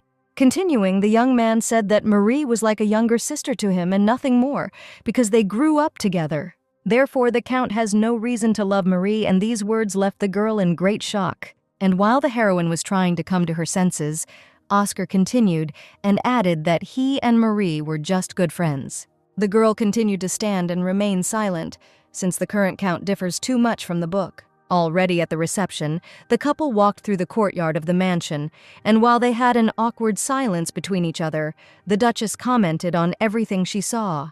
Lynette couldn't fall asleep after that conversation, because even if you think about it, this world is very different from the book. And the heroine was so ashamed that she regretted both her words and, in general, her assumptions. Suddenly, the thought came into the Countess's head that Oscar might not have been pretending all this time, and that his actions were sincere. In an attempt to lighten the mood, Lynette decided to say that the garden was indeed beautiful, while she thought about her assumption and how stupid it was. But Oscar responded to the compliment about the garden in a rather ambiguous way and surprised the heroine in the same way. As it turned out, the Count was choosing his words to say that Lynette was more beautiful than all the flowers in the garden. But the girl thought it was just a terrible show for the audience. Finally, having thanked him for the compliment, the heroine turned her face away, which surprised the young man and made the Duchess laugh. But the thought that Oscar didn't love her at all made the heroine upset and think that she was delirious. The guy didn't understand Lynette's reaction and therefore felt awkward. After that conversation, the young man realized that the girl misunderstood what kind of relationship there was between him and Marie, so he began to read the book about seduction that Robert gave him, and now he said everything exactly according to the instructions. And while the girl was thinking that Oscar's feelings were a deception, the Count himself understood that he expected a different reaction from his wife. In the mansion itself, the Archduke greeted everyone and said words of gratitude for everyone coming. While the man was speaking, Marie stood on the balcony and watched from the side, and Alan was already walking towards the girl. The heroine immediately asked whether the young man had planned everything carefully, to which he responded with dissatisfaction. After all, it was quite difficult for Alan to fix what Marie had done, and he was very angry. Earlier, the couple, under cover of night, gathered in an alley to discuss an important topic. Marie asked Alan to speak faster, as people might think of something bad. The guy himself had a huge mark from the roses on his face, which he tried to cover with his hand. Alan was very angry and asked if the heroine was really in her right mind. Continuing, the young man asked what the girl was thinking when she shot a bow in a crowded place. The guy was shouting that according to the plan, They were only supposed to drive Lynette out of the mansion and nothing more. After all, if it turns out that the main character is from the Myers family, then Alan's father will be executed for hiding her earlier. And it is because of Marie that a real nightmare could happen to the young man's father. The girl reacted emotionlessly, considering the guy's words and reactions strange. After all, Marie thought that Alan hated his sister very much and did not see the difference between returning to the estate and murder. But looking at the young man's reaction, the girl assumed that he felt affection for Lynette as if she were a family member and laughed at this. The guy replied that not everyone wants to kill a person out of hatred, like Marie. But the young man also added and explained that Lynette could not be killed, and if it were not for her father, she would have been dead long ago. Marie agreed with the guy's words, justifying herself by saying that it was a special measure. The girl falsely accused Lynette, saying that she didn't like the rose garden. And it was Marie who pushed the main character into the water, hoping that she would die. And the main thing is that it was Marie who gave the girl poison tea, but still she didn't care at all. The guy agreed and thought about the girl's words, because Lynette hadn't been acting brazenly lately either. Eventually, the young man extended his hand to propose a deal and immediately negotiate it. Alan immediately said that the Archduke was going to hold a reception in a country house, and the mansion itself was located on the shore of a lake.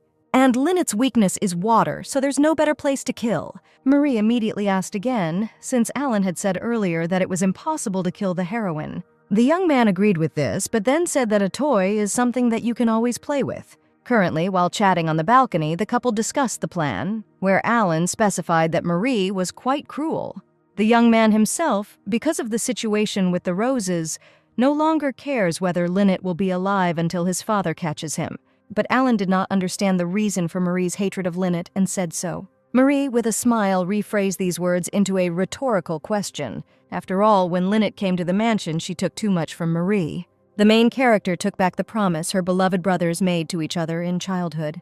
The girl also took away a family who promised that they would never leave Marie alone. And Lynette also took the mansion, which was full of good people who loved Marie with all their hearts. Everything was fine until the main character arrived, but the girl made a decision, and Marie will no longer allow anything to be taken from her. The day was warm, and the timing was perfect for a tour of the mansion. Hours earlier, the family stood by the water and listened to a story about a garden on the lake. Marie, meanwhile, expressed admiration for the beauty of the landscape, and while everyone was discussing the beauty of the landscape, Lynette herself felt fear when she was near the water. The heroine had memories of her mother shouting at the girl to run and save herself. The woman asked her to run and not look back, which is what little Lynette did. And later, when all of the Myers were tied up, the knights asked about the heroine, who had managed to escape. Eventually, the knights began shouting for everyone to enter the water one by one. And since this was the order of the King's Majesty, the entire Myers family was thrown into the water without exception. Even though it was a completely different lake, Lynette still couldn't look at it. Oscar noticed his wife's discomfort and condition, which made him a little tense. Walking to the banquet hall, he was also introduced and shown around, and he looked luxurious. And having invited everyone for tea with various sweets, they wished everyone to have a good time and pleasant conversations. Marie looked at Oscar with a smile and said that she would go and greet the ladies, and that they would meet in the evening. But the Count immediately said that they did not have to see each other constantly. Having heard the conversation between Oscar and Marie, the heroine immediately realized that she could see the countesses from the garden again. So Lynette started thinking of a plan to avoid running into the girls like last time. At this time, Oscar, approaching the heroine, told her not to drink today, which greatly surprised her. Remembering the moment in the bedroom, the guy decided not to explain the reason and simply forbade the girl to drink for her own safety. The heroine, having handed the young man a sweet, asked him to also abstain from alcohol, while she herself tried to understand the reason for the ban. And while Oscar was eating a delicious cupcake, Lynette began to interrogate him about his shoulder. The young man replied that his shoulder did not bother him much, which put the heroine in a difficult position. Thinking about it, Lynette realized that it would be easier to quietly cure her husband, but he would definitely guess everything. And suddenly, the girl's attention was drawn to a guest who entered the hall. This guest turned out to be Max, who as usual was dressed in luxurious attire. The guy was busy with another conversation among his acquaintances. The heroine realized that it was not worth approaching the young man yet, although the question about the fake boss interested her very much. Suddenly, Oscar, noticing his wife's gaze, asked about her interest in the Duke, which immediately confused the girl, and said that she was simply thinking about the guy's popularity. The Count was still tense and a little upset, which made him immediately wonder what exactly he was missing compared to Max. Suddenly, the girl frowned and said that she thought so. The heroine was sure that Oscar was not feeling well, but in fact this was not the case at all. And the girl began to push her husband and tell him to go and rest in the carriage, especially since the Duchess had already arrived and she would not be alone. No matter how much the Count tried to say that he was fine, the heroine still tried to escort him to the carriage while the others watched from the side. At this time, one of the girls, turning to Marie, said that she would do everything as the heroine said. Marie smiled at these words and was glad to hear that her plans would have results. Suddenly, Prince Haribo approached Lynette and said that he had found a representative. The heroine was delighted by this news and asked who exactly it was, but the guy refused to talk about it. And having suggested holding negotiations in the next few days, the guy promised that he would tell everything at them. Delighted by this news, Lynette agreed to meet. In the end, Max, wishing the heroine a good time, said that it was time for him to go since he needed to say hello to everyone. After all, Duke Haribo hardly ever shows up at meetings, and everyone wants to exchange at least a few words with him. Suddenly, a man came up from behind and asked if her current husband was no longer satisfying the girl, which shocked her. As it turned out, it was Duke Calyps, and concurrently, the one who stole the heroine. The man came to say that he had heard that Lynette had come to the duchy recently to see him, and that she had become calmer. Looking at her father, the girl realized that it was clear from his face that he was burning with anger. And clenching her fist, the heroine asked if the man had come only for this, to which the Duke explained that the king had promised that he would soon hand over the rights to manage the detachment responsible for security, and the man was sure that Lynette would not be able to imagine how much effort had been spent to obtain this position. Therefore, casting a stern glance, the prince said that there would be no mercy for any interference with the heroine. Lynette replied that if she found fault with anything, her position would be in jeopardy. The man was shocked by these harsh words from the girl, and the words from the Duke were more like requests than threats, which disappointed Lynette. The prince started shouting, saying that the heroine had completely lost her fear surrounded by so many people. But it was precisely the large number of people that suited the heroine. And turning around, the girl headed in the other direction, saying that she was leaving. The Duke was so angry that he grinned and his nostrils flared with rage, because Lynette was not calmer, as Alan had said earlier. The man walked quickly towards his son. The prince immediately asked why Alan dared to lie to him, which surprised the guy. The man also added that while they were at the ball, Alan should think everything over carefully, because upon returning home, he would be properly punished. The shock of the young man was too strong, and he immediately began to think about everything, trying to understand what exactly the heroine had said. And clenching his fist in anger, Alan realized that his decision was not wrong, and the girl had to die. At this time, the ladies, turning their attention to the sky, noticed how dark it had become. And Lynette, seeing such bad weather, thought that it was as if nature itself was against this ball. Suddenly, someone called the heroine over, apologizing in advance. The girl who had been standing and talking to Marie earlier approached Lynette and asked her name again. Then the heroine greeted him and said that Duke Haribo had sent her. Lynette, noticing the girl, thought that perhaps the Duke had sent her as a fake boss. Therefore, the Countess immediately asked to say her name, to which the heroine introduced herself as Clara Gardner. Clara then asked if the girl had a free minute, as the Duke had sent her to Lynette to talk. The heroine agreed, because she understood that the guy himself was very busy. While discussing today's reception, Clara led the main character in an unknown direction. The girl remarked on the excellent food and the country house itself, while Lynette simply followed her and listened. But agreeing with Clara, the heroine noticed that they were heading to a deserted place which seemed suspicious, and Lynette said that the girl could convey the Duke's words here since there were no people here anyway. Clara turned around and replied that the matter was different, and that the young man wanted to show the Countess a certain place. Having asked herself questions, Lynette could not even guess what exactly it could be. Clara smiled and told everything so as not to torment the Countess. Oscar, sitting in the carriage and looking at the rain, was surprised by such a sudden change in the weather. So the young man asked Robert, who was standing nearby, what was going on. The guy replied that he heard from those around him that the storm that started in the southern part was coming here. The Count was extremely shocked by this information and understood the full risk from the approaching cyclone. After all, this is a climatic phenomenon that began in part of the Kingdom of Martin, in which a huge amount of precipitation falls at once. The damage from this storm is so severe that parts of the continent could be underwater. Oscar was angry that it all started now, and Robert expressed his incomprehension because usually he walks for a week. But here the clouds are quickly floating, and the situation is already a little different. The Count immediately began to think, because if it rained like that, there could be huge problems. This means that now is not the time for rest and relaxation. So Oscar got out of the carriage and told Roberto to send a message urgently. The guy also needs to contact the girl while the Count himself returns to the country house, since it is located on the shore of the lake and any mistake can isolate him.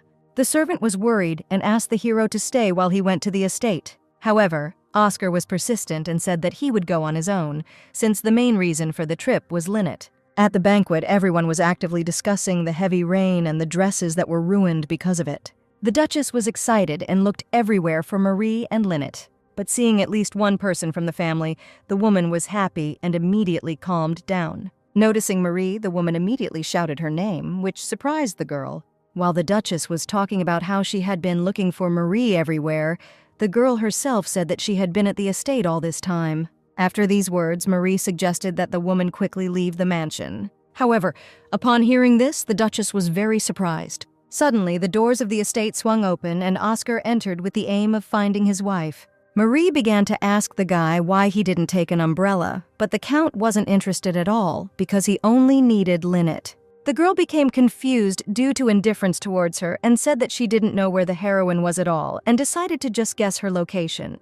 But suddenly, Oscar turned around and said that since the heroine didn't know, he himself would go and look for Lynette, which surprised Marie. The girl began to stop the guy, saying that it was impolite to appear before the Archduke in such a state. And despite being ignored, Marie continued to dissuade the young man in every possible way, explaining that Lynette herself could come, and what's more, people were looking at them. However, Oscar said that he didn't care what surprised Marie. Turning to the heroine, the Count clearly said that he didn't care about people, and he didn't know what exactly she thought about Lynette. But continuing, the young man said that Lynette was a member of the family and, first and foremost, the Count's wife. That's why Oscar won't return until he finds his wife, so Marie must return without him. The girl was both disappointed and shocked at the same time, which is why she couldn't find the words. And turning to the Duchess, Marie hoped for support from her. However, the woman said with a smile that they would search together to find Lynette faster, and adding, the princess said that no one could leave the heroine alone in such a dangerous place, which outraged Marie and said that even if it was dangerous, it was not worth waiting. The Duchess asked the girl to repeat her words, which left her in shock. And smiling, the woman asked if Marie meant that there was no point in waiting for the Countess. Turning to the hall, the Duchess called out whether anyone had seen Countess Roger. Oscar thanked his mother for this and said that he himself would go and look and search for everything. As a result, Marie was left alone, which made her feel uncomfortable and lonely. The heroine realized that in the entire huge estate, there was no one who was on her side. The girl was extremely annoyed by everything that was happening, but the main thing was the plan and that everything went as it should. Lynette, meanwhile, continued to follow Clara. But the main character began to understand that the girl was walking in circles and saying nothing to the point, which meant that she knew nothing. And Lynette, breaking the silence, said that Duke Haribo had not sent her, which made the girl look back. A little confused, Clara said that there had been a misunderstanding, and she didn't understand what they were talking about. But hearing such a heavy rain, the heroine froze in place from shock. Surprised by such a deterioration in the weather, the girl did not even suspect everything that was happening on the street. Clara smiled and said that in fact she had simply received a request. And while Lynette was listening, a man appeared behind her and swung a heavy object at her. Seeing this, the heroine flinched and immediately went into shock and panic. At this time, Oscar was shouting his wife's name throughout the entire estate, hoping that she would hear and respond. But the young man was already in a panic, since it would not be possible to search every corner of the mansion quickly, and the girl still did not respond. Suddenly, Max came up to Oscar and called him over. The Count immediately asked why Duke Haribo had come here. Max got straight to the point and said that he asked the butler about Lynette. And as it turned out, the butler saw the heroine heading somewhere with some girl. Oscar was also interested in the reason why Max also wanted to find Lynette. but the prince decided not to delay and said directly that he was worried. And the young man also added that now was not a good time for chatting, to which Oscar frowned a little. In the end, the count decided not to continue this conversation and simply sighed heavily and rubbed the bridge of his nose. And agreeing with the duke, the young man asked where exactly Lynette and the girl went. At this, Max immediately turned in the right direction and called for him to follow him. Opening her eyes, Lynette began to come to her senses after the blow to the head. But having finally regained consciousness, the heroine realized that she did not know where she was and that it was very dark around.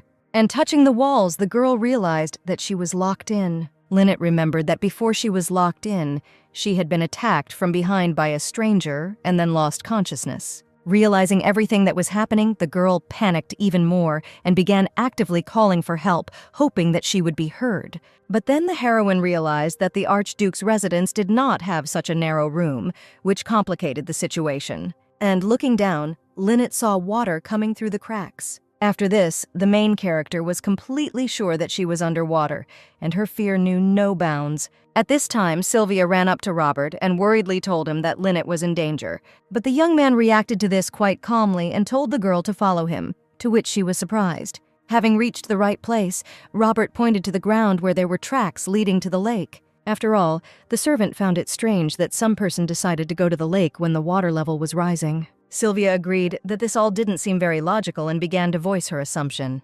But Robert interrupted the girl and said that it was worth following the tracks and finding out what was going on. Lynette's water level only increased, and the heroine herself continued to hit the walls of the box to be heard. One of the men carrying out the task was unhappy that Clara left first, saying that she was of noble blood, and because of this they had to finish everything themselves. The second accomplice agreed with this, but still said that it all didn't matter anymore, because the work was done, and now all that was left was to return for payment.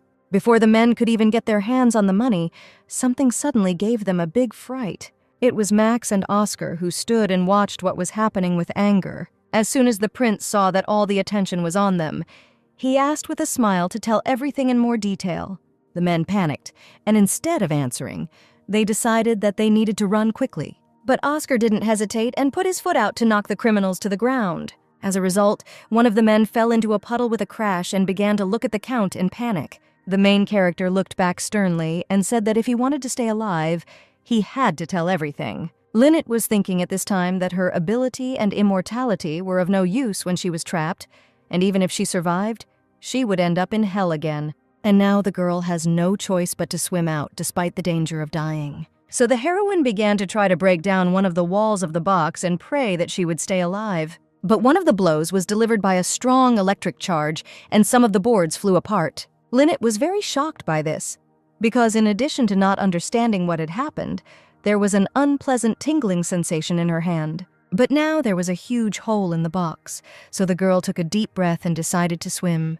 Trying to surface, the heroine realized that she was too deep, and she could not see the surface at all. Her strength was waning, but no matter how long Lynette swam, she did not get any closer to the surface and began to lose consciousness. Going to the bottom again, the main character remembered all the most heartfelt moments with Oscar, but did not understand why she was thinking about him at such a moment. The girl also had a moment with their wedding guest when they were just making their vows to each other. At that time, Lynette was glad that she would finally be able to escape from her stepfather's tyranny. And the heroine liked the fact that Oscar didn't love her, because after the wedding, Lynette needs to leave the mansion as soon as possible. During the ceremony that day, the main character looked with trepidation at the significant bracelet on her hand. When she was a child, Lynette's mother gave her this bracelet and asked her never to take it off. And continuing, the woman added that when the heroine encounters difficulties, instead of her mother and father, the bracelet will give her important advice. Now the girl was already dying, and approaching the bottom, she gradually closed her eyes. But suddenly someone grabbed the heroine by the waist, and although Lynette did not understand who it was, she felt the long-awaited warmth of hands that pulled her up. Oscar, having pulled the girl to the shore, began to repeat her name in panic, trying to bring her back to her senses. The young man, despite the lack of an answer, continued to shout and ask about how he was feeling, asking to say at least something. Lynette looked at the count at that moment and silently admired his beauty in a moment of anger. And after a couple of minutes, the heroine finally smiled, and with difficulty, but said that the young man had come to save her. Oscar, continuing to panic, shouted that it could not be otherwise, and he was very afraid of being late. After these words, Lynette sat up and hugged the Count tightly, thanking him for saving her. The heroine was also very grateful that the young man did not abandon her and came to her aid. What was said was unexpected for Oscar, so he froze and could not find words. But in the end, the Count hugged his wife back and called her darling, agreeing with everything she said. The couple was suddenly interrupted by Max, who apologized for distracting them. And continuing, the prince pointed to the criminals and suggested that Oscar now had a lot of work ahead of him. The young man also continued and showed the servants who had been standing waiting for some time after they had arrived, to which Oscar replied that he would interrogate the men later and told everyone to return home first. While in the mansion, Lynette jumped out of bed in panic, but almost immediately realized that she was in her room and calmed down. Realizing everything, the girl assumed that she had lost consciousness after she calmed down upon seeing the Count's face. And turning her gaze to the sleeping Jane, the heroine realized that she had fallen asleep while she was looking after her. So Lynette decided to wake up the servant and asked him to go back to his room and go to bed. The girl suddenly raised her head and was very glad that her mistress had woken up. Jane immediately began to feel and examine the heroine with concern, asking about her condition. After these words, Lynette said that she was fine and was only a little scared, so the maid did not have to worry about her and went to her room. But before leaving, the heroine asked about Oscar's whereabouts, and Jane said that he had gone to his room. The maid continued to speak, but one piece of news frightened Lynette greatly, and everything that was said next was like a fog for her. After hearing everything, the girl ran into the Count's room in panic, shouting his name. Oscar lay there all red and with difficulty asked Lynette why she had come. The main character was already standing by the bed at this time and explained that Jane had told her everything, and the young man was hot. And despite the Count's denial, the girl said that she would now bring down his temperature and had already wet the towel. To which the young man said that a doctor had recently come and checked everything, but Lynette didn't care, and she still wanted to take care of her husband. After these words, Oscar stopped the girl and stunned her by saying that he did not understand her at all. Pulling the heroine towards him by the waist, the Count asked if she was interested in his strange behavior when he saw her. Lynette, however, assumed that Oscar was delirious due to his temperature and told the young man that he was very excited.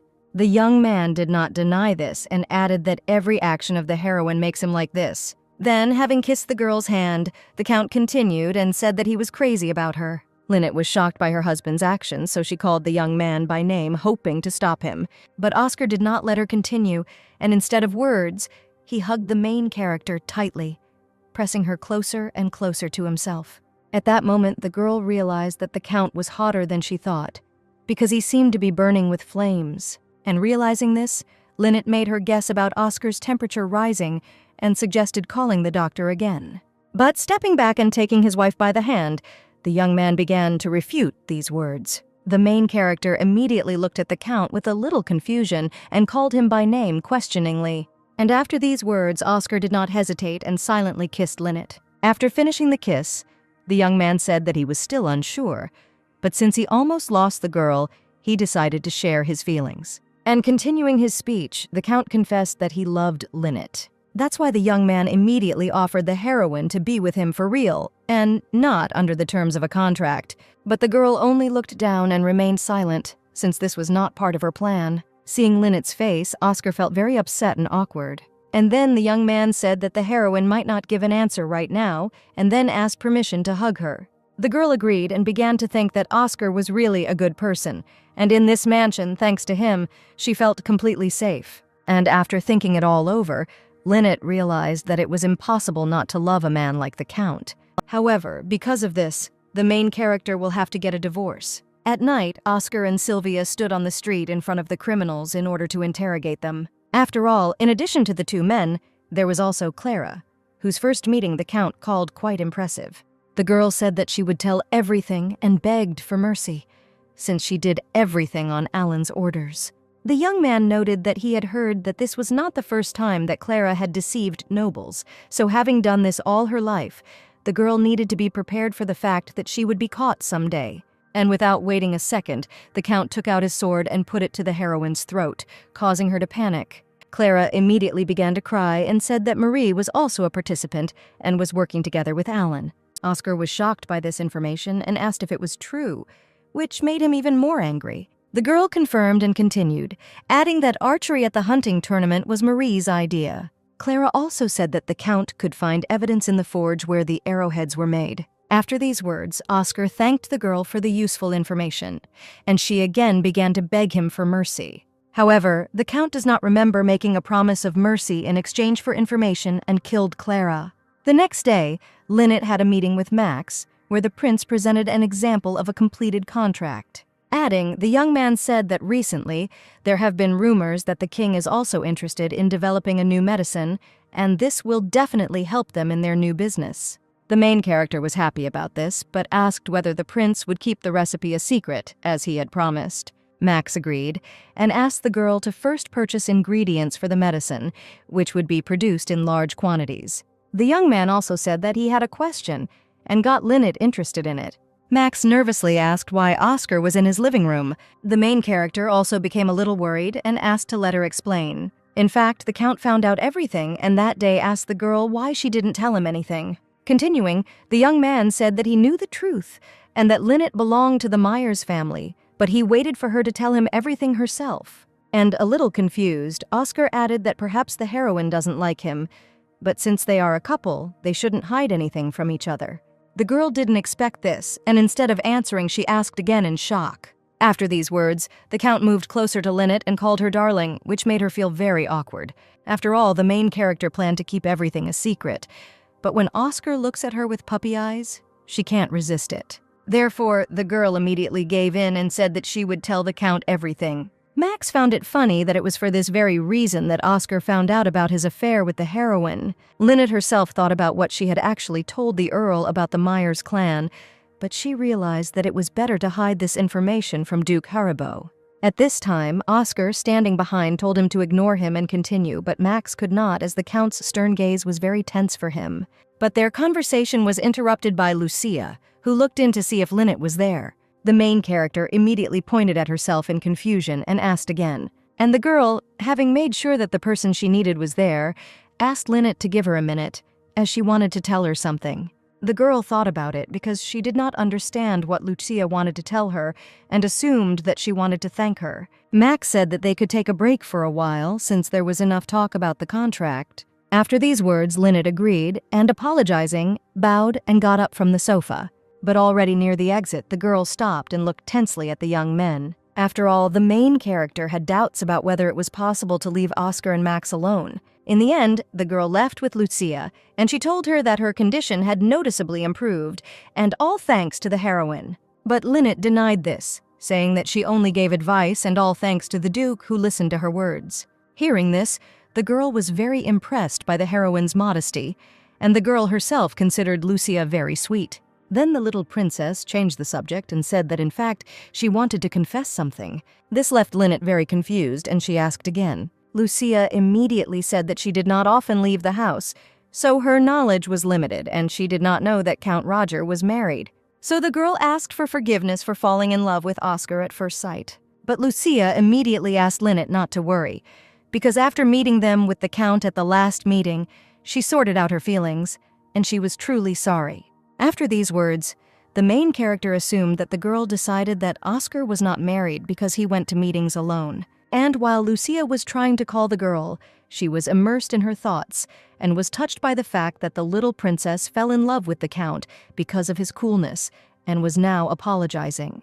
But suddenly one of the thoughts greatly shocked the main character. Lynette suggested that the reason Max disliked the Count was because his beloved younger sister was in love with Oscar. After thinking it over, the girl found it very interesting, and she decided that she should definitely ask the Duke about it next time. Lucia, however, was already sitting upset and again tried to find out from Lynette if everything was okay. This time, the main character reacted and realized that for a moment she had been thinking deeply about something else. That's why the girl immediately took the girl by the hands and said that everything was okay. And continuing, Lynette expressed her joy that her husband looked like a real knight in the eyes of the princess. Lucia was a little shocked by these words, and she said in confusion that she now liked the main character more than Oscar. At this time, Alan was beating the maid in his mansion because she was useless and everything did not go according to plan, and Lynette survived. In addition, The young man lost contact with Clara and the mercenaries and was now very afraid of being caught. So Alan said that he knew who pulled the heroine out of there and ordered the girl to find out how she survived. The young man hated Lynette because of her, he did not receive all of his father's love, and she always ruined everything. And it is for this reason that Alan will not leave the main character and will definitely kill her. But suddenly, the young man was attracted by a voice that asked what he had just spoken about. It was his father who came in during Alan's outrage about the heroine. Therefore, the prince immediately said that he had heard the name Lynette, but the young man began to actively deny it. And later, the young man explained that he was simply asking the girl why she hadn't come to the meeting with Oscar then. But at these words, the prince frowned and asked why Alan was concerned about such things. The young man panicked a little and responded by saying that he was afraid that if problems arose between the couple, it would have a negative impact on the man. This really angered his father, because he considered all this to be useless things, and besides, no one asked Alan to worry about it. The young man was very frightened by this reaction, and out of fear he began to stutter and could not answer anything. The prince exhaled heavily and said that he had told the young man about this many times. Continuing, the man explained that since Alan still behaved like a child, he might accidentally tell all the secrets, and therefore he forbade him to talk about Lynette. The young man was already sweating heavily and began to ask for forgiveness in a panic, saying that he understood everything. But the prince did not finish there and warned the boy that if the situation repeated itself, the young man would have problems. The father also shared the news that very soon the king would give him a position responsible for security. Alan immediately realized the seriousness of it, because this is a huge power that allows him to control most of the soldiers of the Kingdom of Martin as he wants. And for this reason, the prince initially betrayed the kingdom of later. And then precisely to obtain this power, the man adopted the main character. Since all this took a lot of time and effort, Alan's father told him to stay at home during this time and not get into trouble so as not to ruin anything. The young man immediately bowed and without further ado replied that he understood everything. Having finished before leaving, the prince reminded the young man that he was useless and headed for the door. These words made Alan feel very hurt, because even now his father didn't care about him at all. And no matter what he did, he only received a cold look or merciless violence. Therefore, the pain immediately turned into aggression, and the young man again thought that he wanted to kill Lynette and would definitely finish her off. At this time, the main character was sitting with Mrs. Potter, and the woman told the girl that she had asked the villagers and everyone had agreed to the terms of the contract. Lynette immediately expressed her joy and thanked her aunt. Potter continued and said that there were people who were worried that they were being used for other people's interests, but the woman herself trusted the heroine's decisions. After these words, the aunt handed Lynette a thick book, which surprised the girl very much. And putting the book on the table, the woman explained that it described the medicines that they had been making all this time, and also described the ingredients and recipes in detail. The main character immediately began to actively flip through the pages and admire it, calling the book a real treasure. Mrs. Potter, however, remarked that this was a treasure that would soon come out into the world and see the light of day. And without looking up from the contents of the book, the girl agreed with these words. The main character also said that she hopes that thanks to this matter, the Kingdom of Martin will find the peace that she desires. The woman supported Lynette and added that even if she failed, they would be there, so the girl should not worry. After these words, the heroine thought and realized that she did not have time for mistakes and repetitions, but if she told Potter the truth, she would be very upset. So Lynette agreed, explaining that the guild had a lot of time. At this point, the woman finished the topic and told the heroine that there had been a similar girl before her. Mrs. Potter continued and said that suddenly, a girl like Lynette appeared and said that she could help them. The main character did not understand who they were talking about and asked again, and she herself assumed that it could have been her parents, but almost immediately realized that this was not so, because they knew Aunt Potter. The woman added, saying that at that time they knew little about medicines. So that girl tried her best bringing medicinal herbs and food. But one day the girl suddenly stopped coming altogether. And Mrs. Potter was worried because she didn't tell anything about herself, and she thought of setting a reward. But since the girl's identity was unclear, she couldn't be found. Lynette thought about it even more, but the woman continued and said that watching the heroine grow up reminded her of that girl. That's why Mrs. Potter believed that history was repeating itself. But Lynette doesn't have to fight alone, because the guild will do everything possible so the girl shouldn't worry about being alone. The main character was very confused and embarrassed, so she couldn't find the words to answer. At this time, Mrs. Potter added that even if her husband pestered the girl, she could tell her, and she would teach him a lesson. But the heroine thought differently in her thoughts, and was worried that she was causing Oscar pain. Eventually, it was time for Lynette to go home, and she said so, and Mrs. Potter replied that she would wait for her again. In the evening, Oscar approached the girl and sternly suggested that they go swimming together. The main character was taken aback by this proposal and simply froze in place, and the Count, pressing Lynette against the wall, reminded her that he still had not received an answer to his question. Therefore, if the girl doesn't mind, then she and Oscar take a bath together. The heroine immediately began to stutter, trying to find the words, because she understood that the young man was seducing her. So in her mind, Lynette begged the Count not to make the same face as last time. After all, if Oscar asks the girl with a pitiful expression again, she will agree. But at this time, the young man apologized, as he assumed that this was a difficult decision for the heroine. Lynette concentrated, having gone over it in her head many times, and thanked the young man for telling her how he felt.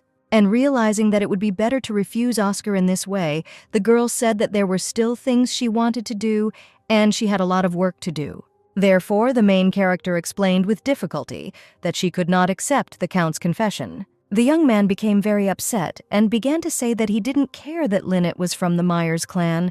On the contrary, that was why he wanted to protect her even more. The girl replied that Oscar was a wonderful person, and so the heroine considered the best solution to be if the Count met someone better than her. After these words, the young man did not know at all what to do because he felt strong mental pain and devastation. Lynette at this time decided not to continue this dialogue and simply silently headed towards the exit. Along the way, the main character reassured herself that this would be better for Oscar, and she was sure that everything would be fine. Already sitting in the bathroom, the girl suggested that perhaps she should have told the Count everything as it was, and suggested that they remain friends. After all, Lynette also loves the young man very much, but since she has very little time left, she will not be able to live a long life with him.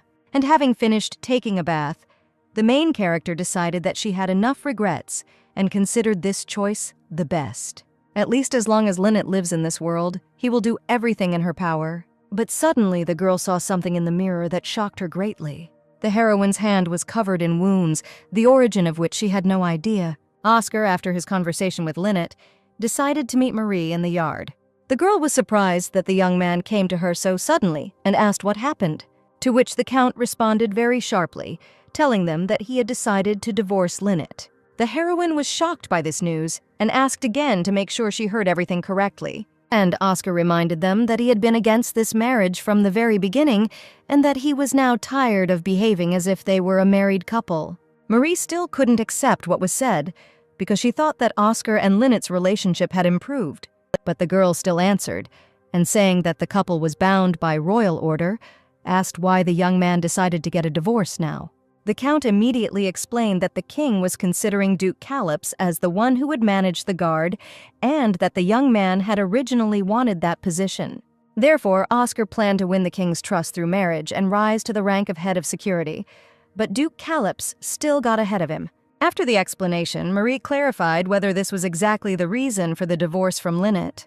The Count confirmed this and added that he realized that Marie's words were true, and that after the heroine's appearance in the mansion, many strange events occurred. In particular, Oscar spoke about the man who shot him and Lynette with a bow. And continuing, the young man said that when he caught the criminal, he would deal with him more cruelly than with anyone else. And from these words, the girl immediately began to panic. The Count at this time explained that if this was the work of Lynette, then this would be a reason to expel her from the estate, and even if not, then the crime aimed at causing harm to the Count would be severely punished. Marie became even more scared because she did not understand what to do if Oscar found out that she was a criminal, and the girl still did not know the whereabouts of Clara.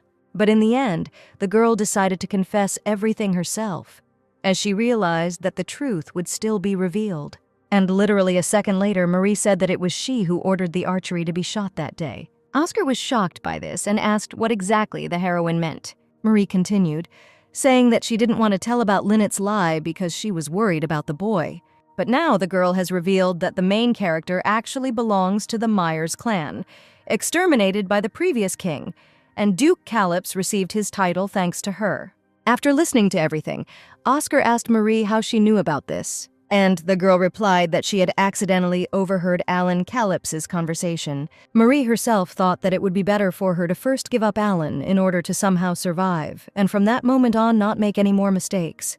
That's why the girl said that on that day, Alan caught her eavesdropping and then began to threaten her. And it was because of the threats that the heroine had no choice but to obey him. And continuing, Marie said that Alan forced her to start shooting at a hunting tournament and she couldn't refuse. After these words, the young man immediately expressed his sympathy and regret about what happened. But in fact, Oscar started this questioning with the aim of checking everything Clara said and did not think that everything would turn out this way. Because after interrogating Clara and the mercenaries, it turned out that Marie and Alan were working together. And the young princess and the young man would not risk their lives for the sake of a lie, so they are clearly in collusion with each other. From all this, Oscar realized that Marie, in order to remove suspicion from herself, decided to frame Alan, and if he continued to interrogate the heroine here, then she would definitely deny everything. And having decided to use this chance, the Count said that he was sorry that Marie had suffered so much during this time, had suffered alone for the sake of her family. The young man also added that if he knew what kind of woman Lynette was, he would have divorced her long ago, and at these words Marie exhaled. After all, the girl thought that Oscar believed her lie and confirmed that she had a hard time, but she did not see anything terrible in this. The Count warned Marie not to meet with Alan again, as she could get into danger if she was not careful, and the young man himself will pretend that he loves Lynette with all his heart and will use her to get closer to Alan Calyps. But Marie realized that the Count could thus find out that she had lied and began to say that Alan was a bad person and that Oscar could also suffer, so he should not do this. The young man put his hand on the girl's hand and told her not to worry. And continuing, the main character added that he would resolve all this quietly so as not to harm Marie. The girl was very touched by such concern for her, and she smiled back. Oscar thought about it at this point and assumed that Lynette had misunderstood when she called him a wonderful person. After all, for the sake of the heroine, he is ready to do the dirtiest work. After some time, the princess informed the couple that Viscount John Ralph would soon be hosting a tea party at his mansion, and he sent the two of them an invitation. Lynette immediately asked again, because she thought she had heard that name somewhere.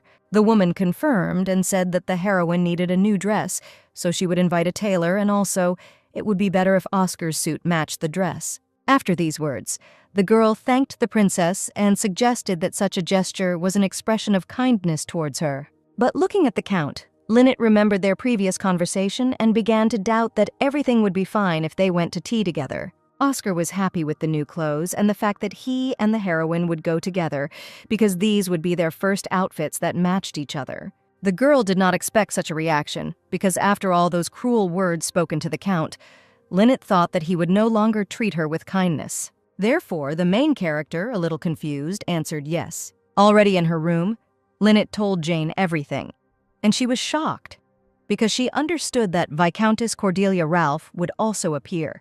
The maid continued and explained that the Viscountess was unrequitedly in love with Oscar. These words shocked the main character, and she needed details. So Jane began to tell that Lady Cordelia and the Earl had attended the same academy as children. After graduation, the girl received an invitation from the Queen and took on the training of the youngest princess. Lynette immediately realized that Cordelia was quite an outstanding person and that she would be a good match for Oscar. And the heroine concluded that the Viscountess had liked the Count since the academy, but Jane refuted this, saying that there was a rather long-standing connection between the families. After all, as a child, Lady Cordelia almost fell off a cliff while playing, and Oscar saved her. And from that moment on, that lady spoke of the Count as her first love, even proposing to get engaged. After learning all this, Lynette realized why the name sounded so familiar, because Cordelia was the second minor female character. Jane continued and said that Oscar, after much deliberation, rejected the Viscountess's proposal, and then the news of his engagement to Lynette appeared. After these words, the main character concluded that rumors had begun that she had become an obstacle in Oscar and Cordelia's love. The maid immediately began to deny these words. explaining that now the Count loved Lynette more than anyone else. The girl was confused and hesitantly agreed with Jane's statement. But in fact, the heroine thought that this could help, because Oscar would be happier with Lady Cordelia. However, Lynette's heart became very heavy when she imagined the Earl with other women. The main character himself was sitting at that time in the office of the head of the Royal Guard and was interested in the veracity of the information about the transfer of power. Howard Black confirmed and explained that as his illness worsened, he decided to choose a successor. Continuing, the commander said that the king was considering Duke Calops as the next leader, and the Count immediately asked what the man himself thought about this. And Howard replied that Duke Calops was an unpleasant man, but military heroes of such caliber were rare for the Kingdom of Martin. But Oscar questioned these words, saying that he had heard that the commander was quite pleased with this decision. The leader immediately exhaled heavily and explained that not everything could go the way he wanted. And the man was also very interested in why the Count was asking such questions, since Calops was his father-in-law. The young man agreed, but explained that he was a knight, and loyalty to the state was above all else. And Oscar believed that there was a way to do what the commander wanted and offered to attend the next meeting of the Templars to give them the right to vote in the management of the security forces. After all, usually the king chooses the next head of security. However, in the Kingdom of Martin there is one peculiarity: the transfer of the right of decisive vote to the Templars in order to avoid dictatorship on the part of the king. But the man understood that if he did this, the king would become angry with him, and after his resignation, he would like to live in peace. The Count said that everything depends on how the commander presents it, since many nobles are skeptical about Duke Calops's rise to power. And if the Templars of the country choose Calops, then this will only prove the justice of His Majesty, and will not shake his authority. After these words, Howard agreed, but explained that even if he did so, there was still no other candidate. Oscar immediately told the commander that this candidate exists, and that he is now sitting in front of him, pointing to himself. At this time, David, sitting in the yard with Marie, gave her a gift. In the beautiful box was the necklace that the girl wanted last time. The heroine immediately began to examine the gift, and thanked the young man, calling the decoration beautiful. But Marie also said that the young man did not have to give her something like that, because she would not tell anything. And by asking if David was worried, the heroine caused a slight panic in the young man. After these words, Marie took the guy by the hand and said that everything was fine, despite the fact that he did not love her with all his heart. After all, the girl was happy, because it seemed to her that she and the young man had become close friends. But David himself felt a little awkward and confused, so he simply looked away. And after a couple of seconds of silence, the young man apologized and admitted that there was a person he loved, which left Marie very shocked. David continued and said that his beloved is the daughter of a commoner and not a noblewoman, but he loves her with all his heart. And the young man loves to such an extent that he is ready to give up everything he has for the sake of the girl's happiness. In concluding his confession, David explained that this was precisely why he could not get engaged to Marie, and since there was already talk of an engagement, he realized that it was better to tell everything now. These words made the heroine feel very offended, because she had spent a long time and persistently choosing her future husband between Oscar and David. And the man Marie chose turned out to be a bad man, chasing a hopeless love. Still, the girl said that she understood David's feelings, but she was bothered by her parents' reaction. After all, if a young man says that he will marry a commoner, the prince and princess may be very surprised. Continuing, Marie said that the parents believe that David will continue the family line, since Oscar chose the knightly path. So the heroine asked the young man if this wasn't too selfish on his part. David himself understood that the prince and princess might think so, but he hoped that he would be able to convince them. But Marie, stroking the young man on the cheek, asked him not to do this. After all, the girl believed that it was better to convince her parents gradually, and suggested that David retain his status as a groom, and tell the prince and princess that she did not want to get married yet. In conclusion, Marie added that she was saying all this only for David's sake. And left alone, the heroine thought about how her eldest son was now trying to give up his status for the sake of love, although earlier she was worried that Oscar would make such a decision. But the Count is now ready to divorce and receive the title. So Marie decided that she didn't need a man who would risk his life for love. And a man who uses love for the sake of aspirations would be more suitable for the role of the girl's husband. So now Marie is ready to take Lynette's place. The men were talking about the post of head of security, which the main character's adoptive father is so actively pursuing. But the prince, smiling, noted that there are also those who dislike him, to which the kingdom's palace minister Martin replied that the man was a person who had received recognition from His Majesty, and that there was no point in worrying about rumors. However, there are tasks that are difficult to accomplish with the support of just one person, and this is what worried the prince. So the man decided to ask the minister for one request. The interlocutor was interested in these words, and he began to listen attentively. Already on his way out the door, the prince was dissatisfied with the fact that the minister, in exchange for a promise of support, asked to give him part of the land. But still, the man was happy that he got what he wanted, which meant everything was fine. And then Calypso's attention was suddenly drawn to a man nearby. It was Oscar who was knocking at one of the doors, and the prince was puzzled by his presence. Moreover, the young man was invited in quite quickly, and he disappeared from sight, and the prince immediately noticed that Oscar entered the office of the head of the royal guard. Therefore, the man assumed that the count was aiming for his place and became very tense. At this time, Lynette and Max arrived in one of the villages. As she looked around, the girl thought that she had realized something since she started doing business with Duke Haribo. Namely, the main character noticed that the young man's energy was truly impressive. The prince expressed his sympathy for the place where they were, and it was a small village with various factories. Continuing, Max said that he owned a building that, after some minor improvements, he wanted to use as a medical workshop. And looking at that very building, Lynette assumed that construction was in full swing. The young man agreed with this and, taking the girl by the hand, said that he wanted to show everything from the inside. And then the prince asked the main character to follow him. Inside the building, at Lynette's request, workstations and the necessary equipment were prepared. A conference room was also created, a secret room hidden behind the back door. Looking at all this with admiration, the girl understood that Max had kept his promise to keep everything related to the guild members a secret. And turning towards the prince, the heroine thanked him and said that she had no idea that he would prepare everything so quickly. But the young man interrupted Lynette and explained that it was too early for thanks, since they had not yet come to the place he wanted to show them. Opening another door, Max introduced the main character to her personal office.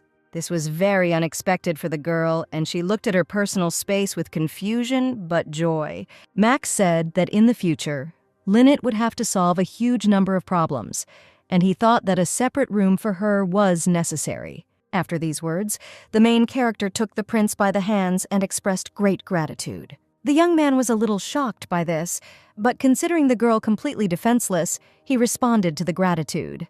However, Max emphasized that Lynette had asked for the construction to be completed as quickly as possible. The heroine immediately remembered that she had sent a letter in which she asked for this, since she had very little time left, but she did not think that the construction would take only a week. But the prince was interested in the reason for the rush, and the girl replied that she wanted to become financially independent as quickly as possible. Continuing, Lynette explained that she had indeed started the business with good intentions, but success was also important to her. Max didn't quite expect to hear that, but he said he understood everything. And while the heroine was happy that the prince believed her, the young man himself suggested going down to the basement. While descending the stairs, Lynette tripped over a nail in the banister and badly cut her hand. The girl immediately screamed very loudly in pain, while blood was already flowing from the wound. Musk immediately responded to the scream and turned around, asking if the main character was okay. Lynette began to panic at this time, because she understood that the wound would heal quickly and she couldn't let the Duke find out about everything. The young man continued asking questions, as he was worried that the wound was deep and thought about calling a doctor. But the girl refused and said that she just got scratched, so everything was fine. Lynette herself, noticing that the wound had already healed, quickly hid her hands behind her back so that it would not be visible. At this time, the Duke saw blood on the floor and said so. But not hearing an answer, Max asked what the main character was afraid of. The girl immediately panicked even more, because the expression on the young man's face seemed strange to her. The young man smiled as if he knew something. Max didn't wait and continued, saying that there was no need to hide it from him because he knew that the wound should have healed by now. Lynette's panic turned to shock, and she asked how and how much the boy knew. But the prince saw the heroine's frightened look, and assuming that his appearance was too stern, asked her to calm down because he was not going to harm the girl. Lynette strictly told him to answer her question first, because if it turns out that she is from the Myers clan, she will be executed, and Max cannot be completely trusted, despite the fact that they are partners. After these words, the young man assumed that the main character did not remember him at all, and at that moment, the girl stopped understanding anything at all and asked to tell her more. Max immediately smiled even wider, and calling Lynette Zelda Myers, said that they hadn't seen each other for a long time. And then the Duke confessed that all this time he had been pining for the main character. The heroine was shocked by these words from Max, as she realized that the young man knew the truth from the very beginning. The guy reacted calmly to this, saying that they had a long conversation ahead of them, which meant it was time to return to the estate. And Max promised, for personal reasons, to explain everything calmly. Lynette and Max walked up to a huge portrait that was covered with curtains. Taking hold of the edge of the curtain, the Duke pulled it back, and in the same way opened the portrait. The photo showed a beautiful girl, with eyes and hair like Max himself. The main character was shocked by what she saw, since she knew the girl in the portrait very well. Memories immediately appeared in Lynette's mind of her running with a little girl by the hand through the thick forest. But the heroine stopped because she saw a familiar girl ahead. The reason for the stop was Aunt Riley, who was expecting the girls. The heroine immediately hugged her aunt, who was also very happy to see Lynette. Riley pointed to a certain road and explained that if the girls followed it, they would see houses. And handing Lynette a bag, the girl said that it contained a change of clothes and food. But unable to bear such emotions, the heroine began to cry and apologized for the fact that this was the only way she could help. The girl thanked her aunt and said that everything was fine. Wiping away her tears, the heroine told Lynette not to lose the bracelet her mother had given her. And hugging the girl, Riley explained that the bracelet needed to be kept so that they could recognize each other in the future. These memories made Lynette cry because it was Aunt Riley who was able to help at such an important moment. Riley Myers is the name of Max's mother, and this greatly surprised the main character. And this is precisely the reason why Max will not harm Lynette. The heroine agreed and immediately decided to wipe the tears from her cheeks. Aunt Riley is a friend of Lynette's mother and a benefactor who helped the girl and her younger sister escape, and Duke Haribo is her son, which still surprises the girl. At this time, Max suggested having a leisurely conversation, since there were many topics for conversation. Sitting in the living room, the heroes discussed the past and the fact that Max's mother often took the boy to the village where the Myers clan lived. It was there that the young man met Lynette, but the girl clearly does not remember this meeting since she was young. And if nothing had happened to the Myers clan, Max and Lynette would be good friends today. Riley herself escaped death by marrying Max's father and hiding her identity, and all she could do was watch the execution of her people. Riley was also always worried about Lynette and wondered if she and her sister were alive, and if they had arrived safely. Lynette was shocked by this story and by the fact that her aunt suffered and died alone. However, the guy interrupted the heroine's thoughts with his words that her mother did not die because of illness. Riley died because the healing powers could no longer be used. And suddenly these words brought the girl to the thought that for the same reason, in Lynette's memories, the main character of the novel felt the approach of death. The Myers clan cannot use their healing abilities often, and for this reason, their healing power becomes poison and corrodes a person from the inside, which leads to death. And the young man believed that because his mother had to hide her identity, the symptoms began to worsen faster. The heroine immediately jumped up and asked worriedly if there was really no way to prevent such a death. This question made the guy think, which is why he began to voice the thought with concern. And having expressed his assumption about the worsening condition of the main character, Max frowned. Lynette immediately replied that she had not asked for that reason at all. However, the young man noticed that the strangely shaped wounds on the girl's arm were exactly the same as Riley's, which made Lynette realize that she had not covered them with clothing. And Duke Haribo realized that since the heroine was hiding her wounds, then most likely she had not told Oscar about everything, which is what he decided to ask. Lynette explained that she saw no point in talking about something that couldn't be solved. And besides, you never know when you'll be in danger because your wife is a Myers, which is why Lynette doesn't want to drag Oscar into her problems. But the guy, although he supported the girl, said that the Count needed to know and be given time to prepare for the separation, which would benefit him. The heroine was surprised by such words from Max because she was sure that Duke Haribo hated her husband. But the prince explained that he had been in the same position as Oscar and knew very well what it was like to say goodbye to a person without being prepared.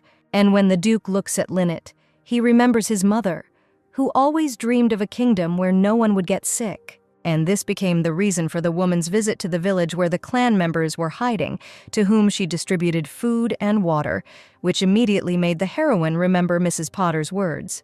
After all, the girl who suddenly appeared and wanted to help was Riley. Linnet realized that it was Duke Haribo's mother who came to the Myers clan, and it was she who helped everyone. It turns out that the girl and Max are now bringing to life what Riley herself was unable to do. After thinking it over, Linnet decided to say that the prince was very similar to his mother, and this surprised the young man. The girl began to praise the young man for accepting an invitation to cooperate from people of unknown origin while quickly developing their business. And this meant that the Duke was not just doing this for business reasons, but also out of concern for the people. Therefore, in Linnet's opinion, Max is as good-natured and sympathetic as the boy's mother, Riley. Surprised by such a compliment, the young man tried to find the words to formulate the thought correctly. But instead of answering, Max became embarrassed and preferred to avoid the topic, saying that praise does not contribute to increasing profits. Linnet, however, saw something cute and funny in the boy's embarrassment.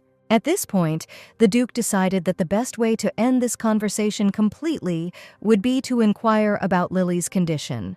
The girl was stunned by these words and could only say her sister's name. After all, the reason why the heroine of the novel began to study medicine, if Linnet remembers correctly, is Lily. The girl was still unable to answer Mark's question. In the memories, the village and those houses that Riley spoke about appeared. The man said with a smile that there was, after all, a village in which the Myers clan was hiding. Linnet, trembling with fear, tried to find out who all these people were and what they wanted from her. The man began to wonder if there was anyone in the house besides the heroine. The girl was in a panic and understood that the prince did not at all look like a man from the village, which meant that he was here with bad intentions. Moreover, there were knights standing behind the man who were armed. Without waiting for an answer, the prince decided to threaten the girl that the entire village would be engulfed in flames because of her if she did not tell anything, and this shocked Linnet. After all, the heroine could not put Lily and the entire village in danger. And while the younger one was hiding behind the old barrels, Linnet took all her willpower into a fist and prepared to take the whole blow on herself. Therefore, the heroine, having saved her sister's life, said that in this village she was the only one from the Myers clan. After these words, the man, looking at the girl, considered her cute and said that he liked her. And only out of personal sympathy, the prince suggested that Linnet get along for her own safety. At this time, the girl was troubled by a feeling of guilt because she had left her sister alone. And although Lily herself looked out from behind the barrels, she did not dare to scream or stick her head out. But, despite everything, the main character was sure that they would meet again in the future. Finding the strength, Linnet finally told Max that she and Lily had separated a long time ago and that when they miraculously met, the girl had already gone blind. The boy immediately realized that the reason for his blindness was the loss of the ability to heal. The heroine said that, in addition to these problems, Lily also had heart problems. And it was Lily's health that became the reason for the heroine to find a cure. And in fact, this is the story of the main character of the novel. But because of the memories, Linnet took this task upon herself. Max, having thought about it, decided to also look for a way to cure Lily, and at the same time help the heroine herself. After thanking him, the girl began to wonder if the young man and the princess had inherited the healing powers from Riley. The guy answered negatively and said that all the princess's illnesses were related to mental problems and had nothing to do with her ability to heal. And having thanked him for the story, Linnet immediately wondered if there had been any cases related to the girl's illness. The heroine thinks that the real protagonist of the novel often visited Lily, which is what Linnet herself needs to do. After all, if it were the girl herself, then perhaps she would already be able to find out how to cure the disease. Oscar didn't waste any time and headed to Grandpa Myers' shop. The Count was indignant that he was worried about the man's unexpected absence. Grandpa happily said that he had been fishing all this time. And then the salesman expressed surprise that the young man had come to the shop looking for him. Oscar, hearing these words, felt awkward and immediately said that he needed to ask something. Last time, Grandpa said that if the child from the Myers clan was still alive, then it would be possible to find a way to resolve it. And does that mean the girl is dead? After these words, the man began to make guesses based on the fact that the Count had seen the girl 5 years ago. But continuing his speech, the grandfather explained that healing abilities are not so much a blessing as a cruel force that demands retribution.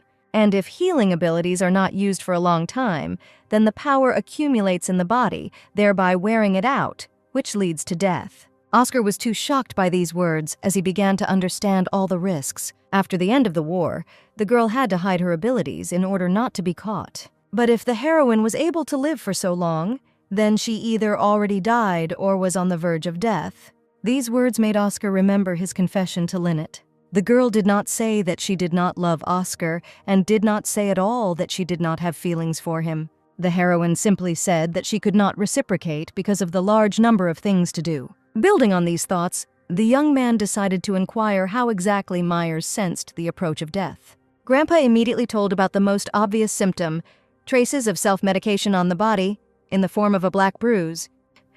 Oscar thanked the merchant and said that this information had helped him a lot. But if Grandpa's words were true, then Lynette had almost no time left and they urgently needed to talk. After talking with Max, the main character decided to go to the village, accompanied by her maid. As Jane brushed the tree branches away from her face, she wondered if they were going the right way, as the path was too difficult. And the girls, sitting on horses, still headed in the right direction and discussed their further correct path. Lynette was confident in her words, since the main character had been to these places many times and there should be no mistakes. Jane at this time was worried about the girl's condition and wondered what the heroine was like, since this was her first time on such a long horse ride. But the Countess made it clear that she was fine and that the maid should think better of her condition. Jane was very energetic and said that compared to Lynette, she had a lot of strength. The main character began to jokingly agree with Jane's words, while the girl herself continued to convince her of her words. Since the road narrowed, the girls had to go on foot. Lynette began to carefully climb off the one she had previously been very afraid of. But when the heroine took hold of the reins, something happened that the girl was very worried about last time. The horse suddenly went berserk and began to stand on its hind hooves, causing the girl to grab the reins even tighter. The main character immediately began to scream in fear, trying to hold on. Jane, seeing this scene, became very worried about her mistress and did not know what to do. Lynette was already flying off her horse at great speed, anticipating the pain and force of the blow. But Jane, realizing the danger, immediately ran to help the girl. As a result, the maid managed to catch the main character in time, running to her in a second. Jane immediately began to ask worriedly about the girl's condition and to say that she herself barely made it in time. At this point, Lynette was both grateful and shocked by Jane's speed. The girl clearly remembers that the maid was near her horse, which is quite far away. Therefore, the heroine immediately began to praise Jane and say that she was very athletic, which caused admiration. The girl was delighted by Lynette's words and repeated her assertions that she was simply very strong. A couple of minutes later, when the heroine came to her senses, she began to turn to the horse and ask it to stay quietly under the tree. But as soon as Jane looked at her mistress, she was horrified. After all, Lynette's nose suddenly started bleeding, which also shocked the heroine. Jane immediately began to give the girl a handkerchief and at the same time complained that she could not call a doctor due to lack of opportunities. Wiping away the blood, the heroine could not understand the reason for its appearance, especially so suddenly. The bleeding was profuse and difficult to stop, which made Lynette uncomfortable. Jane at this time began to assume that the girl was too scared and that this was the cause of the bleeding. But the main character understood that this had nothing to do with it. Probably, the profuse bleeding from the nose meant that the healing abilities were losing their power, which meant that time was really short. As soon as Lynette arrived in the village itself, the first thing she did was go to see her sister. Heading towards the heroine, the girl asked again if it was really Lynette. Lily was already quite an adult and walked with her eyes closed, which indicated complete blindness. And taking the girl by the hands, Lynette said that it was really her, which made Lily happy. The girl was very worried about the heroine and was afraid that something had happened to her since Lynette had not come for a long time. And after apologizing for causing concern, the girl explained that she had been busy and had not had time to visit. But Lily was glad Lynette had come, so she answered the questions with kindness. After these words, the girl turned to the children in the house, approving that they could go out.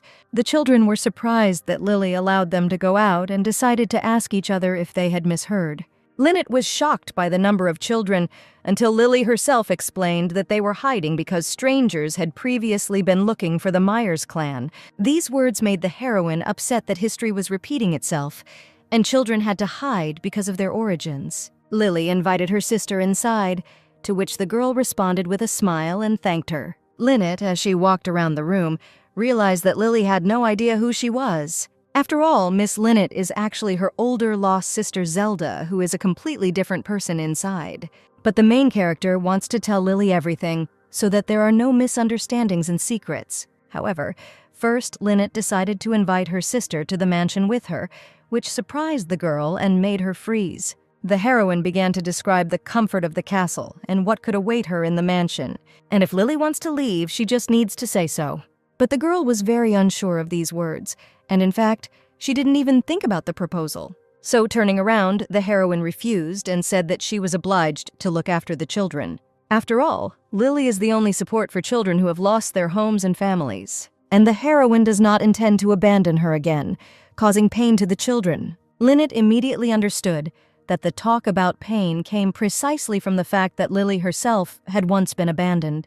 But the girl wondered if Lily thought the same about her older sister Zelda, who never returned to her. The heroine agreed with the girl's opinion and asked to examine her in order to study her condition and find a cure for the disease. The girl immediately agreed and said that the main character is always very kind to her. However, Lynette considered this something insignificant compared to Lily's care for the children. Lynette herself was thinking about what she wanted to tell, that her older sister never abandoned the girl and was always there. The heroine arrived home only at night, and opening the door was getting ready to go to her room. But suddenly the girl, looking forward, became very scared. In front of the heroine stood a dissatisfied Oscar, who looked quite worried. Turning to the girl, the Count asked where exactly Lynette was, but Lynette didn't want to say anything about the clan in the village so as not to put her in danger. And turning away, the heroine began to come up with an excuse, since no matter what Oscar was like, she could not trust him with this secret. Oscar immediately asked if there were secrets from him even now. The heroine apologized and warned that her actions did nothing that could ruin the young man's reputation. But the Count didn't mean this at all, which surprised the girl. After these words, the young man took the heroine by the hand, and she, in a panic, immediately began to ask what he was doing. However, the guy himself was focused on the trace left by the self-treatment, which was on his hand. The Count's face was filled with disappointment and empathy, as he could not understand what the heroine was hiding from him. The girl realized that the young man guessed everything, but she tried to get out of it, talking about the spots as if they were bruises. But since Oscar knew everything, his expression was filled with pain, and approaching Lynette, the young man was serious and even tried to explain that there was nothing wrong with the fact that the heroine did not love him. Continuing to approach, Oscar said that he would understand if the heroine had feelings for someone else. But suddenly tears began to appear in the guy's eyes, which he could not hold back out of resentment, since Lynette had lied to him. And being in tears, the young man is only interested in the question of whether he does not deserve the heroine's trust. Hearing this, the girl was very confused and did not know what to answer. The main character could not even understand the reason for Oscar's tears, since this had never happened before. And suddenly the girl realized that she was too important for the Count. Remembering what happened in the bedroom, the girl also began to understand that the Count had been consistent with her. Oscar told the girl that he didn't care what kind of person she was. He would still protect her. Max's words came back to me, advising me to prepare Oscar for what was happening to Lynette. The girl was sure that she would live her life without regrets, but having heard Oscar, the heroine could no longer remain silent. So, clenching her fists, Lynette said that the reason for everything was not mistrust of the guy, but fear. However, Oscar did not understand anything from the heroine's words and asked again. A slight look of panic appeared on the girl's face, and then Lynette told her that she would soon die. Remembering his grandfather's words from the bench, the Count really hoped that they did not apply to Lynette. But the girl explained that if Myers does not use the ability for a long time, it will turn into a deadly disease that corrodes the body. Therefore, the heroine decided that telling the truth and apologizing would be the best option at the moment. And laughing, the girl thought that her words sounded stupid. However, Oscar pulled the heroine towards him and hugged her with all his tenderness. Lynette was surprised by this behavior on the part of the young man, but she was even more interested in the silence he gave her in response to her story. Pressing the girl to himself by the waist, the main character decided to answer the girl's words, saying that he was also afraid. The young man was afraid that Lynette would not tell him about her illness, and he would only watch as she disappeared before his eyes, without being able to help. The heroine was shocked by the guy's behavior and words, as she directly said that she had pushed him away and deceived him. But the young man understood that Lynette kept everything a secret so that he would not worry. Oscar stepped back and said he didn't care where Lynette was from, whether she was a Myers or how long she had left. After all, the main character once extended a helping hand to the Count in a moment of despair, and the young man wants to help the girl, and he will be with her no matter what, even if she has only a short time left to live. At that moment, the girl looked at her husband and realized that she was very wrong about him. The heroine admitted that she doesn't know how to cure the disease, but she still wants to help the Myers clan in the time she has left, and that's exactly what she and Max are doing. Oscar immediately asked again because he didn't expect that their business with Prince Haribo was connected with the Myers clan. Lynette agreed, explaining that all Myers had illnesses and injuries that they needed help to heal. Also, if the Myers clan takes the initiative in spreading medicine, then the king himself will not be able to do anything about them. Oscar immediately realized that it was the clan that was taking the initiative to create a method of treatment without using healing abilities. If the Myers clan is accepted into society, they won't have to hide, and they won't be persecuted. And the main character hid everything so that the Count would not be in danger because of her, so that thanks to lies, the young man could live a peaceful life. However, Oscar was not concerned with personal happiness and peace. He was interested in his wife and how much time she had left. To this, the girl said that Max's mother had exactly the same disease, which surprised the Count. For the sake of her family, the girl hid her healing powers and eventually died. But Duke Haribo, despite all the insult, misses his mother very much, and it is for this reason that the girl does not want to be remembered exactly like this. Taking her husband's hand, Lynette said that she didn't know how much time she had left, but she wanted to spend her last days together. The main character didn't have a special plan, but since Oscar knows absolutely everything, she would like to live next to him. So smiling, the girl asked Oscar to believe her just as she believed him. These words warmed the main character's heart, and the words really lifted the guy's spirits. The Count also smiled and said that he could not object to his wife's order. The young man himself believed Lynette, which made the girl truly happy.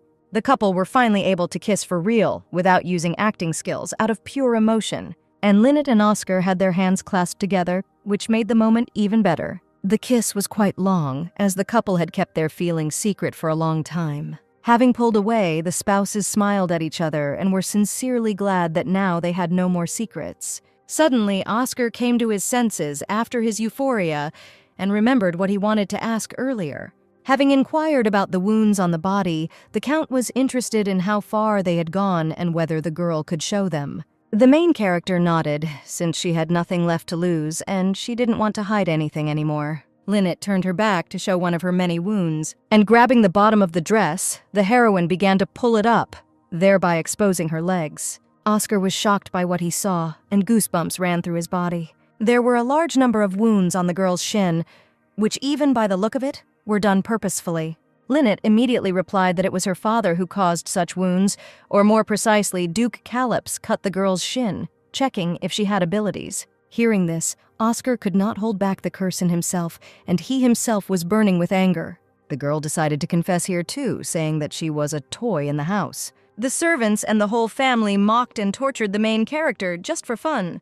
And now that the girl has left the house, the Duke and his son are trying to kill her to shut her up. However, the girl plans to reveal everything before they can carry out their murder plans. The heroine's main goal is to tell that she is from the Myers clan. Sitting at the family table, everyone ate peacefully. The Duchess smiled when she learned that Lynette had been busy with her enterprise lately. Oscar decided to add that the heroine's business was related to perfumery. The woman was pleasantly surprised and asked to be given some good perfume, if that was the case. But the girl immediately explained that she had no talent for this, since she was simply responsible for production. Lynette clarified that it was all happening thanks to her partner, to which the woman responded curiously. But Oscar decided to answer for the girl, saying that the heroine and Duke Haribo run the enterprise together, but he also provides financial support. The woman was so shocked by this news that she even opened her mouth. Lynette was surprised by this reaction, because she realized that Oscar and Max had really been at odds before. The Duchess immediately began to inquire about Oscar's condition and reaction to this situation. The Count decided to pretend that he didn't understand what they were talking about, to which Lynette immediately frowned. In the end, the woman decided to wish him luck in business and said that if they needed help, they should turn to her, because she helped her husband when he needed support of this kind. Lynette was afraid that the princess would not believe her, but everything went smoothly here too, so the girl simply thanked her. Marie was shocked by this news and, turning over thoughts in her head, still did not believe it. The girl immediately tried to understand how these words related to Oscar's words about divorce. And thinking about the situation, Marie realized that the Count was investing his own money into the girl's business, which did not at all look like a future divorce. That's why the heroine was angry at Oscar and couldn't understand what the young man was thinking if he allowed himself to do such a thing. While in the Knight's building, the king gave his speech about the end of the term of office of the head of the guard. Oscar and Duke Calip sat at the head table, listening to the ruler's speech. The Duke was confident that he would be chosen, since everything had already been agreed upon earlier. And Calipus could not wait for the verdict, because he had already dreamed of this day, so much did he want it. Therefore, the man, looking at the king, waited impatiently for him to pronounce his name and announce him as the head of the guard. Suddenly, to the Duke's surprise, Sir Howard rose from his seat. The man decided to clarify that the reason the head of security and the king himself were here was only because they wanted to see a fair choice.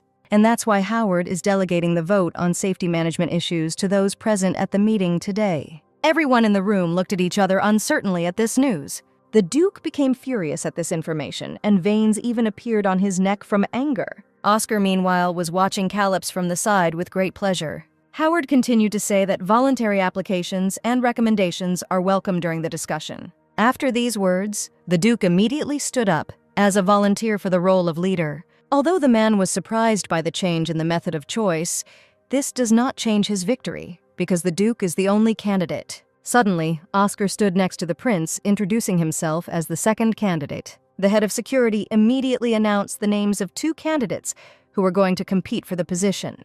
Both the Duke and the Earl are talented men who are devoted to the kingdom, and before voting, the people were able to exchange opinions about the candidates.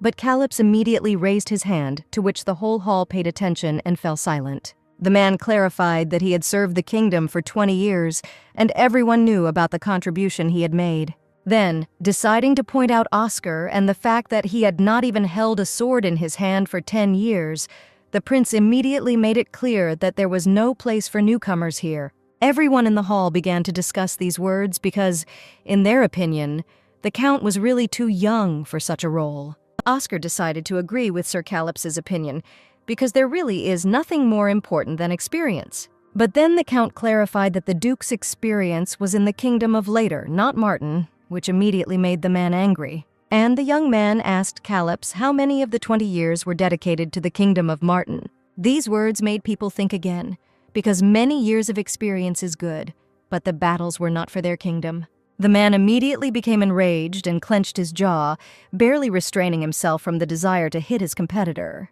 So the Duke immediately told Oscar to be careful with his words. The king, seeing the tense situation, decided to change the subject, saying that both candidates were outstanding knights. Therefore, the man decided to postpone the vote, since such an important choice requires more time.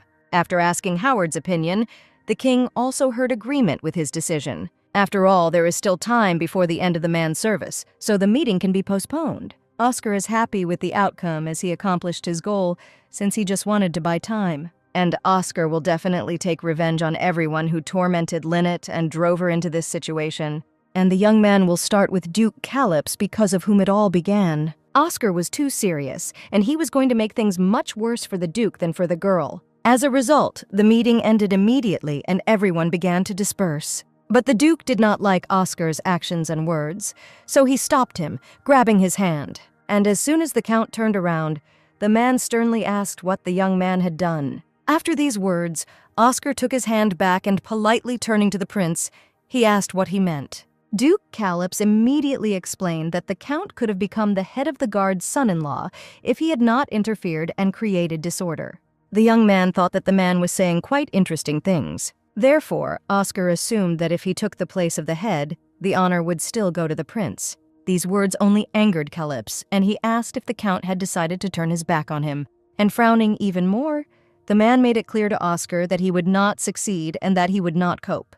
But the young man explained that becoming a security leader is a goal every knight should strive for, so he does not do this out of hostility towards the Duke. Calypso responded that there is forced egoism and greed in the world, but greed must also be done wisely, taking into account the circumstances. At this point, Oscar began to analyze what was happening and realized that further conversation would only lead to a quarrel, so he began to think about stopping there. So the Count pretended to be sorry and said that he had not expected to offend the prince so much. And continuing, the young man warned that he would think about all this before the next meeting, and thus angered the prince. Oscar also added with a smile that knowing what is best for the wife is a virtue of a husband. After these words, the Count wondered whether this meant that he was putting up with this for Lynette's sake, and understood the sincerity of his love for the girl. But the Duke interrupted the young man's thoughts, saying that it would be good if he thought about his decision. Oscar ignored these words and said that Lynette asked him to do something.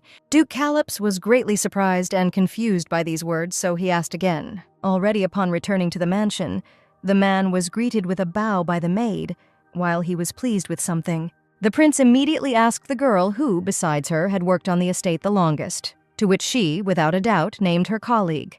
Agreeing with this, the man said that he had heard a rather interesting story. After the meeting, Oscar said he assumed that Lynette was lonely, so he asked to send the servants with whom she communicated. Speaking of this, the Duke was glad that everything would now work out, because during the wedding, surveillance had been difficult since the couple had refused servants. Having thought everything over, the prince called the girl his favorite servant, and she understood what he meant. Therefore, as soon as the girl looked up, she said that since the lady felt lonely, they would help her. Calypso liked this attitude, and added that the servants should have fun with the main character as they wanted. After these words, one evening a carriage drove up to the entrance with the aim of picking up the children. The girl was surprised by Oscar's strong love for Lynette, because he said that he wanted to make a surprise and sent a carriage 2 days later. And having resigned herself to the fact that it was better for her, the maid realized that it was very difficult to work, pleasing the Duke, because for every mistake, he beat her to death. Having thought everything over, the girl asked the young man if he knew what to do, to which the guy confidently agreed. At that moment, Sylvia got out of the carriage and said that she had come on Count Roger's orders. The girl immediately turned towards Kane and asked him to help the guys load the luggage. The heroine politely invited the guests to get into the carriage. The maid boarded the transport with the thought that, compared to the Duke, Lynette was nothing, and the girl will introduce the main character to things that she forgot about, thanks to her husband. As a result of the journey to the mansion, the maid fell asleep and woke up from the fact that their journey no longer continued. Looking back, the girl realized that they were not in the estate, so the carriage stopping scared her a lot.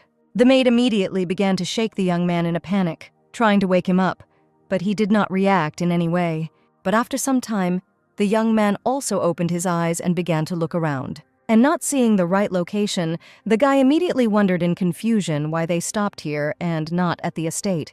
At this moment, the carriage door was suddenly and abruptly opened, and the man standing outside really shocked the guys and caused a lot of panic. It was Oscar, who was already looking sternly at his guests. The young man, out of fear, immediately explained in a hurry that they had come to visit Mrs. Lynette. But the Count was not interested in this, and after these words, he took out his sword and put it to the young man's throat. And then Oscar asked how people like them dared to date Lynette. The servant, in a panic, assumed that there had been some misunderstanding since they had come on the orders of Duke Calypso. The Count agreed with these words and said that he himself asked for this. After all, Oscar will destroy them with his own hands, having tormented the main character more than anyone else.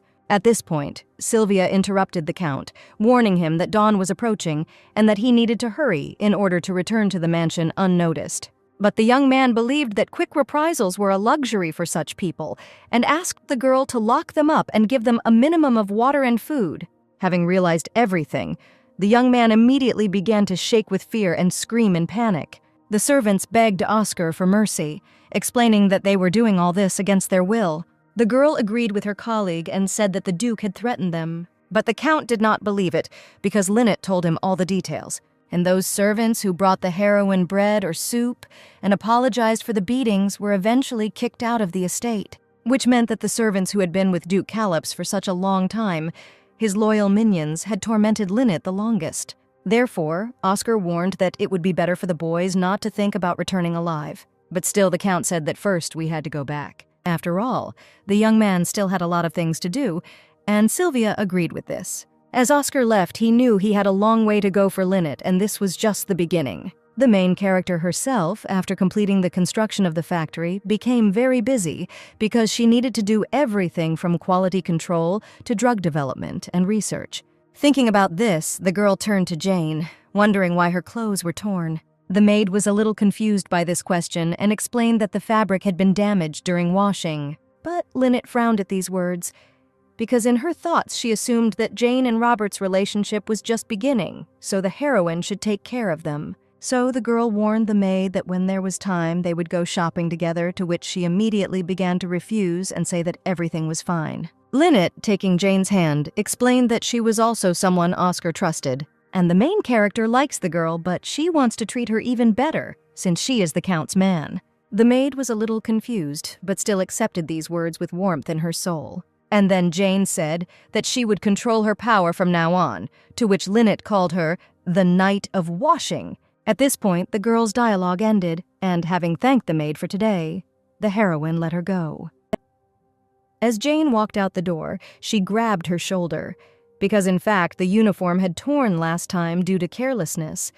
But she was glad that Linnet believed the excuse. But the maid was suddenly stopped by Robert, who asked about her gait, suggesting that the girl had hurt herself, to which the heroine replied that she had slightly sprained her ankle. After these words, the young man immediately frowned and asked if Jane planned to continue living like this. Jane was confused and couldn't answer, so she just looked at the young man in silence. Not hearing an answer, Robert continued and said that it was not right to risk one's own body like that, and the girl immediately felt awkward. After a couple of seconds, the maid finally explained that it was not difficult for her, since she was helping her mistress in this way. But Robert didn't like this answer, and he called this desire to help, sacrificing himself, stupid. Jane was outraged by this because it was her choice, and she was happy that in this way she could repay her saviors. After these words, the young man did not change his opinion, and frowning, repeated that he considered the girl's position stupid. Then the young man turned in the right direction and called the heroine to him to help her.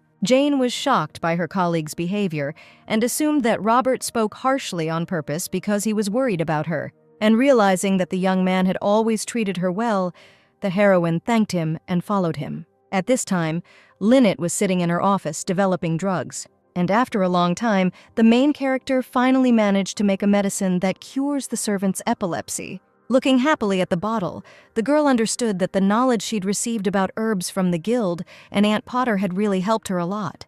However, there are still many medicinal herbs in this country, the effectiveness of which Linnet does not know, as well as a huge number of diseases and symptoms unknown to her. And at first, the main character was upset by this, because she had to learn a lot in a short period of time. But now the girl feels great pride because she helps people and learns new things. At this point, Linnet decided to call it a day and head home, so she headed towards the door. Coming out of the office, the heroine saw Max and Oscar, who immediately drew attention to her. And while the Count had just begun to greet his wife, the girl had already run up and instantly hugged the young man.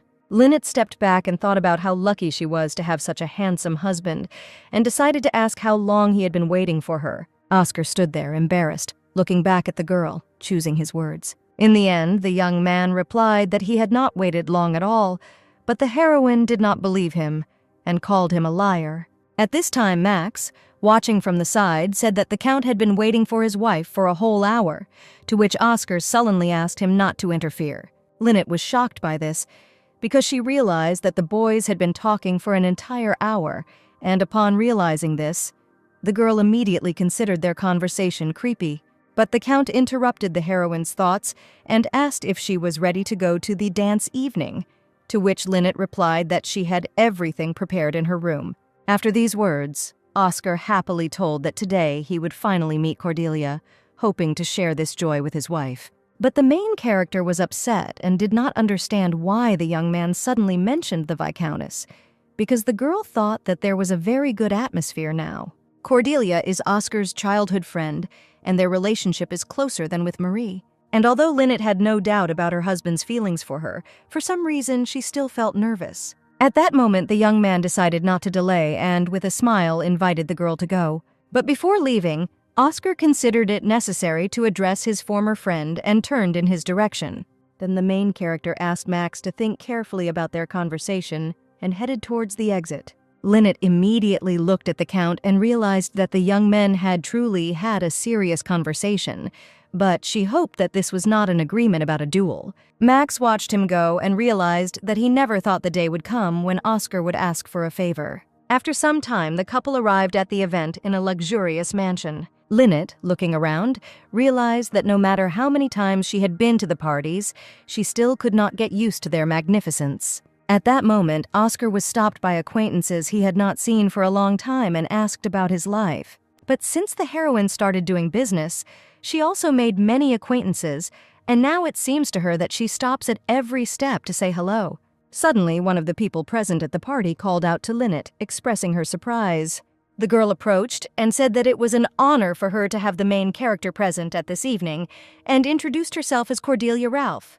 The Countess immediately turned around in surprise, because she did not expect to meet the Viscountess so quickly. A second later, the surprise turned into severe shock, because Oscar had never told Lynette that Cordelia was very beautiful. The Viscountess continued at this point, adding that she was very glad to welcome the main character. Then the girl smiled and, happy to meet him, repeated her name. The main character still couldn't get over Cordelia's beauty and just stood silently, looking at her.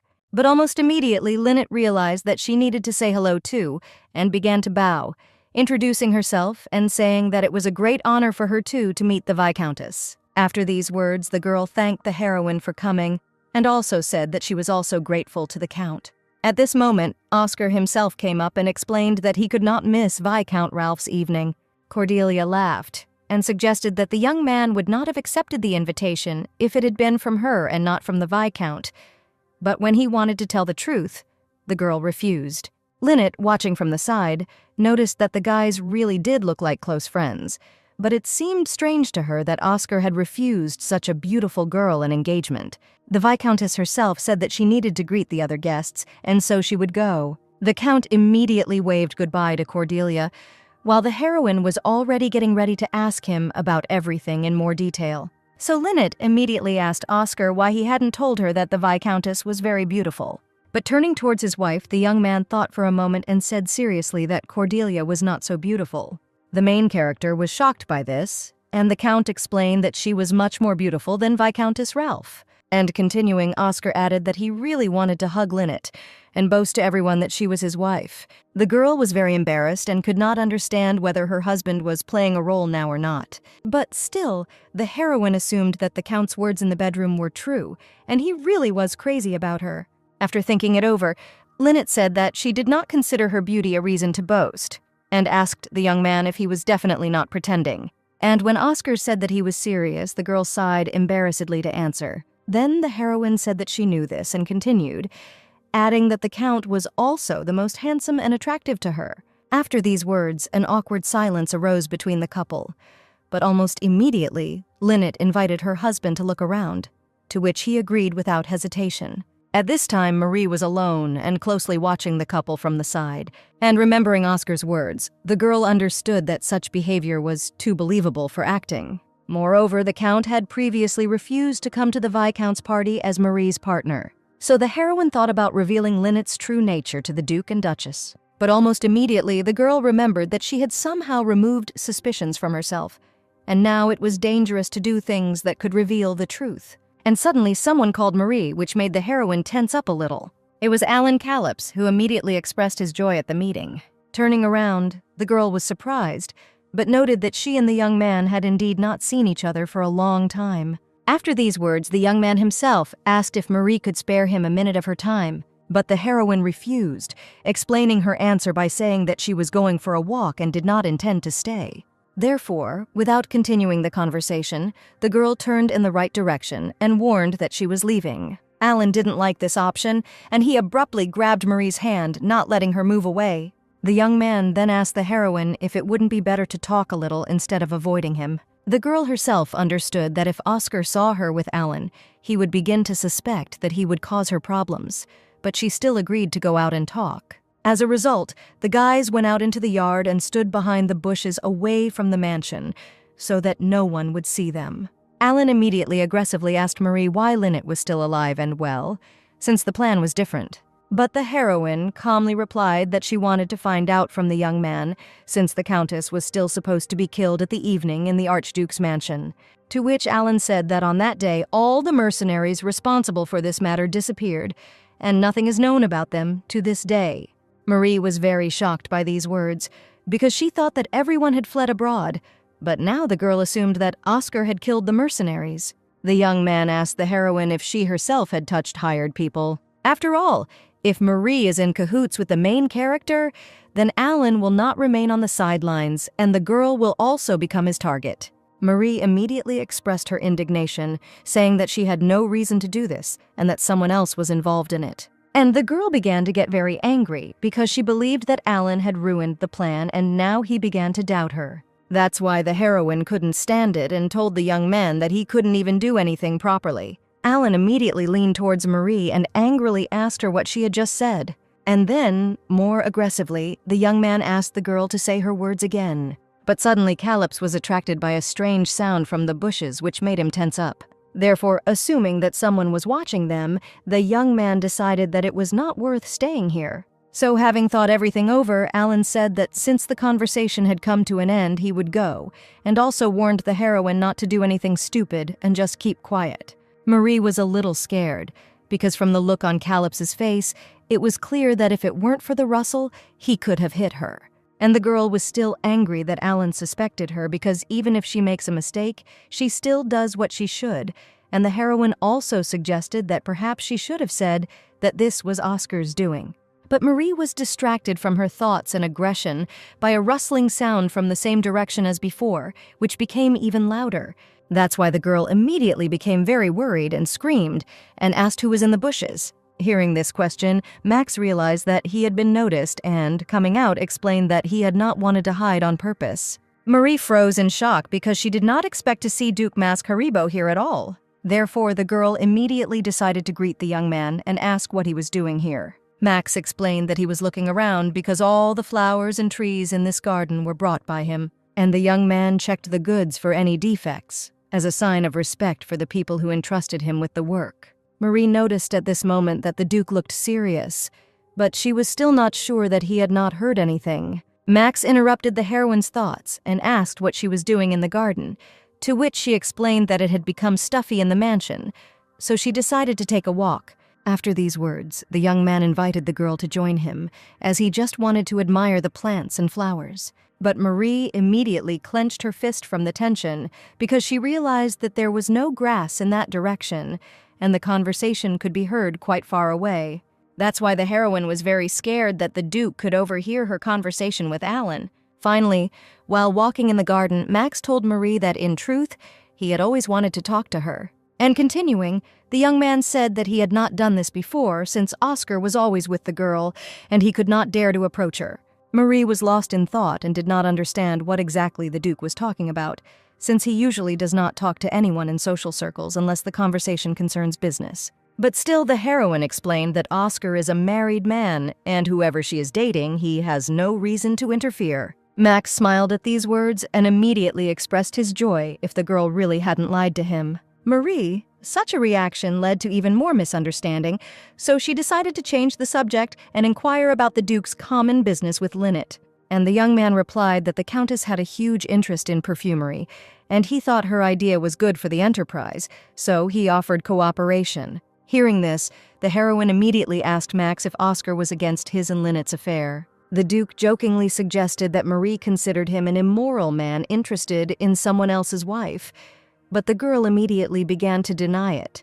And Marie also explained that Max was quite popular in female circles, so she wondered if Oscar was worried about this. To this, the young man replied that if the conversation does not concern a business topic, then he does not even talk to people who are not interesting to him, because he does not want to waste his precious time. After all, at this time a young man can talk to a beautiful girl like Marie. The heroine was greatly shocked by these words, and she did not know what to answer, so she silently looked at the prince. And Marie also tried to understand if Max really had any interest in her.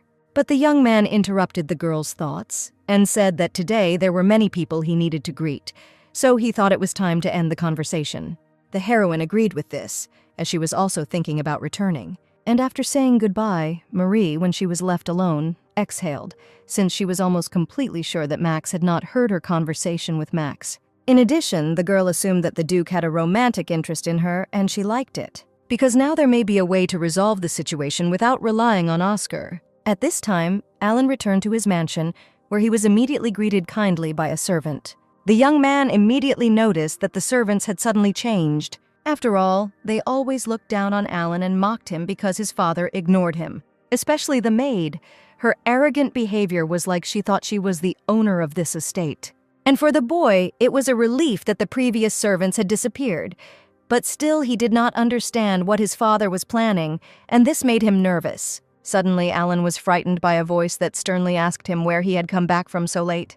The Duke was really angry that his son had disobeyed his request not to go out and had also come home late. The young man said that he had been at Viscount Ralph's party, but the man didn't care, because he had told him to act as if he were dead. Alan timidly agreed to this, but explained that since he had received an invitation, he had shown up there and returned out of politeness. The Duke, smirking, did not consider this polite and informed the boy that Oscar was preventing him from taking the place of head of the security forces. This news shocked the young man, and he immediately asked his father what he meant. But the man was only worried that Alan, in such a situation, was having fun and going to parties instead of helping. So Caliph reminded the boy that he was nothing, to which he hung his head in disappointment. The prince continued and expressed his assumption, saying that perhaps Lynette would soon return to the mansion, since the girl would become a widow who lost her husband on the battlefield.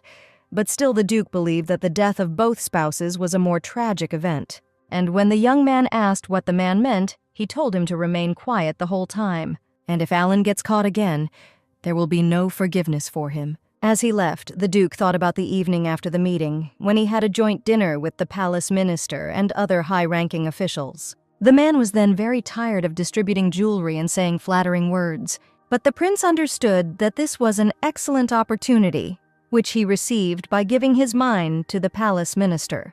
And besides, Oscar Roger will soon meet a terrible death on the battlefield, and Lynette will become an unhappy widow, and, lost in grief for her husband, will eventually throw herself into the lake and meet her death. The prince was also confident that his loyal servants would ensure that the main character ended up in this position. Therefore, the man considered the current course of events to be very ideal, and was pleased with it. After all, everything is going strictly according to the Duke's plan without any problems. At this time, the Count and Lynette were also already on their way to their mansion. The girl herself slept most of the way, but the surrounding environment began to wake her up. Opening her eyes fully, the main character looked at her husband with a slightly puzzled expression. A second later, Lynette was in shock, and the only thing that bothered her was how long she had slept on her husband's shoulder. But Oscar interrupted the girl's thoughts and explained that the road was uneven, so in order to sleep further, she could lie down more comfortably. The heroine felt good, as if her heart was filled with a soft warmth, and she assumed that this was because she and the Count had been drinking and talking about different things during the evening. While Lynette was thinking about everything, the carriage had already arrived at the house, and the young man considered his wife tired, so he asked her to take a bath and go to bed. The main character herself stood silently opposite, and did not understand why Oscar was behaving differently today. The girl assumed that the Count was saying all this out of concern for her, but it still seemed to her that the young man's voice now sounded especially sad.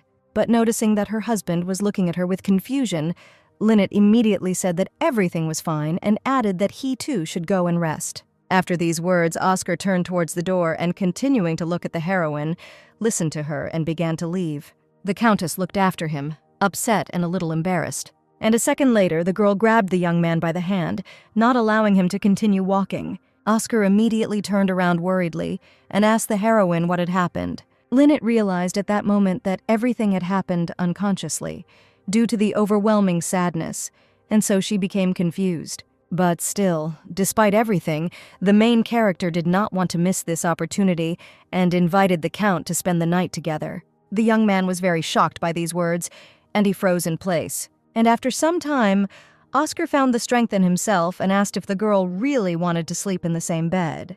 Lynette began to get angry, as the Count did not understand the hints and decided to act more directly because she really pushed the guy away for some time. Already in bed, the young man was getting ready to go to sleep, so he wished his wife a good night. The girl lay there dissatisfied and could not accept that they would really just sleep, without even holding hands. So Lynette didn't wait any longer and immediately hovered over the Count, assuming that there was a misunderstanding. Continuing, the heroine explained that she now wanted something more than just sleep, but Oscar still didn't understand what exactly the girl was talking about, so he began asking additional questions for clarification. Lynette ignored everything and kissed her husband without a word, greatly embarrassing him. After the kiss, the Count lay there, numb with awkwardness, as he had not expected such a turn of events. Seeing that there was no reaction, the heroine frowned because she didn't think that the young man would be so slow-witted and that she would have to do everything herself. But still, albeit with difficulty, Oscar said Lynette's name, preparing to act. Therefore, in a split second, the Count was already on top and moved the girl to the other side of the bed, to which she questioningly said his name, and the young man repeated the words that he seemed to be crazy about Lynette. For this reason, Oscar wondered how the Countess could attack him without fear, not knowing what he could do to her. The main character was a little tense about this, and she couldn't answer anything. Oscar did not waste time and began kissing his wife's body, starting from her neck and lips, moving lower. But Lynette became worried and pushed her husband away, starting to stutter and blush even more. The Count listened and explained that by treating the heroine as he saw fit, he might incur her hatred, and so he was always careful and did not want to be too greedy. Without giving the girl a chance to answer, Oscar added that he knew he deserved this opportunity. But continuing, the young man asked his wife if she really wanted more. The main character noticed from the young man's look that he truly desired her. So, putting her arms around Oscar's neck, Lynette said that she couldn't hate him, and asked if he would hate her if she became a little greedy.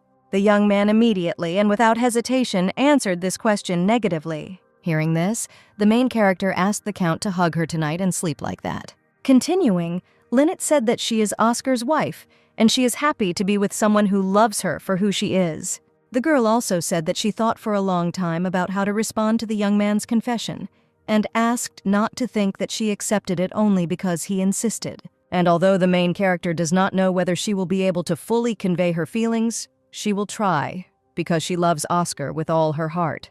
The Count was embarrassed and shocked by such a sincere confession, but still remained very pleased. Therefore, the young man did not hesitate and immediately tenderly kissed his wife. Lynette, although a little awkward, responded to the kiss almost immediately, and the couple enjoyed each other's presence. But suddenly someone knocked on the door, and the heroine turned her attention to the source of the sound, asking who was there. At that moment, Oscar calmed the girl down, saying that everything was fine, and asked her to look only at him. But the servant standing behind the door asked for forgiveness, and insisted as an urgent matter had arisen. The young man immediately stood up and, covering his wife with a blanket, asked her to wait outside. Then the Count opened the door and asked with displeasure what had happened. Robert was confused, so he couldn't immediately find the words to explain the situation. Continuing, the servant reported that an order had arrived from the royal palace, which greatly shocked Oscar. At this time, the main character, having heard the news, immediately became worried and thought about the reason for giving the order. Robert handed over the letter and left, and the Count broke out in a cold sweat and tried to accept what was happening. Lynette immediately got out of bed and went to her husband, asking about the contents of the letter. Oscar did not delay the moment and told that he was ordered to enter the battle tomorrow. The heroine immediately asked again in fear, to which the young man replied that he needed to start preparing. And after these words, Lynette realized that Oscar was a knight, so the kingdom could call him to the battlefield if necessary. The girl was also frightened by the fact that the time of the Count's return was unknown, and their relationship had only just begun to develop. The young man, seeing his wife's face, immediately asked if she was worried. Lynette apologized because she believed that a good wife should bid her husband a happy farewell and wish him a safe journey. But the main character herself was very worried and upset by this news. The girl felt and understood this even on the day of the conversation about the possible service. But now, when everything was happening, she did not know what to do. Oscar, hearing this, laughed a little and apologized, because he was pleased to see that Lynette was worried about him. The main character did not like her husband's reaction, and she immediately expressed her indignation. But continuing, the Count said that at the same time he felt a heaviness in his heart, thinking that the girl would wait for him and suffer. The young man also explained that he could not stay away, but he would try to return as soon as possible, and on the day of his return, he would bring Lynette beautiful flowers that looked like her. The Countess was very touched by the idea of flowers, and she looked at her husband with warmth. Then the heroine said that she would be looking forward to Oscar and the flowers, so she asked him to make sure to return safe and sound. After listening to Lynette's wish, the young man promised that everything would be as she said, and went to get ready. A few days later, the Count had already arrived at the required military camp. Oscar had been told earlier that due to the war that had been going on for several months, all the knights and mercenaries were exhausted, and seeing everything with his own eyes, the young man realized that this was true. The commander of the 1st Night Squad of the Eastern region immediately thanked the protagonist for the journey he had made. But the young man himself, getting off his horse, said that there was nothing complicated about it and headed towards the commander. The man explained that they should be grateful to Oscar, since they did not even ask for support from the royal palace, but he came anyway. The Count was misled by these words because he had received the order from the royal palace, but for now, the guy decided to remain silent. The commander continued at this time and said that due to the long war, the enemy was also exhausted, and they noticed a few days ago that the enemy troops near the border began to retreat. And adding, the commander-in-chief said that if the remaining enemy troops did not retreat, they planned to penetrate deeper and strike at their camp. Oscar accepted the plan of action and asked about the request for support, to which the man explained that despite the lack of a request for help, they had received a message a few days ago that it would be sent to them. The young man remained silent, but he himself considered it all very suspicious, and the Count decided to check everything himself first, because if he could return home faster, it would be for the better. It was already night. The young man was in his tent and trying to sleep. But thoughts about Lynette did not allow Oscar to even close his eyes for a little while, as he missed his wife very much. And despite the fact that the young man asked Sylvia to look after the girl, he was still worried. The Count also realized that bringing flowers similar to the heroine would now be problematic, because in such a place it would be unlikely to find a beautiful flower similar to Lynette. But suddenly Oscar's peace was disturbed by some rustling outside. The young man immediately began to get out of bed, as he realized that he was clearly no longer alone here. So the young man, without delay, began to take out his sword and slowly approach the source of the sound. Then the Count began to carefully open the curtain in order to have time to look around.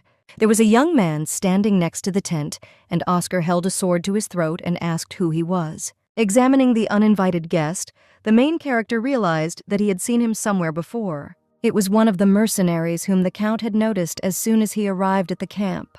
And still holding the weapon to his throat, Oscar asked about the purpose of the visit, to which the young man immediately apologized and said that he had come to convey an important message.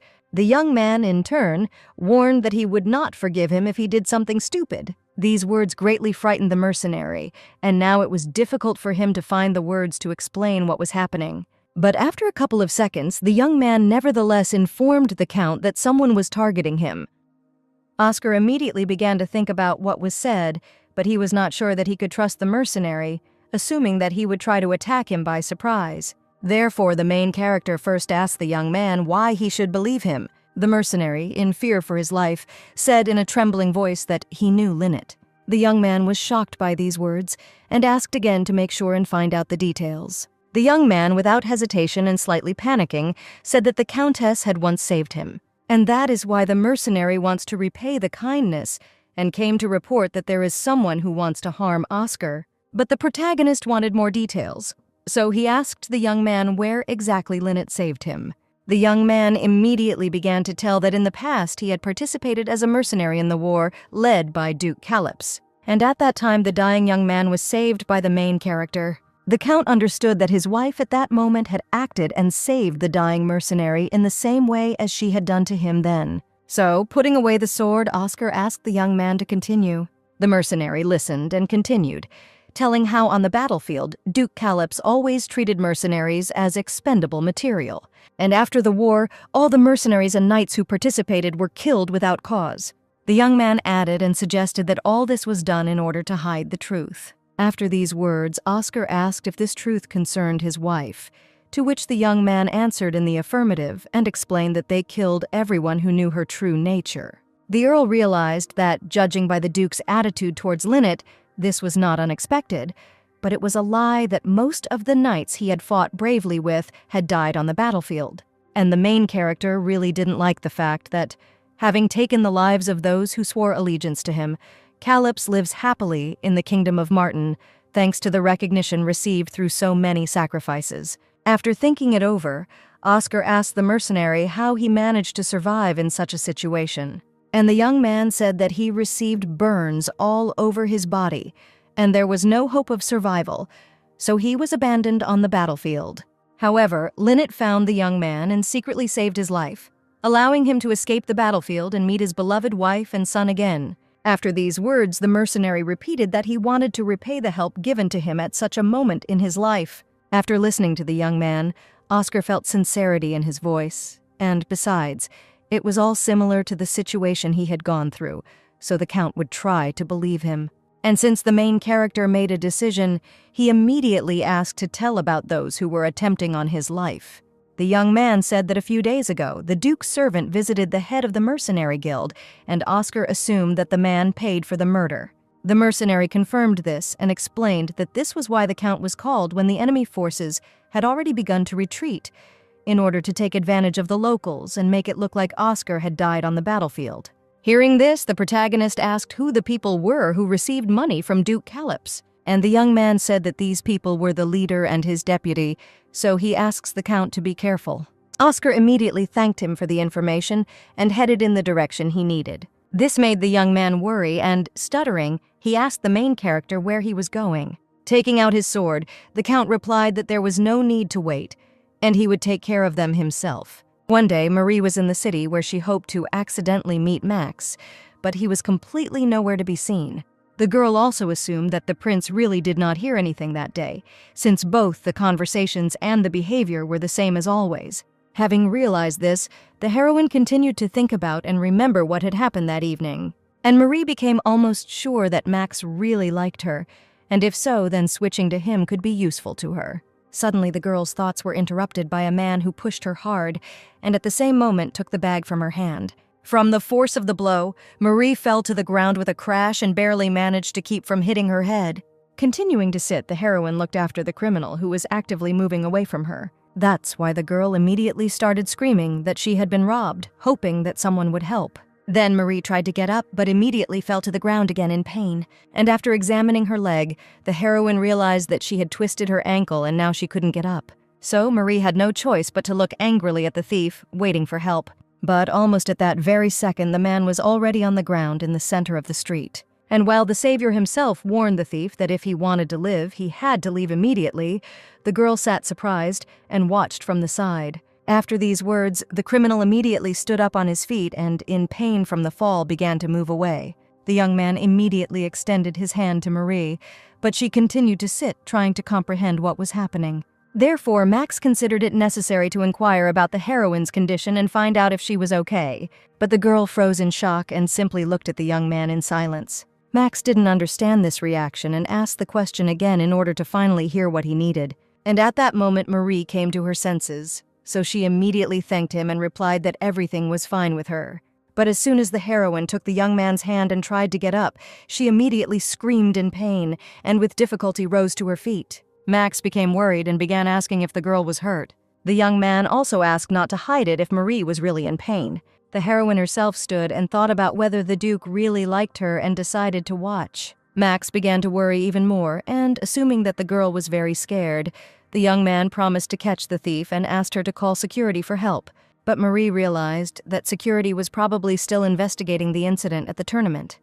So she immediately refused, explaining that she didn't want to disturb busy people. And then the heroine also assumed that Max was also very busy, and she had distracted him greatly from his work. The young man immediately replied that it was important to him since it concerned Marie. After these words, the girl realized that the prince definitely felt sympathy for her and thanked him for what he said. Then the heroine announced that it was time for her to return. And continuing, Marie explained that the leg had to be shown, so before leaving she apologized for keeping Max for so long. Hearing this, the Duke immediately offered to escort the girl to the carriage and, despite her refusal, did as he saw fit. Therefore, the heroine had no choice, and she extended her hand and agreed. As she walked to the carriage, Marie thought that other nobles might see them and was surprised that the young man was indifferent to possible rumors. So looking at Max with a smile, the girl assumed that he really needed her. A few minutes later, the heroine was already at the transport and thanking the prince for today, said that if there was an opportunity, they would see each other next time. But the young man did not hesitate and invited Marie to meet next time at his estate. The girl was very surprised and agreed, as she thought that the young man was insisting. Moreover, the heroine understood that since she had rejected the Duke earlier, she should now accept the offer. So Marie continued and said that she would come and that it was a great honor for her. Max smiled at these words and said that he would send the girl an invitation in the near future. The heroine said that she would wait and preferred to finish for today, so she got into the carriage. While on the train, Marie realized that instead of pursuing Oscar, who has a wife, Musk's candidacy actually seemed better. Moreover, the Duke not only has the appearance of wealth and fame, but the Count also hates him with all his heart, which makes the young man more desirable. And after thinking it over, the heroine considered this option ideal, and she would finally escape from the hated mansion that had given her nothing. At this time, the main character and Jane were going on business, and Lynette warned the girl that she would be back soon. She also added that if the girl gets tired, she can wait for her in the carriage. And after these words, Lynette headed in the direction she needed, and Jane wished her good luck. The maid herself immediately began to stretch and thought that her body was very stiff, so she decided to take a little walk. But the girl's attention was drawn to one of the buildings. Jane began to look at the windows with displeasure and realized that the same people were there, just like before. The maid, walking around the empty building, immediately noticed something was wrong and began to look around. Looking at the stairs, the girl decided to check if the second floor was empty too. And looking around, the maid concluded that the building was indeed empty. Suddenly, two men approached from behind the heroine, who were clearly there for a reason. One of the men decided to ask what Jane was doing there, which scared the girl. But turning on the actor and herself, the maid said that she was just passing by and decided to come in. One of the men thought this was strange and asked again if the girl was really just passing by. And smiling, the guy noted that Jane had a rather pretty face, and most likely the heroine was a servant of some aristocrats. And at that moment, the young man's friend decided to invite the girl to have some fun with them. The heroine was surprised by this proposal and thought about it. But almost immediately, delighted by such words from the young people, Jane smiled. The guys looked at the maid with confusion, as they considered such a reaction to this proposal strange. But Jane did not hesitate and invited the men to play her favorite game. Therefore, by taking out a sword and a rope, the heroine clearly made it clear that they would have fun the way she wanted it. Then the maid explained to the young men that she would tie them up, and they would tell everything they knew about those who were behind them. And as soon as the girl did what she wanted, she was happy and breathed a sigh of relief. The men were indeed tied to each other, and Jane made sure that the boys' mouths were also tied. After this, the maid decided to ask if the boys were interested in playing with her. The girl also decided to immediately tell the guys not to bother Mrs. Lynette, and that they were just lucky that the Count was noble, and they could stop there. But if Jane had her way, she would have dealt with the men's lives long ago. One of the guys turned pale at these words and began to shake with fear. And while the girl was talking to the hostages, the Count's men approached from behind. Turning around, Jane was glad to see them and exhaled, since these guys were no longer her concern. Finally, the heroine said to follow the master's instructions, to which the young men agreed. And taking the men by the hands, Oscar's people began to lead them out of the building. Jane was curious why the Count did nothing with the hostages and why he captured them alive. But suddenly the girl realized that Oscar became much softer after he fell in love with Lynette. The heroine also immediately remembered how Robert scolded her, showing his concern for her. And thanks to the memories, Jane realized that she was now no different from the Count. Lynette, at this time looking at the flasks with medicines, hoped that their quantity should be enough. Now the main character needs to go to the Western village and test the effectiveness of the medicine. However, the girl was afraid that the medicine would be ineffective, but it was still too early to think about it. But suddenly Lynette was called, which made the heroine very scared. As it turned out, it was Duke Haribo who had arrived earlier. Lynette noticed that the young man was late, but he explained that he had some business to attend to. Then Max asked if everything was ready for tomorrow's visit to the village. The main character confirmed her readiness and suggested that this amount of medicine should be enough. But Max decided to warn that the trip could be dangerous, and besides, Oscar was sent to the battlefield. Therefore, the Duke asked about the necessity of this visit and whether it really could not be postponed. And Lynette realized that the young man was right, and that this trip had threats from both her father and Alan. But the girl also realized that there was no choice, since there was very little time left. And because of the short amount of time, it is better to do everything as soon as possible and not put it off.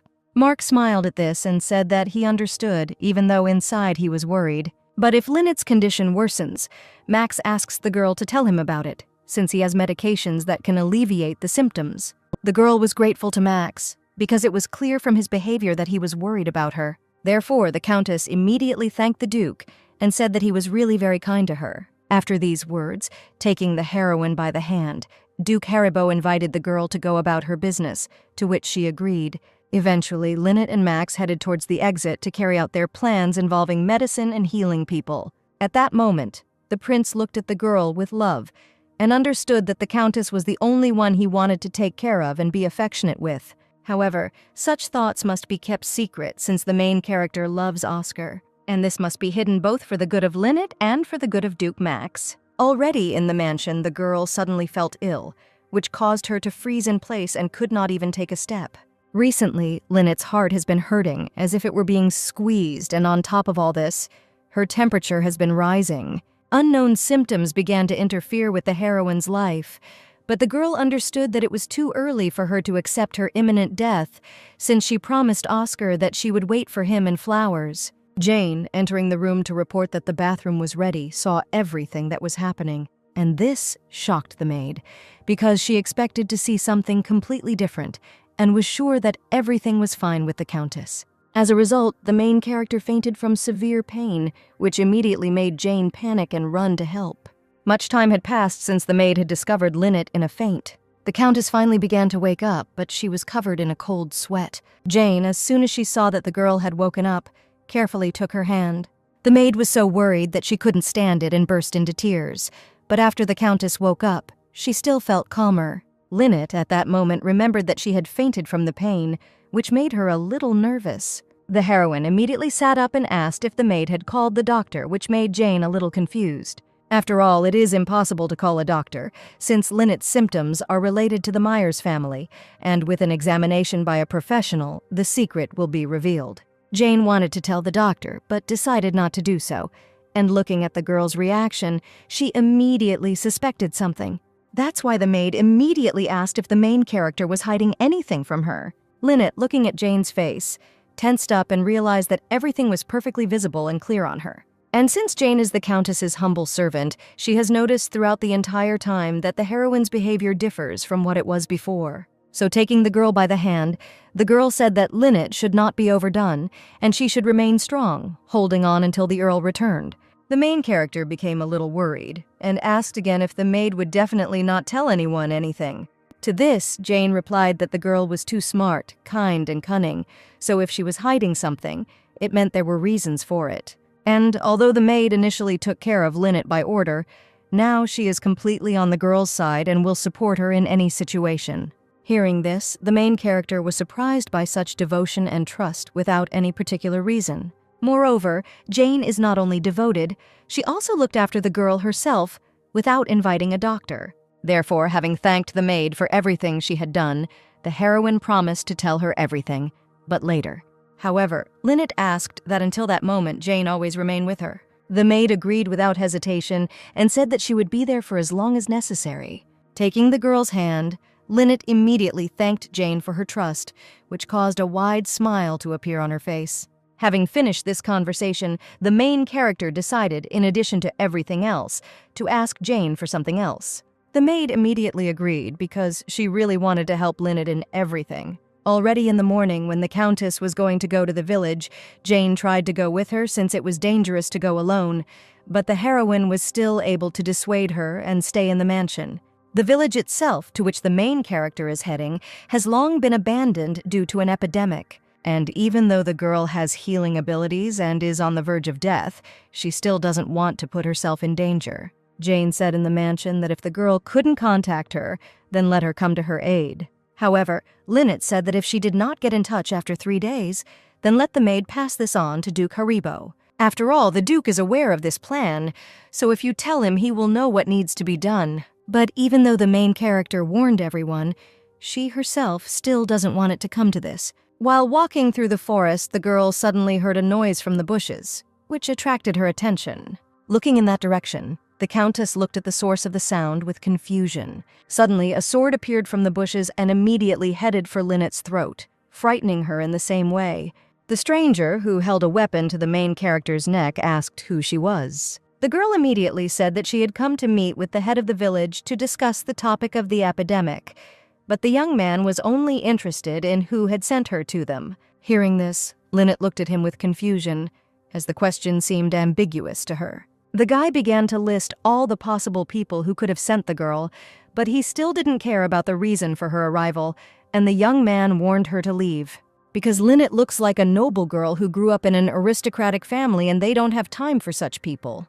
The Countess was convinced that the village was truly abandoned, and judging by the boy's caution, he considered her an aristocrat who had come to inspect it before sending out a punitive detachment. Therefore, pointing to the medicines, the girl said that she came to treat people from illness, which immediately surprised the young man. The heroine also said that she came here of her own free will and not on the king's orders, and immediately warned that she did not want the village to burn down from the epidemic. So it is the epidemic that is the reason for Lynette's arrival. And having explained everything, the main character strictly demanded that the young man take her to the head. Duke Calyps was sitting in his castle at this time and did not understand why there was no news. After all, quite a lot of time has passed since the man ordered Oscar to be killed. So calling the servant, the man asked if there was any news from the servants. The guy immediately came up and said that since the servants went to Roger's mansion, there had been no news from them. The man tensed up, because if the servants came to the mansion, they were obliged to send a letter, as they were trained to do so. So the Duke announced that he was going to Roger's mansion, which surprised the servant, since he did not think it right to go anywhere without a letter of warning.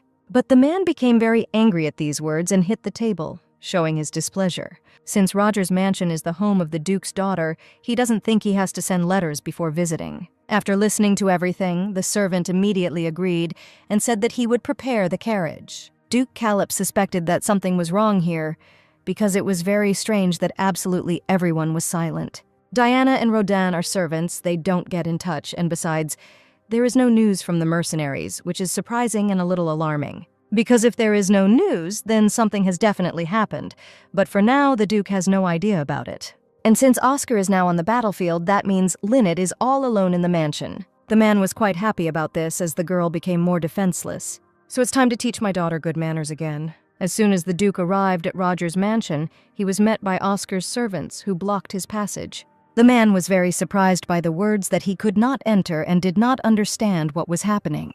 The servant, having explained the order, made it clear that no one was to be allowed in until the Count returned, but the prince became very angry because of this, since he wanted to see his daughter. So the Duke began to get indignant and tell the servants to call Lynette, because he was sure that she would definitely let him in. But as soon as Robert arrived, he immediately said that the Countess was also absent from the mansion. And after inquiring about the girl's whereabouts, the man decided that if he wasn't with his daughter, then he would meet with Duke Roger. But Robert replied that Lynette had not informed them of her plans, and besides, Duke and Duchess Roger were also absent from the estate. Surprised by the complete absence of people in the mansion, the man demanded that Diana and Rodin, who were his personal servants, be brought to him.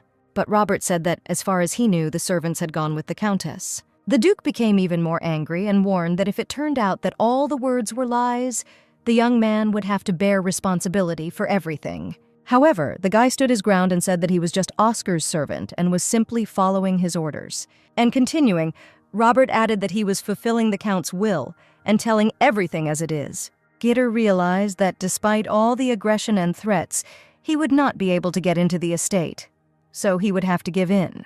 Therefore, after apologizing to Robert, the man explained his behavior by a strong desire to see his daughter. And turning to the carriage, the Duke said that since that was how it had turned out, he was leaving. After this, the carriage with the man began to move away, and the servants looked after them. The guy standing behind Robert asked if there were servants named Rodin and Diana in the mansion. However, the young man told him to promise him something. Continuing, Robert told the boy to forget the whole conversation he had just heard, as it would be better for both the Count and the Countess. The servant immediately agreed, although he was very surprised by such words. Judging by the mess the Duke was making, it seemed he was beginning to suspect something, which made Robert nervous.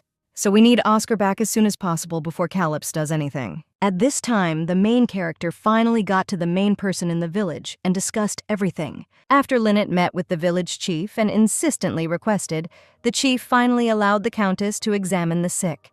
Looking at the traces of the disease, the heroine noticed the results after the medicine, which means that it works. So Lynette decided to tell the girl that her condition had improved significantly, and then asked about the appearance of her fingertips. And the girl said that the pain was not what it was before, but it still hadn't gone away. Then the heroine decided to confess that upon Lynette's arrival in the village, she was not at all sure of everything, but now she was sincerely grateful. The main character replied that helping sick people is her calling. After the examination was over, the girl stood up and began to talk about how she wanted to do something for Lynette, despite the fact that the situation in the village was terrible. And taking the heroine by the hands, the resident was happy and continued, saying that the Countess saved not only her, but her entire family. These words made the girl a little embarrassed, and she could not answer right away. But then, overjoyed, the main character said that she was not doing this for gratitude or benefit, but the girl's words still gave Lynette strength.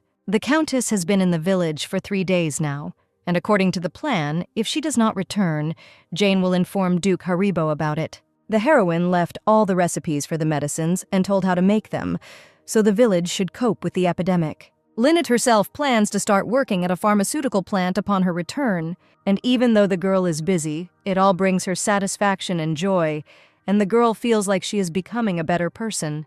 Arriving at the palace, Lynette immediately met Jane, who was happy to see her mistress. However, the main character was interested in whether there was news from Oscar because she was worried. But the maid immediately replied that although there was no answer, she had heard that the detachment on the border had retreated. And continuing, Jane said that the main thing was not to lose heart, and the Count would definitely return soon.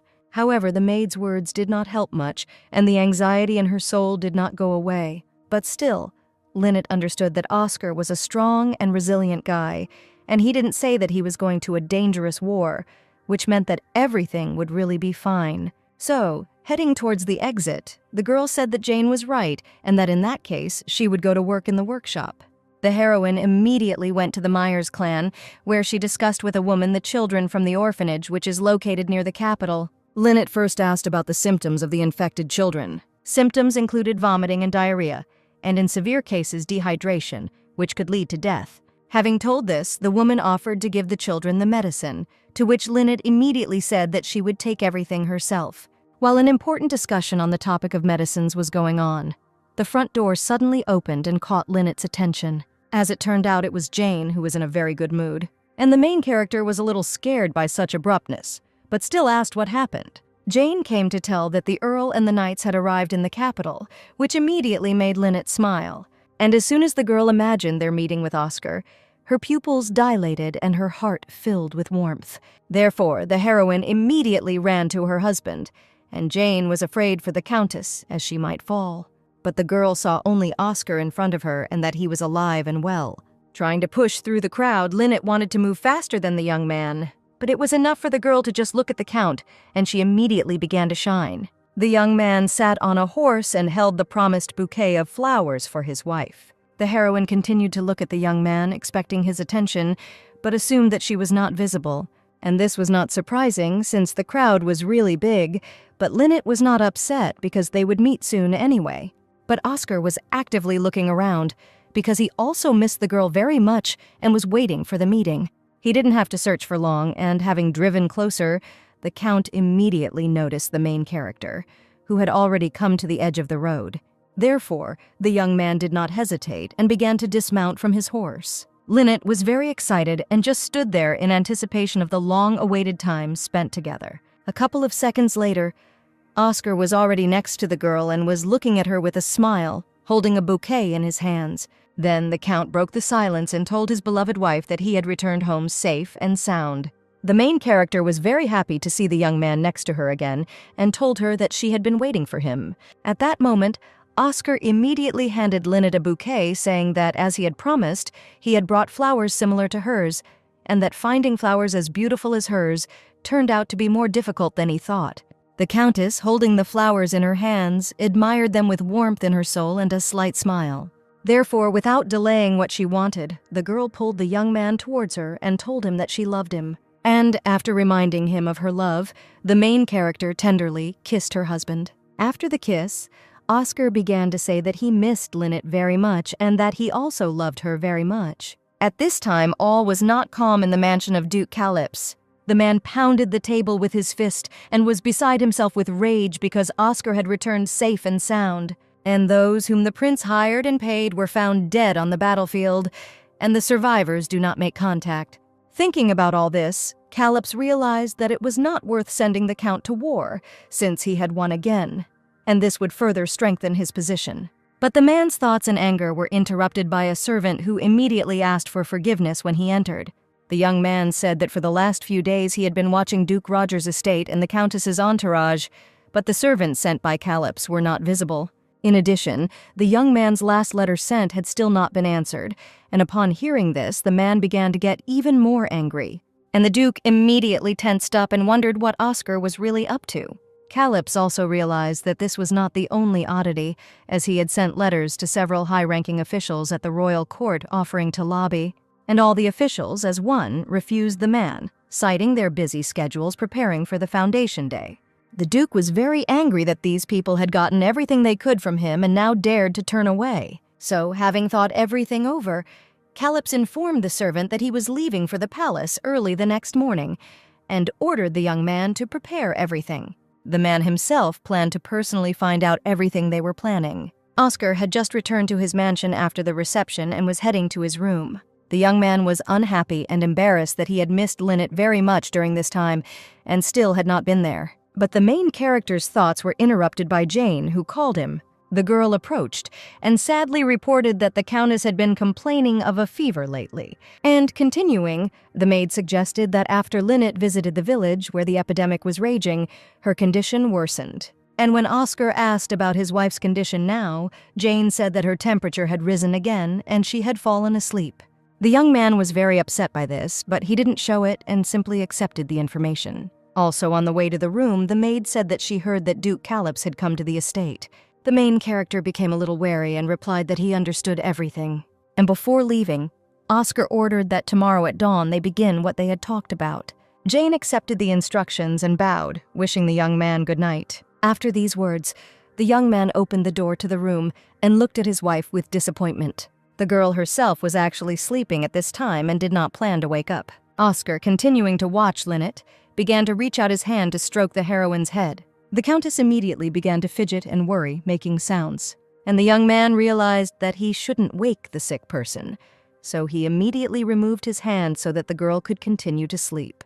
But it was too late, and the main character began to open her eyes and immediately call for Oscar. Seeing her husband, Lynette immediately stood up and asked why he was so late. But without waiting for an answer, the girl pulled the Count towards her and hugged him tightly, saying that she had been waiting for him for a very long time. The young man immediately blushed from such a display of love from his wife, but was still glad that they were finally together. Stepping back, Oscar said that he heard that the girl was not feeling well, and the heroine confirmed these words. The Count was a little surprised by these words, and Lynette asked with a smile the reason for such a reaction, and whether the young man thought that she would say that everything was fine with her, to which he answered negatively. At this point, the main character continued, and admitted that she was very afraid of never seeing Oscar again. But the young man immediately asked where the girl got such thoughts from, because he was now in front of her. And no matter what happens, the young man will never leave Lynette. After these words, the heroine asked her husband to promise her that he would really always be there, and the young man agreed. Then, having discussed everything, the Count immediately kissed his wife. And stepping back, Oscar asked if he could continue what he had started last time. Lynette agreed without any doubts because she herself really wanted it and was looking forward to it. Therefore, the young man did not hesitate and, watching his wife, immediately began to take off his clothes. And then Oscar told the main character that she had no idea how long he had been waiting for this. Having said this, the young man immediately began to lean closer to his wife, anticipating everything that would happen next. Shortening the distance more and more, the Count was already stroking Lynette's leg, moving his hand higher. Afterwards, Oscar pulled back a little and asked the girl to speak up immediately if it hurt or if she wanted to stop. The main character pulled the young man towards her by the shoulders, telling him to continue and not stop.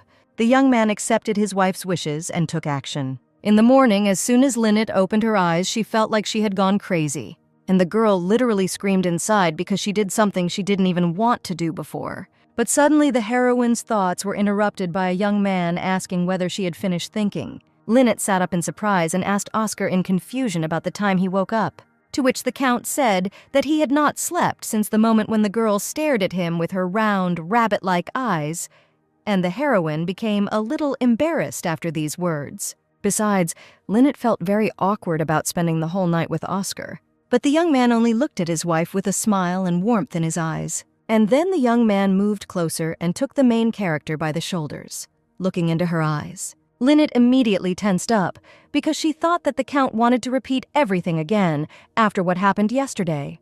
But Oscar, looking at the girl's hands, was surprised to notice that the wounds on her body had almost disappeared. The Countess was very shocked by this, and she began to look at all the places on her body where there had previously been severe bruises. And the main character noticed that, indeed, all the problem areas on her hands had become very pale. The young man immediately asked about her health, because yesterday Lynette said that she was very ill. The girl thought about these words and realized that her temperature had not risen all night and there had been no pain. Realizing this, the heroine was shocked, as she assumed that this was all because she spent the night with Oscar. And at that moment, the Count asked whether Lynette had saved a knight on the battlefield when she was a child.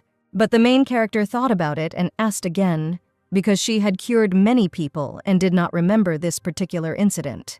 The young man continued and said that he was one of the knights that the girl saved with her power, and he found out about this while gathering information about the Myers clan. And after that day when Lynette healed Oscar, something changed in his body. The main character listened attentively and, surprised, asked to tell more about these changes. The young man felt awkward, so he decided to whisper everything into Lynette's ear. The girl immediately blushed even more and moved away from her husband in shock. And then the heroine asked again if everything was really like that, because yesterday, in her opinion, everything wasn't so bad.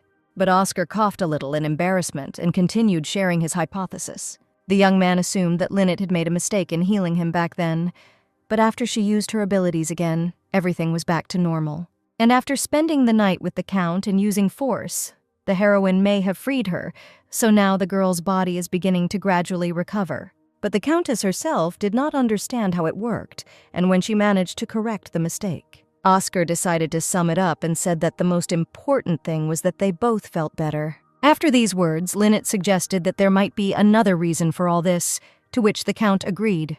And then the main character suggested to sort it out together. And then, having kissed his wife, the Count added that time is of no importance in this treatment. At this time, in the Calip's mansion, a young man informed the prince that one of his servants was found dead near the estate. And so the young man asked the man if he had any guesses about this. The Duke immediately became tense, as he was sure that Oscar had done something after he had visited Roger's estate.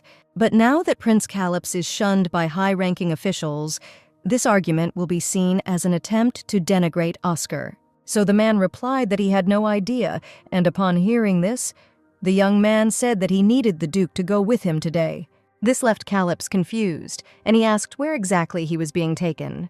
The knight explained that the maid who was with the victim made the key statement that the Duke had killed him. And now the prince is the main suspect, and therefore he must assist in the investigation, which made him very worried. At this time, the main character went to the shelter to provide assistance. Lynette was immediately greeted by a girl with a smile and greeted, inviting her in. And as soon as the heroine handed the medicine to the worker, she thanked her and was honored that the Countess personally came and handed everything over. The girl also said that Lynette had helped the local children a lot, and she didn't even know how to thank her. But the main character called her help a trifle, and on the contrary, thanked the worker for the opportunity to help. Then, before leaving, the Countess asked permission to examine the children who needed help, to which she immediately received approval. And after these words, the girl told the heroine to follow her down the corridor. Lynette walked along and realized that the worker really cared about the children, and she was glad that such a wonderful person was there. But suddenly the girl saw David and stopped. immediately calling him joyfully. At that moment, the main character froze in shock and could not say anything. The worker herself was already looking at the young man with satisfaction and hugging him, while he smiled back at her. The girl then expressed her surprise that David had decided to come to her today, even though she hadn't even thought about it. And the young man was so delighted with his sympathy that he simply looked at her silently with a smile. But as soon as David looked away for a second, he saw Lynette, which immediately brought him into a strong shock. And while the main character stood and tried to understand what was happening, the young man was already asking the reason for her being here. The Countess was in her thoughts and observing everything. She assumed that David was dating this girl.